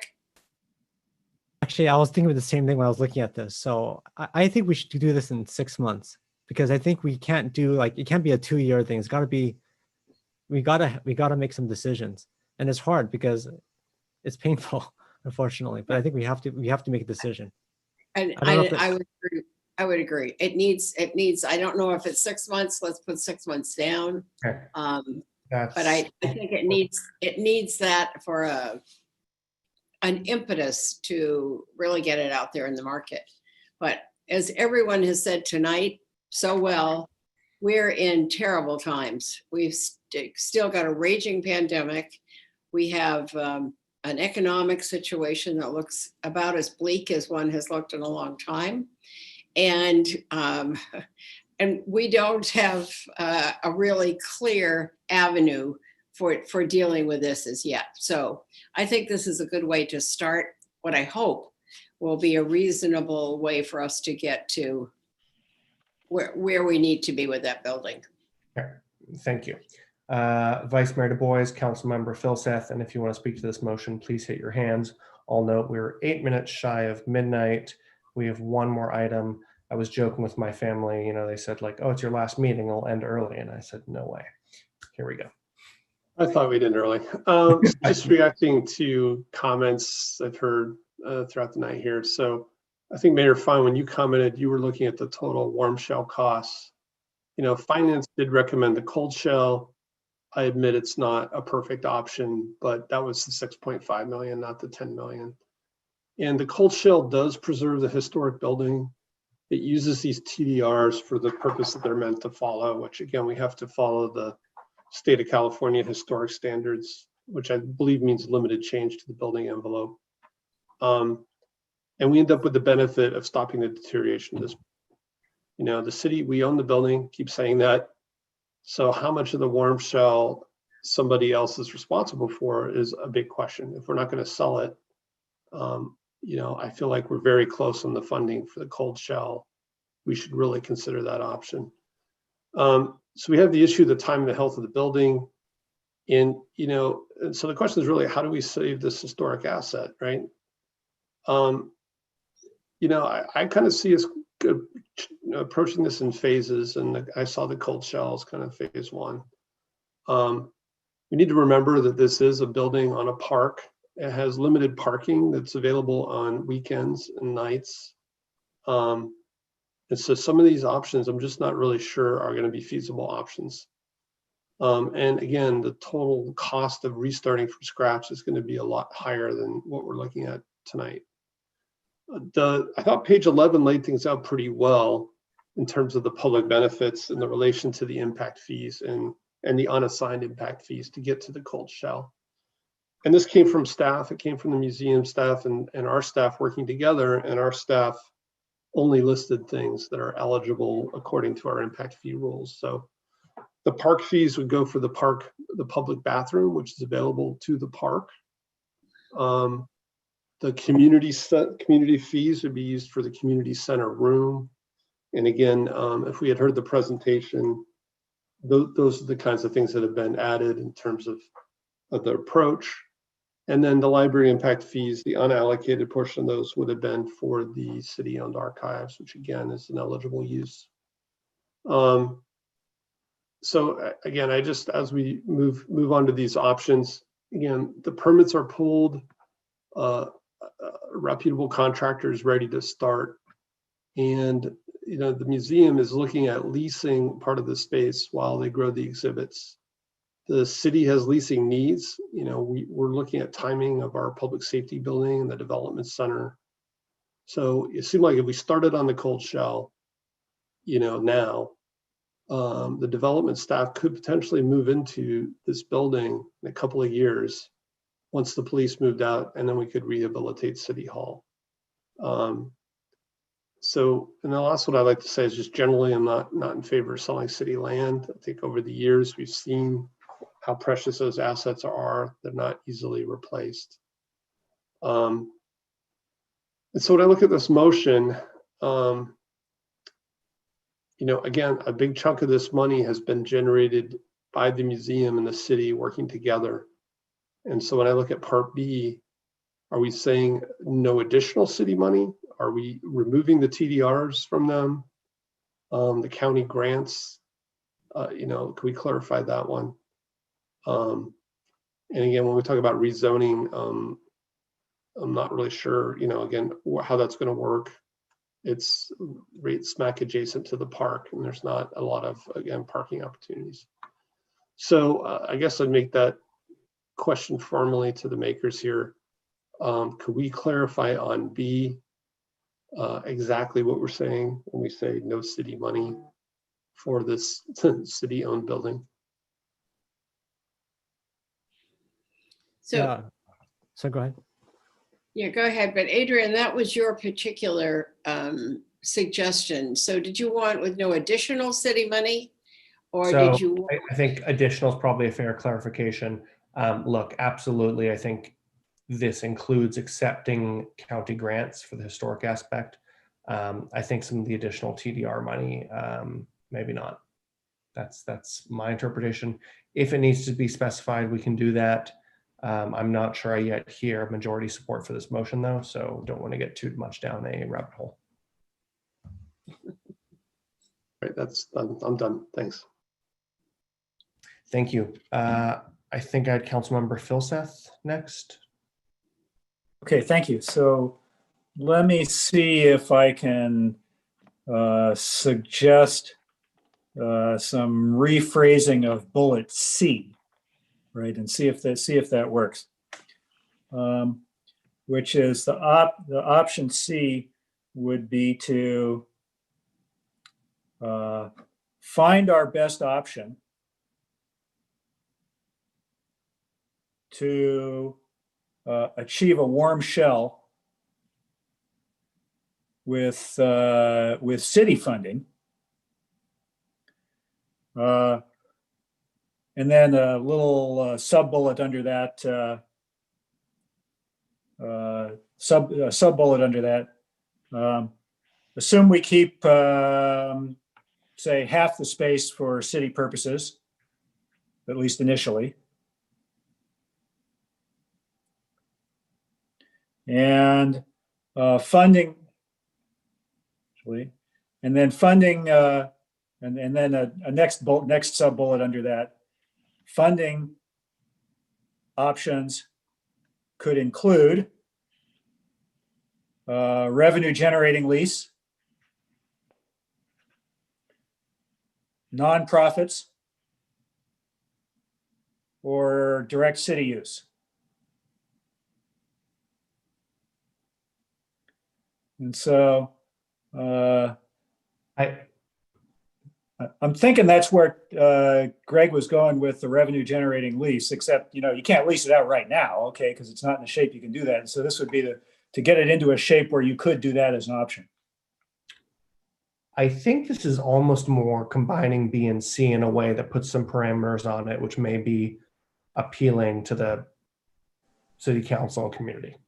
Could be. I think the big difference between those, and maybe you're right, and so maybe I'm overcomplicating this, but it seems to me the big difference between B and that one is this one sort of keeps the city money and the PAM money kind of separate. Yep. Right. Now we could have a circumstance where, you know, let's say we kept half the space for ourselves for city purposes, but the museum hits all their fundraising targets and then some, and then we come back and say, okay, we'll have an arrangement where actually, you know, you sort of give us some money for more of the space or something like that, which is kind of, you know, in a quirky way, it's the same idea as they lease out some of it separately when they have it, except, you know, sort of, you know, who collects the money from where changes, right? But But that was sort of what I thought was the difference between B and C was one of them keeps city money and museum money separate, and the other one sort of, we put them together. Yep. Okay, so there's an amendment on the floor here. Councilmember Tanaka, do you accept this? I think it's letter D with little a and little b. Yeah, I actually like what Councilmember Phillips is trying to do. I just want to check with the city manager on this because my big fear is what he just said earlier, which is we are, or what the mayor said, which is, I love his analogy, sitting in two saddles, right? I just want to make sure that does that do this, or is it too squishy? Is it Five too, saddles here, quite frankly. 5 saddles? Okay. So that's my concern here, is that we don't give a conclusive enough, and I'm actually okay with reducing the options, but I do recognize it's 12 o'clock now, and I do think we need to deal with this. We can't keep pushing it down the road. So I think it's important that we make a decision tonight. And so, remember that don't let the perfect get in the way of the good. yes, that's right. Unless you're city staff and you have to deal with us. Yeah. Well, along those lines, I think if I were to try to let the good be here, it would be to take this as general direction. I think we've got a sense of where the council is, assuming the council votes to approve this on the parameters. I don't see here, go find $4 million. Yeah, I know we're not going to do that. So that's the thing. I don't. That's also one issue with D, is that where does that money come from, right? Like, well, if it's paying for city services such as city using the site, direct city use, as Councilmember Phillips mentioned, that may be appropriate. Maybe we do spend $1 million each year, but we're occupying the space and getting. But we'd have to cut the lease somewhere else. We would have to the lease would have to lease. Potentially. But I think the city manager has put a good point or a pin in this, that the direction is not go find $4 million to fund this. I will offer that the one loophole I see in here is nonprofits, which I can guarantee you will not pay for itself. I understand. Right. So maybe we should eliminate that one, and make it 5 clear, minutes. and make it. I would leave the nonprofits in. Okay. Sorry. I Getting us would back to order. Before I cede the floor, can I make another couple comments here? Please. So I sort of do see this as a soft version of go find 4 million, but it could be it's more like, if we had to do 4 million, where would it come from, right? As opposed to let's go divert it now. And some of that could come from, okay, we think, the nonprofits will pay $1 a square foot or something like that, right? So the two things were, to Tom's point on the cold shell option, I wouldn't, if we can figure out a path to get to a warm shell that involves a cold shell first and then later a warm shell, I don't know that we should, automatically rule that out. It's just that I wouldn't want to do the cold shell without a known path to a warm shell right after that, right? And then the second is on point A. I personally think it's premature for us to put for sale signs up in front of it. So I hope that's not how that's being interpreted. Okay, thank you. So is this amendment accepted by council members Tanaka and Nis? I think letter D. Yeah. So I think to the caveat of what the city manager said, I think he's right. It shouldn't be a direction to find another 4 million, because that's like crazy impossible right now. Okay. I'd let staff figure that out. Is letter D accepted though? I'm fine with that. Councilmember Nis? Yeah, as I said, I want to keep the nonprofits in there, and direct city use may be very possible. Okay, great. Thank you so much. That's incorporated. Thank you, Councilmember Philseth. Councilmember Cormack, I think the floor is yours. All right, I'm on page 4 of, I think, the second packet that was provided from Finance Committee, and it helpfully recaps what we did in March of this year, and also known as the before times. And we said RFP, potential rezoning, shared space, come back in May with a status report. So we had a shorter time frame then. And then refer to the finance committee, discussion of the possibility that the city fund the build out. So it's like we're, deja vu all over again here, people. And that's why I do think we need some other options. I don't think telling staff to go back and try to work with them again we're going to get a different outcome. I haven't heard anything tonight that suggests to me that there's some magic answer that no one has thought of before. So, I mean, can I ask staff? I mean, with the exception of A, is really any of this any different than what we asked you to do before? Go ahead, Kylie. I was going to say, in my opinion, no. Okay, fine.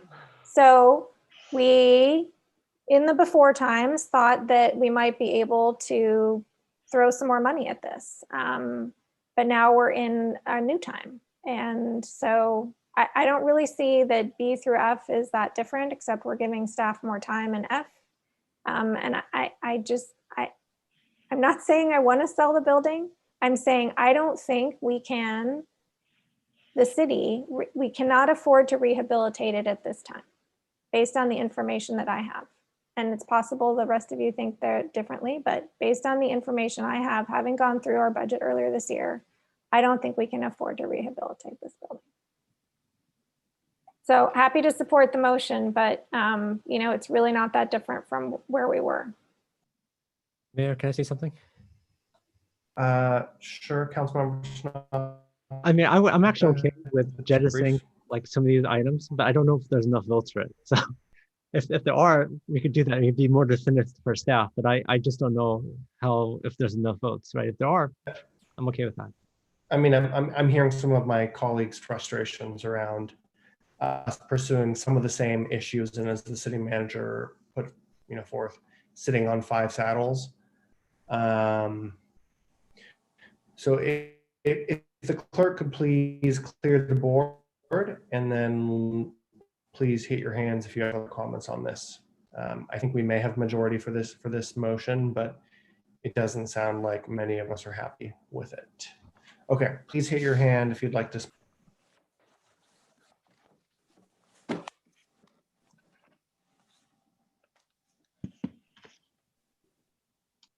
No one? Okay. I'm going to suggest then we vote on this motion. Seeing no hands. Councilmember Filseth. Yeah. I'm a yes. Councilmember Niss. Yes. Councilmember Koo. No. Councilmember Tanaka. Yes.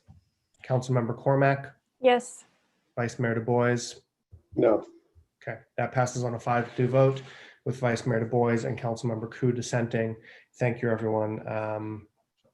I know that was tough, and it may not be perfect direction. We're doing the best we can.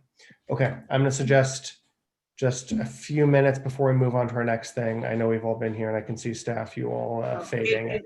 Can we just plow on? It's not going to be a long one. All right, let's do it. Everybody okay with that? Please nod if you're okay. Yeah. All right, let's go to it. Item number 14, a colleague's memo on safe storage of firearms. I ask out of routine, but I'm assuming staff has no presentation on this one. We do not. Just respond to your colleague's memo. Okay, thank you.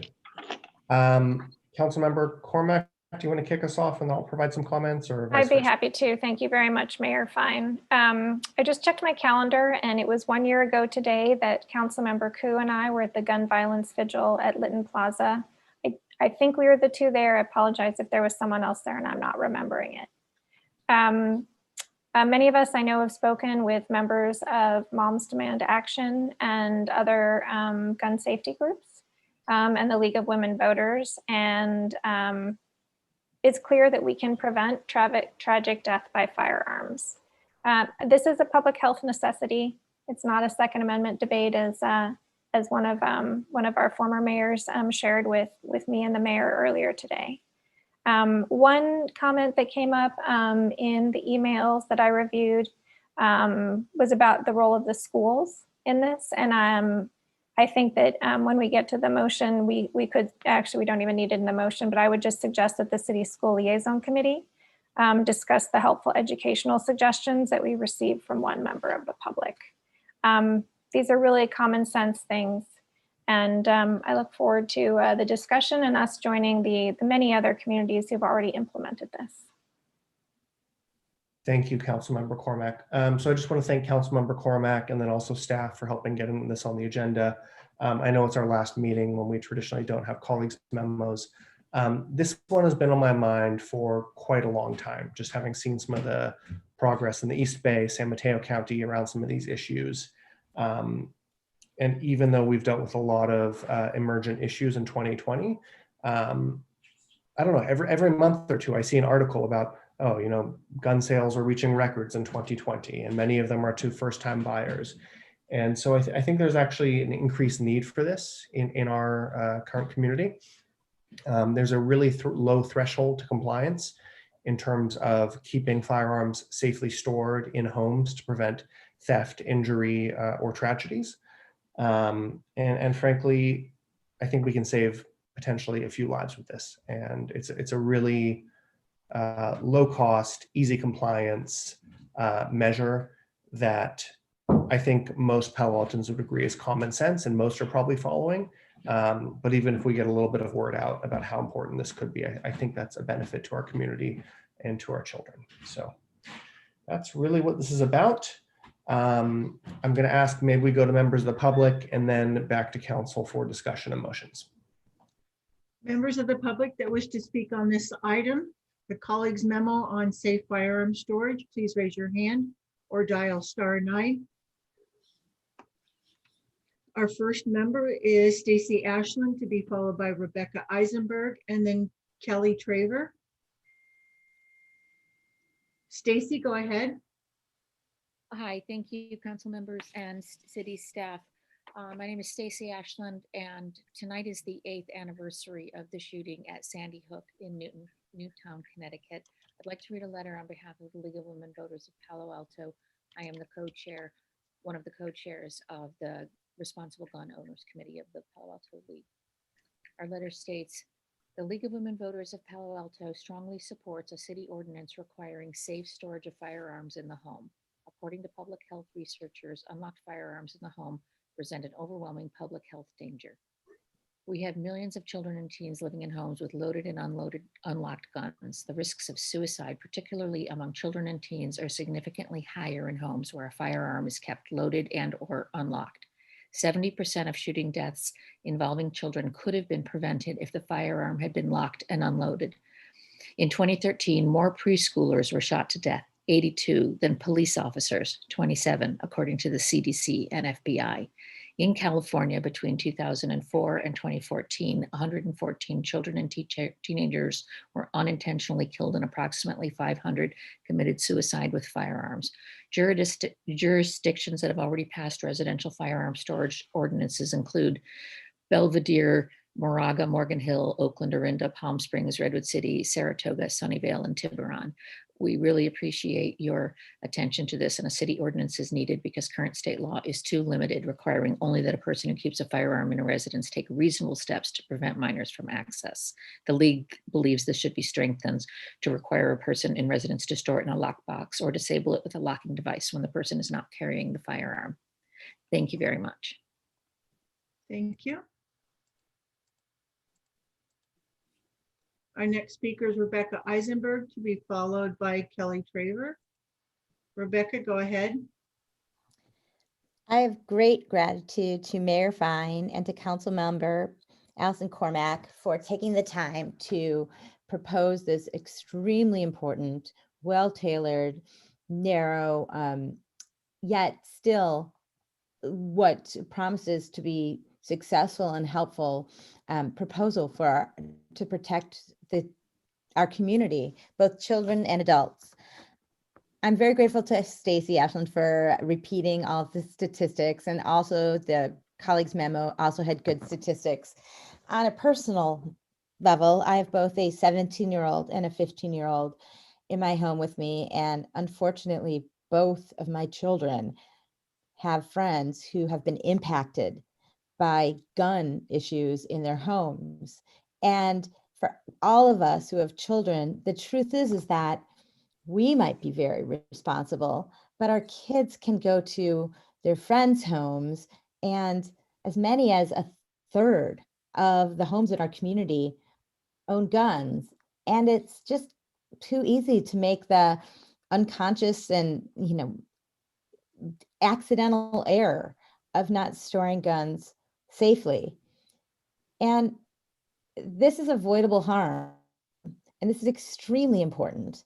And this is why I'm so grateful that there are so many parents on the city council who know firsthand, and even if you're not, you still can know firsthand the pain and the fear of risking, of your children or those you love potentially being in danger due to problems that can be solved. Thank you so much for proposing this. Obviously, I strongly support it. And I hope that this can just get approved without, just much discussion. Thank you for considering. Thank you. Thank you. Our final speaker is Kelly Traver. Hi, I'm a physician and a volunteer with Moms Demand Action for Gun Sense in America, which has a strong presence in Palo Alto. First, thank you so much for considering a safe storage ordinance. A safe storage ordinance, would require all firearms in a residence to be securely stored in a locked container or disabled with a trigger lock. The statistics in this country are that one small child dies almost every day after finding an unsecured firearm in their own home or in a relative's home or a friend's home. 2 older children, teens, die every day in this country by suicide from finding an unsecured firearm in their home or another family member's home. And 80% of the school mass shootings that are done are due to an unsecured firearm that usually it's a current or former student obtain. So finally, during COVID, because of the dramatic rise in gun sales, we have seen a shocking 45% increase in unintentional deaths of small children due to all the excess time now that's being spent in the home, and a 7% increase in what was already very high for teen suicides using guns. Research does show that it does very much help to prevent unintentional deaths of children and teen suicides. The cost is not prohibitive. You can get a DOJ approved safe storage device for as little as $40. Trigger locks are often even given out free at police stations. And definitely the California Penal Code is not sufficient. That's a misunderstanding by, I think, a lot of people, including police. The California Penal Code does not say how to safely store a firearm, and it also doesn't apply to all homes. So I'm super grateful that you guys are looking into this. I guess I would also just like to add, at Moms Demand Action, we do support a civil penalty rather than a criminal penalty. So some towns early on in the process had a penalty of a misdemeanor.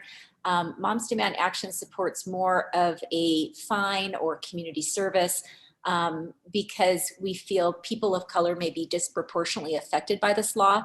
And we also think a criminal penalty is unnecessary. Most firearm owners are law-abiding and will follow the law if it is simply in place.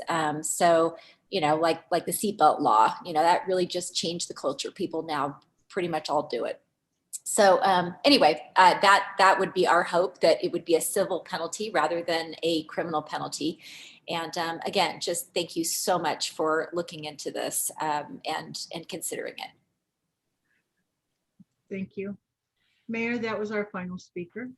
Okay, thank you to our 3 speakers. Back to council. I see a hand from Councilmember Filseth. Thanks. Just briefly, we got a letter from the gun rights guys saying that this would be unconstitutional. Is there any truth to that? No. Okay, thank you. Happy to defend it.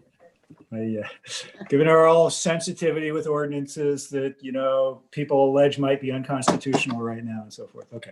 Wonderful question and brief answer. Thank you both. Vice Mayor Du Bois. Yeah, just let me preface my comments with, I don't own a gun. I'm not really a gun guy, but I do worry a little bit I'll loan about. you one of mine. I do worry a little bit about government overreach and, how would we enforce something like this? I would just ask maybe that we send this to PNS to get public comments, determine the penalty level, things like community messaging. I'm just a little concerned that once we get into it, it may be a little bit more involved. I did hear, the idea of trigger locks versus a safe. I understand too that there was some difference in tracking language between San Mateo County and Santa Clara County. So there may be a few things to resolve. And rather than have a long involved conversation at council, we might be able to do it quicker if it goes through policy and services. Thank you. Other comments on this one? So I'll just jump in really quickly. A few points. So gun locks are sold with all firearms in California unless you can prove that you own a firearm safe. In vehicles, travel with a vehicle and a firearm, you're required to keep it in a locked container. We did look at businesses. That seems a little less enforceable and perhaps more legally murky, but it seems, according to our research, completely legal to do it in residences. There are some differences between the San Mateo and Santa Clara County ordinances. My understanding through the city attorney is the San Mateo ordinance is maybe a little tighter. And is that a good term, Ms. Stump? Yes, both the San Mateo County model ordinance, which has been adopted by many cities in that county, and the Santa Clara County ordinance have an exception for when the firearm is carried on the owner's person. The Santa Clara County ordinance also broadens that somewhat to provide an exception when the firearm is in close proximity and control of the person whose firearm it is, the person who's authorized to carry the firearm. And so that's a bit broader and frankly less clear than the San Mateo County version. Thank you. And my understanding in terms of enforcement is this is actually something that is quite rarely enforced. Sometimes it's an add-on charge if police have entered the home and found violation, in which case I would support a civil penalty, not criminal penalty. But it is somewhat an educational campaign and kind of a common sense reminder to Palo Altans about safe storage of potentially dangerous devices. So that's really all the notes I have on this. Anyone else, please hit your hand. Okay, I'll move the council member's recommendation. I'll second. Thanks, Councilmember Cormack. I think we've spoken to it. The floor is yours, or at least I have. I really don't think there's a lot more that needs to be discussed with the community. I think it's appropriate to send it to the city attorney. You heard the list of the other communities who've already implemented it. I spoke briefly with Supervisor Pine this morning from San Mateo County. He was the one who created the San Mateo County ordinance. And as the city attorney mentioned, many of the municipalities in who are our neighbors have already adopted that. So I think it's appropriate to move forward this, and I look forward to getting this done. Okay, thank you. Seeing no other hands and seeing the time, I'm gonna call the vote. I'm up first. I'm a yes. Councilmember Niss. I'm a yes. Councilmember Ku. Yes. Councilmember Tanaka. Yes. Councilmember Cormack. Yes. Vice Mayor Du Bois. Yes. Councilmember Filseth. Yes. Great, thank you. That passes unanimously. Thank you, everyone. Really appreciate your help in that. Okay, that ends our action item for the meeting and for the year. So next we move on to council member questions, comments, and announcements. Please hit your hands if you'd like to speak. I see Mr. Shikata, and then I'll go to my colleagues. There we go. Thank you, Mayor. I just wanted to do a quick follow-up on my comments earlier. There was a question about the petition for referendum on foothills. And so not to get into protracted discussion, but just to follow up, the reason that, as I stated, that we would presume and not open to the general public if a petition is received is that there is a specific statement in the city charter that reads, unless and until it be proven otherwise by official investigation, it shall be presumed that the petition presented contains the signatures of a requisite number of qualified voters. So on that basis, again, which is out of the charter, we would presume that the petition is valid until there is the validation process with the city clerk and the county register of voters. Thanks, Mr. City Manager. Councilmember Cormack. Thank you, Mayor Fine. During oral communications 2 weeks ago, there were some allegations made by a statement that I provided the San Francisco Public Utilities Commission as the director of the Bay Area Water Supply Conservation Agency, and I want to take this opportunity to respond to them. 3 parts. 1, the caller stated that I opposed the Bay Delta plan. I did not. And that I want to assure the council my remarks did not conflict with council policy on that issue. The second allegation was that I spoke at an inappropriate time. I did not. There were 2 action items. And I spoke during public comments on the water supply agreement. The third allegation was that I did not remain throughout the workshop. I'm not quite sure how the person who called in could have known. I did, in fact, and in response to a member of the public who inquired, shared some thoughts I had about statements that were made at the end of the workshop. Finally, I think it's important for the council and the community to remember that when we appoint a director to BOSCA, that person does not serve as a representative of our municipal interests, but is a steward of the 26 member agencies and the 2 million people that they serve. So I just wanted to provide that response. Thank you, Councilmember. Vice Mayor Du Bois. Yeah, I just want to recognize a couple of things. So we signed up some COVID ambassadors, and I wanted to thank all the volunteers for that. Also wanted to recognize, again, the complaints about PANF continue to bother me, and you know, I do think that they are suppressing testing with a high friction process. I really think we need to put a spotlight on that. And then finally, I just want to say Happy Hanukkah, Merry Christmas, Happy Holidays to staff, to my colleagues, to anybody that's still awake that might be watching. There were a bunch of great holiday concerts that came online Saturdays, several at Stanford. So highly recommend those if you're looking for some things to do at home. So have a good holiday, everybody. Cool. Thank you, Mr. Vice Mayor. Totally agreed. Councilmember Tanaka. 2 quick things. So first is we saw several emails, and we heard several callers who called in and asked, because of the pandemic and social distancing, all that kind of stuff, whether more time could be allowed.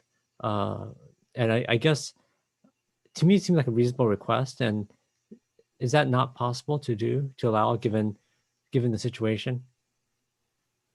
I don't know if that's a legal question. So yes.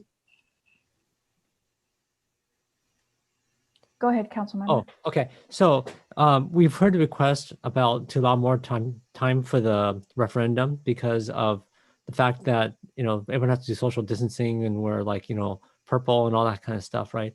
So to me it would seem kind of like a reasonable request given the current situation, no? Yeah, notwithstanding its reasonableness, the rules are in our charter, and so staff does not have discretion to vary from that, and neither does the council. It would require a charter amendment to make changes to the procedures. And a charter amendment is like a vote of the people or something like that? Yes. Okay. Yes, Okay. That's fine. Okay. I just want to clarify that. Okay. Great. Thank you. And then, so this is our last meeting tonight, right? Of the year. And so actually, I guess.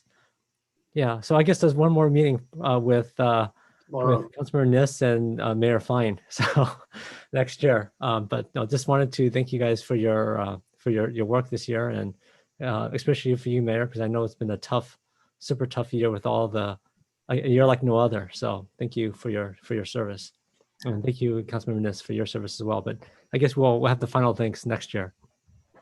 Okay, thanks, Greg. It's been a pleasure serving Thank with you, you for Councilmember Tanaka. That was nice of you. 6 or 7 years now. That's right. This last year on Zoom mostly.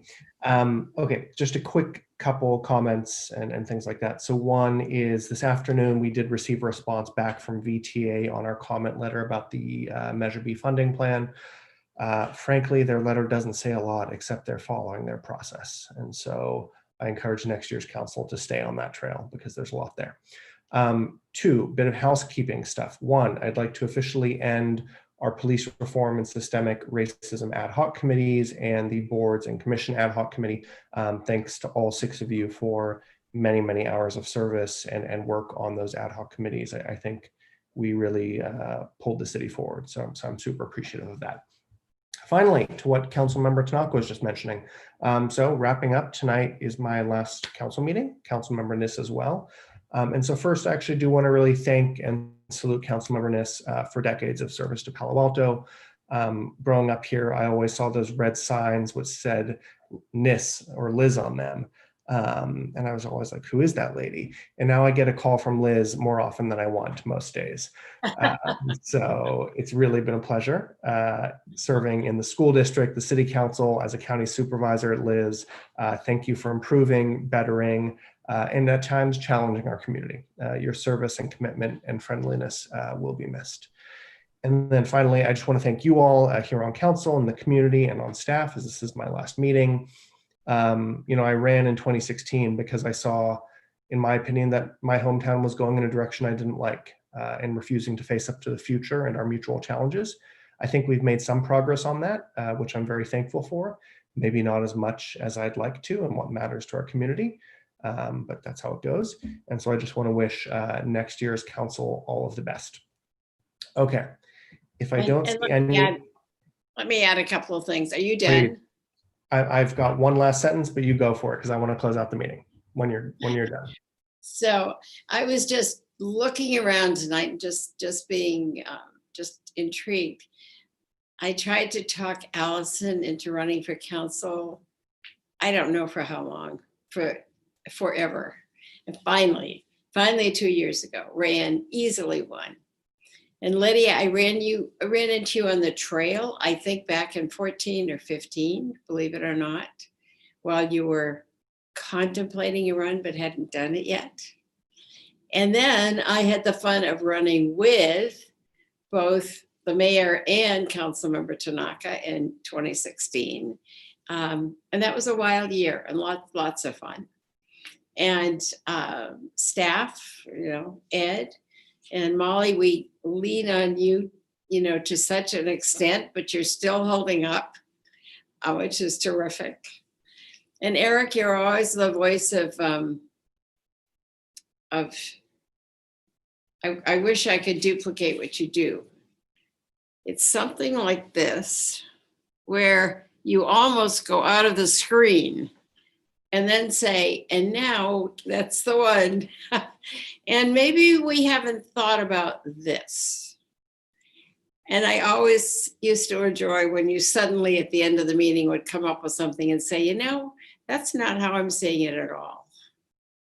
Always was like, really, Eric, after all that? And Tom, good luck next year. You're going to take over the Motley Crew, right? You're muted. I said, we'll see. Nothing's ever sure with this group. And Monique, thanks for being the timer. It's not the most, it is kind of a thankless job, isn't it? No one really wants you to tell them another 5 minutes are up. But it was lots of fun, everyone, and lots of work and lots of late nights. And Adrian, you've done a great job this year. You really have. My God, you've done all this, you got another job, and you had a baby. What else could you have done? Well, thank you, Liz. And seeing no other hands, and on that last note, I'm now going to go back to hang out with my perfectly agreeable 2-month-old. With that, I think we are adjourned for 2020. Thank you all. Happy holidays, Merry Christmas, Happy New Year. Bye, everybody.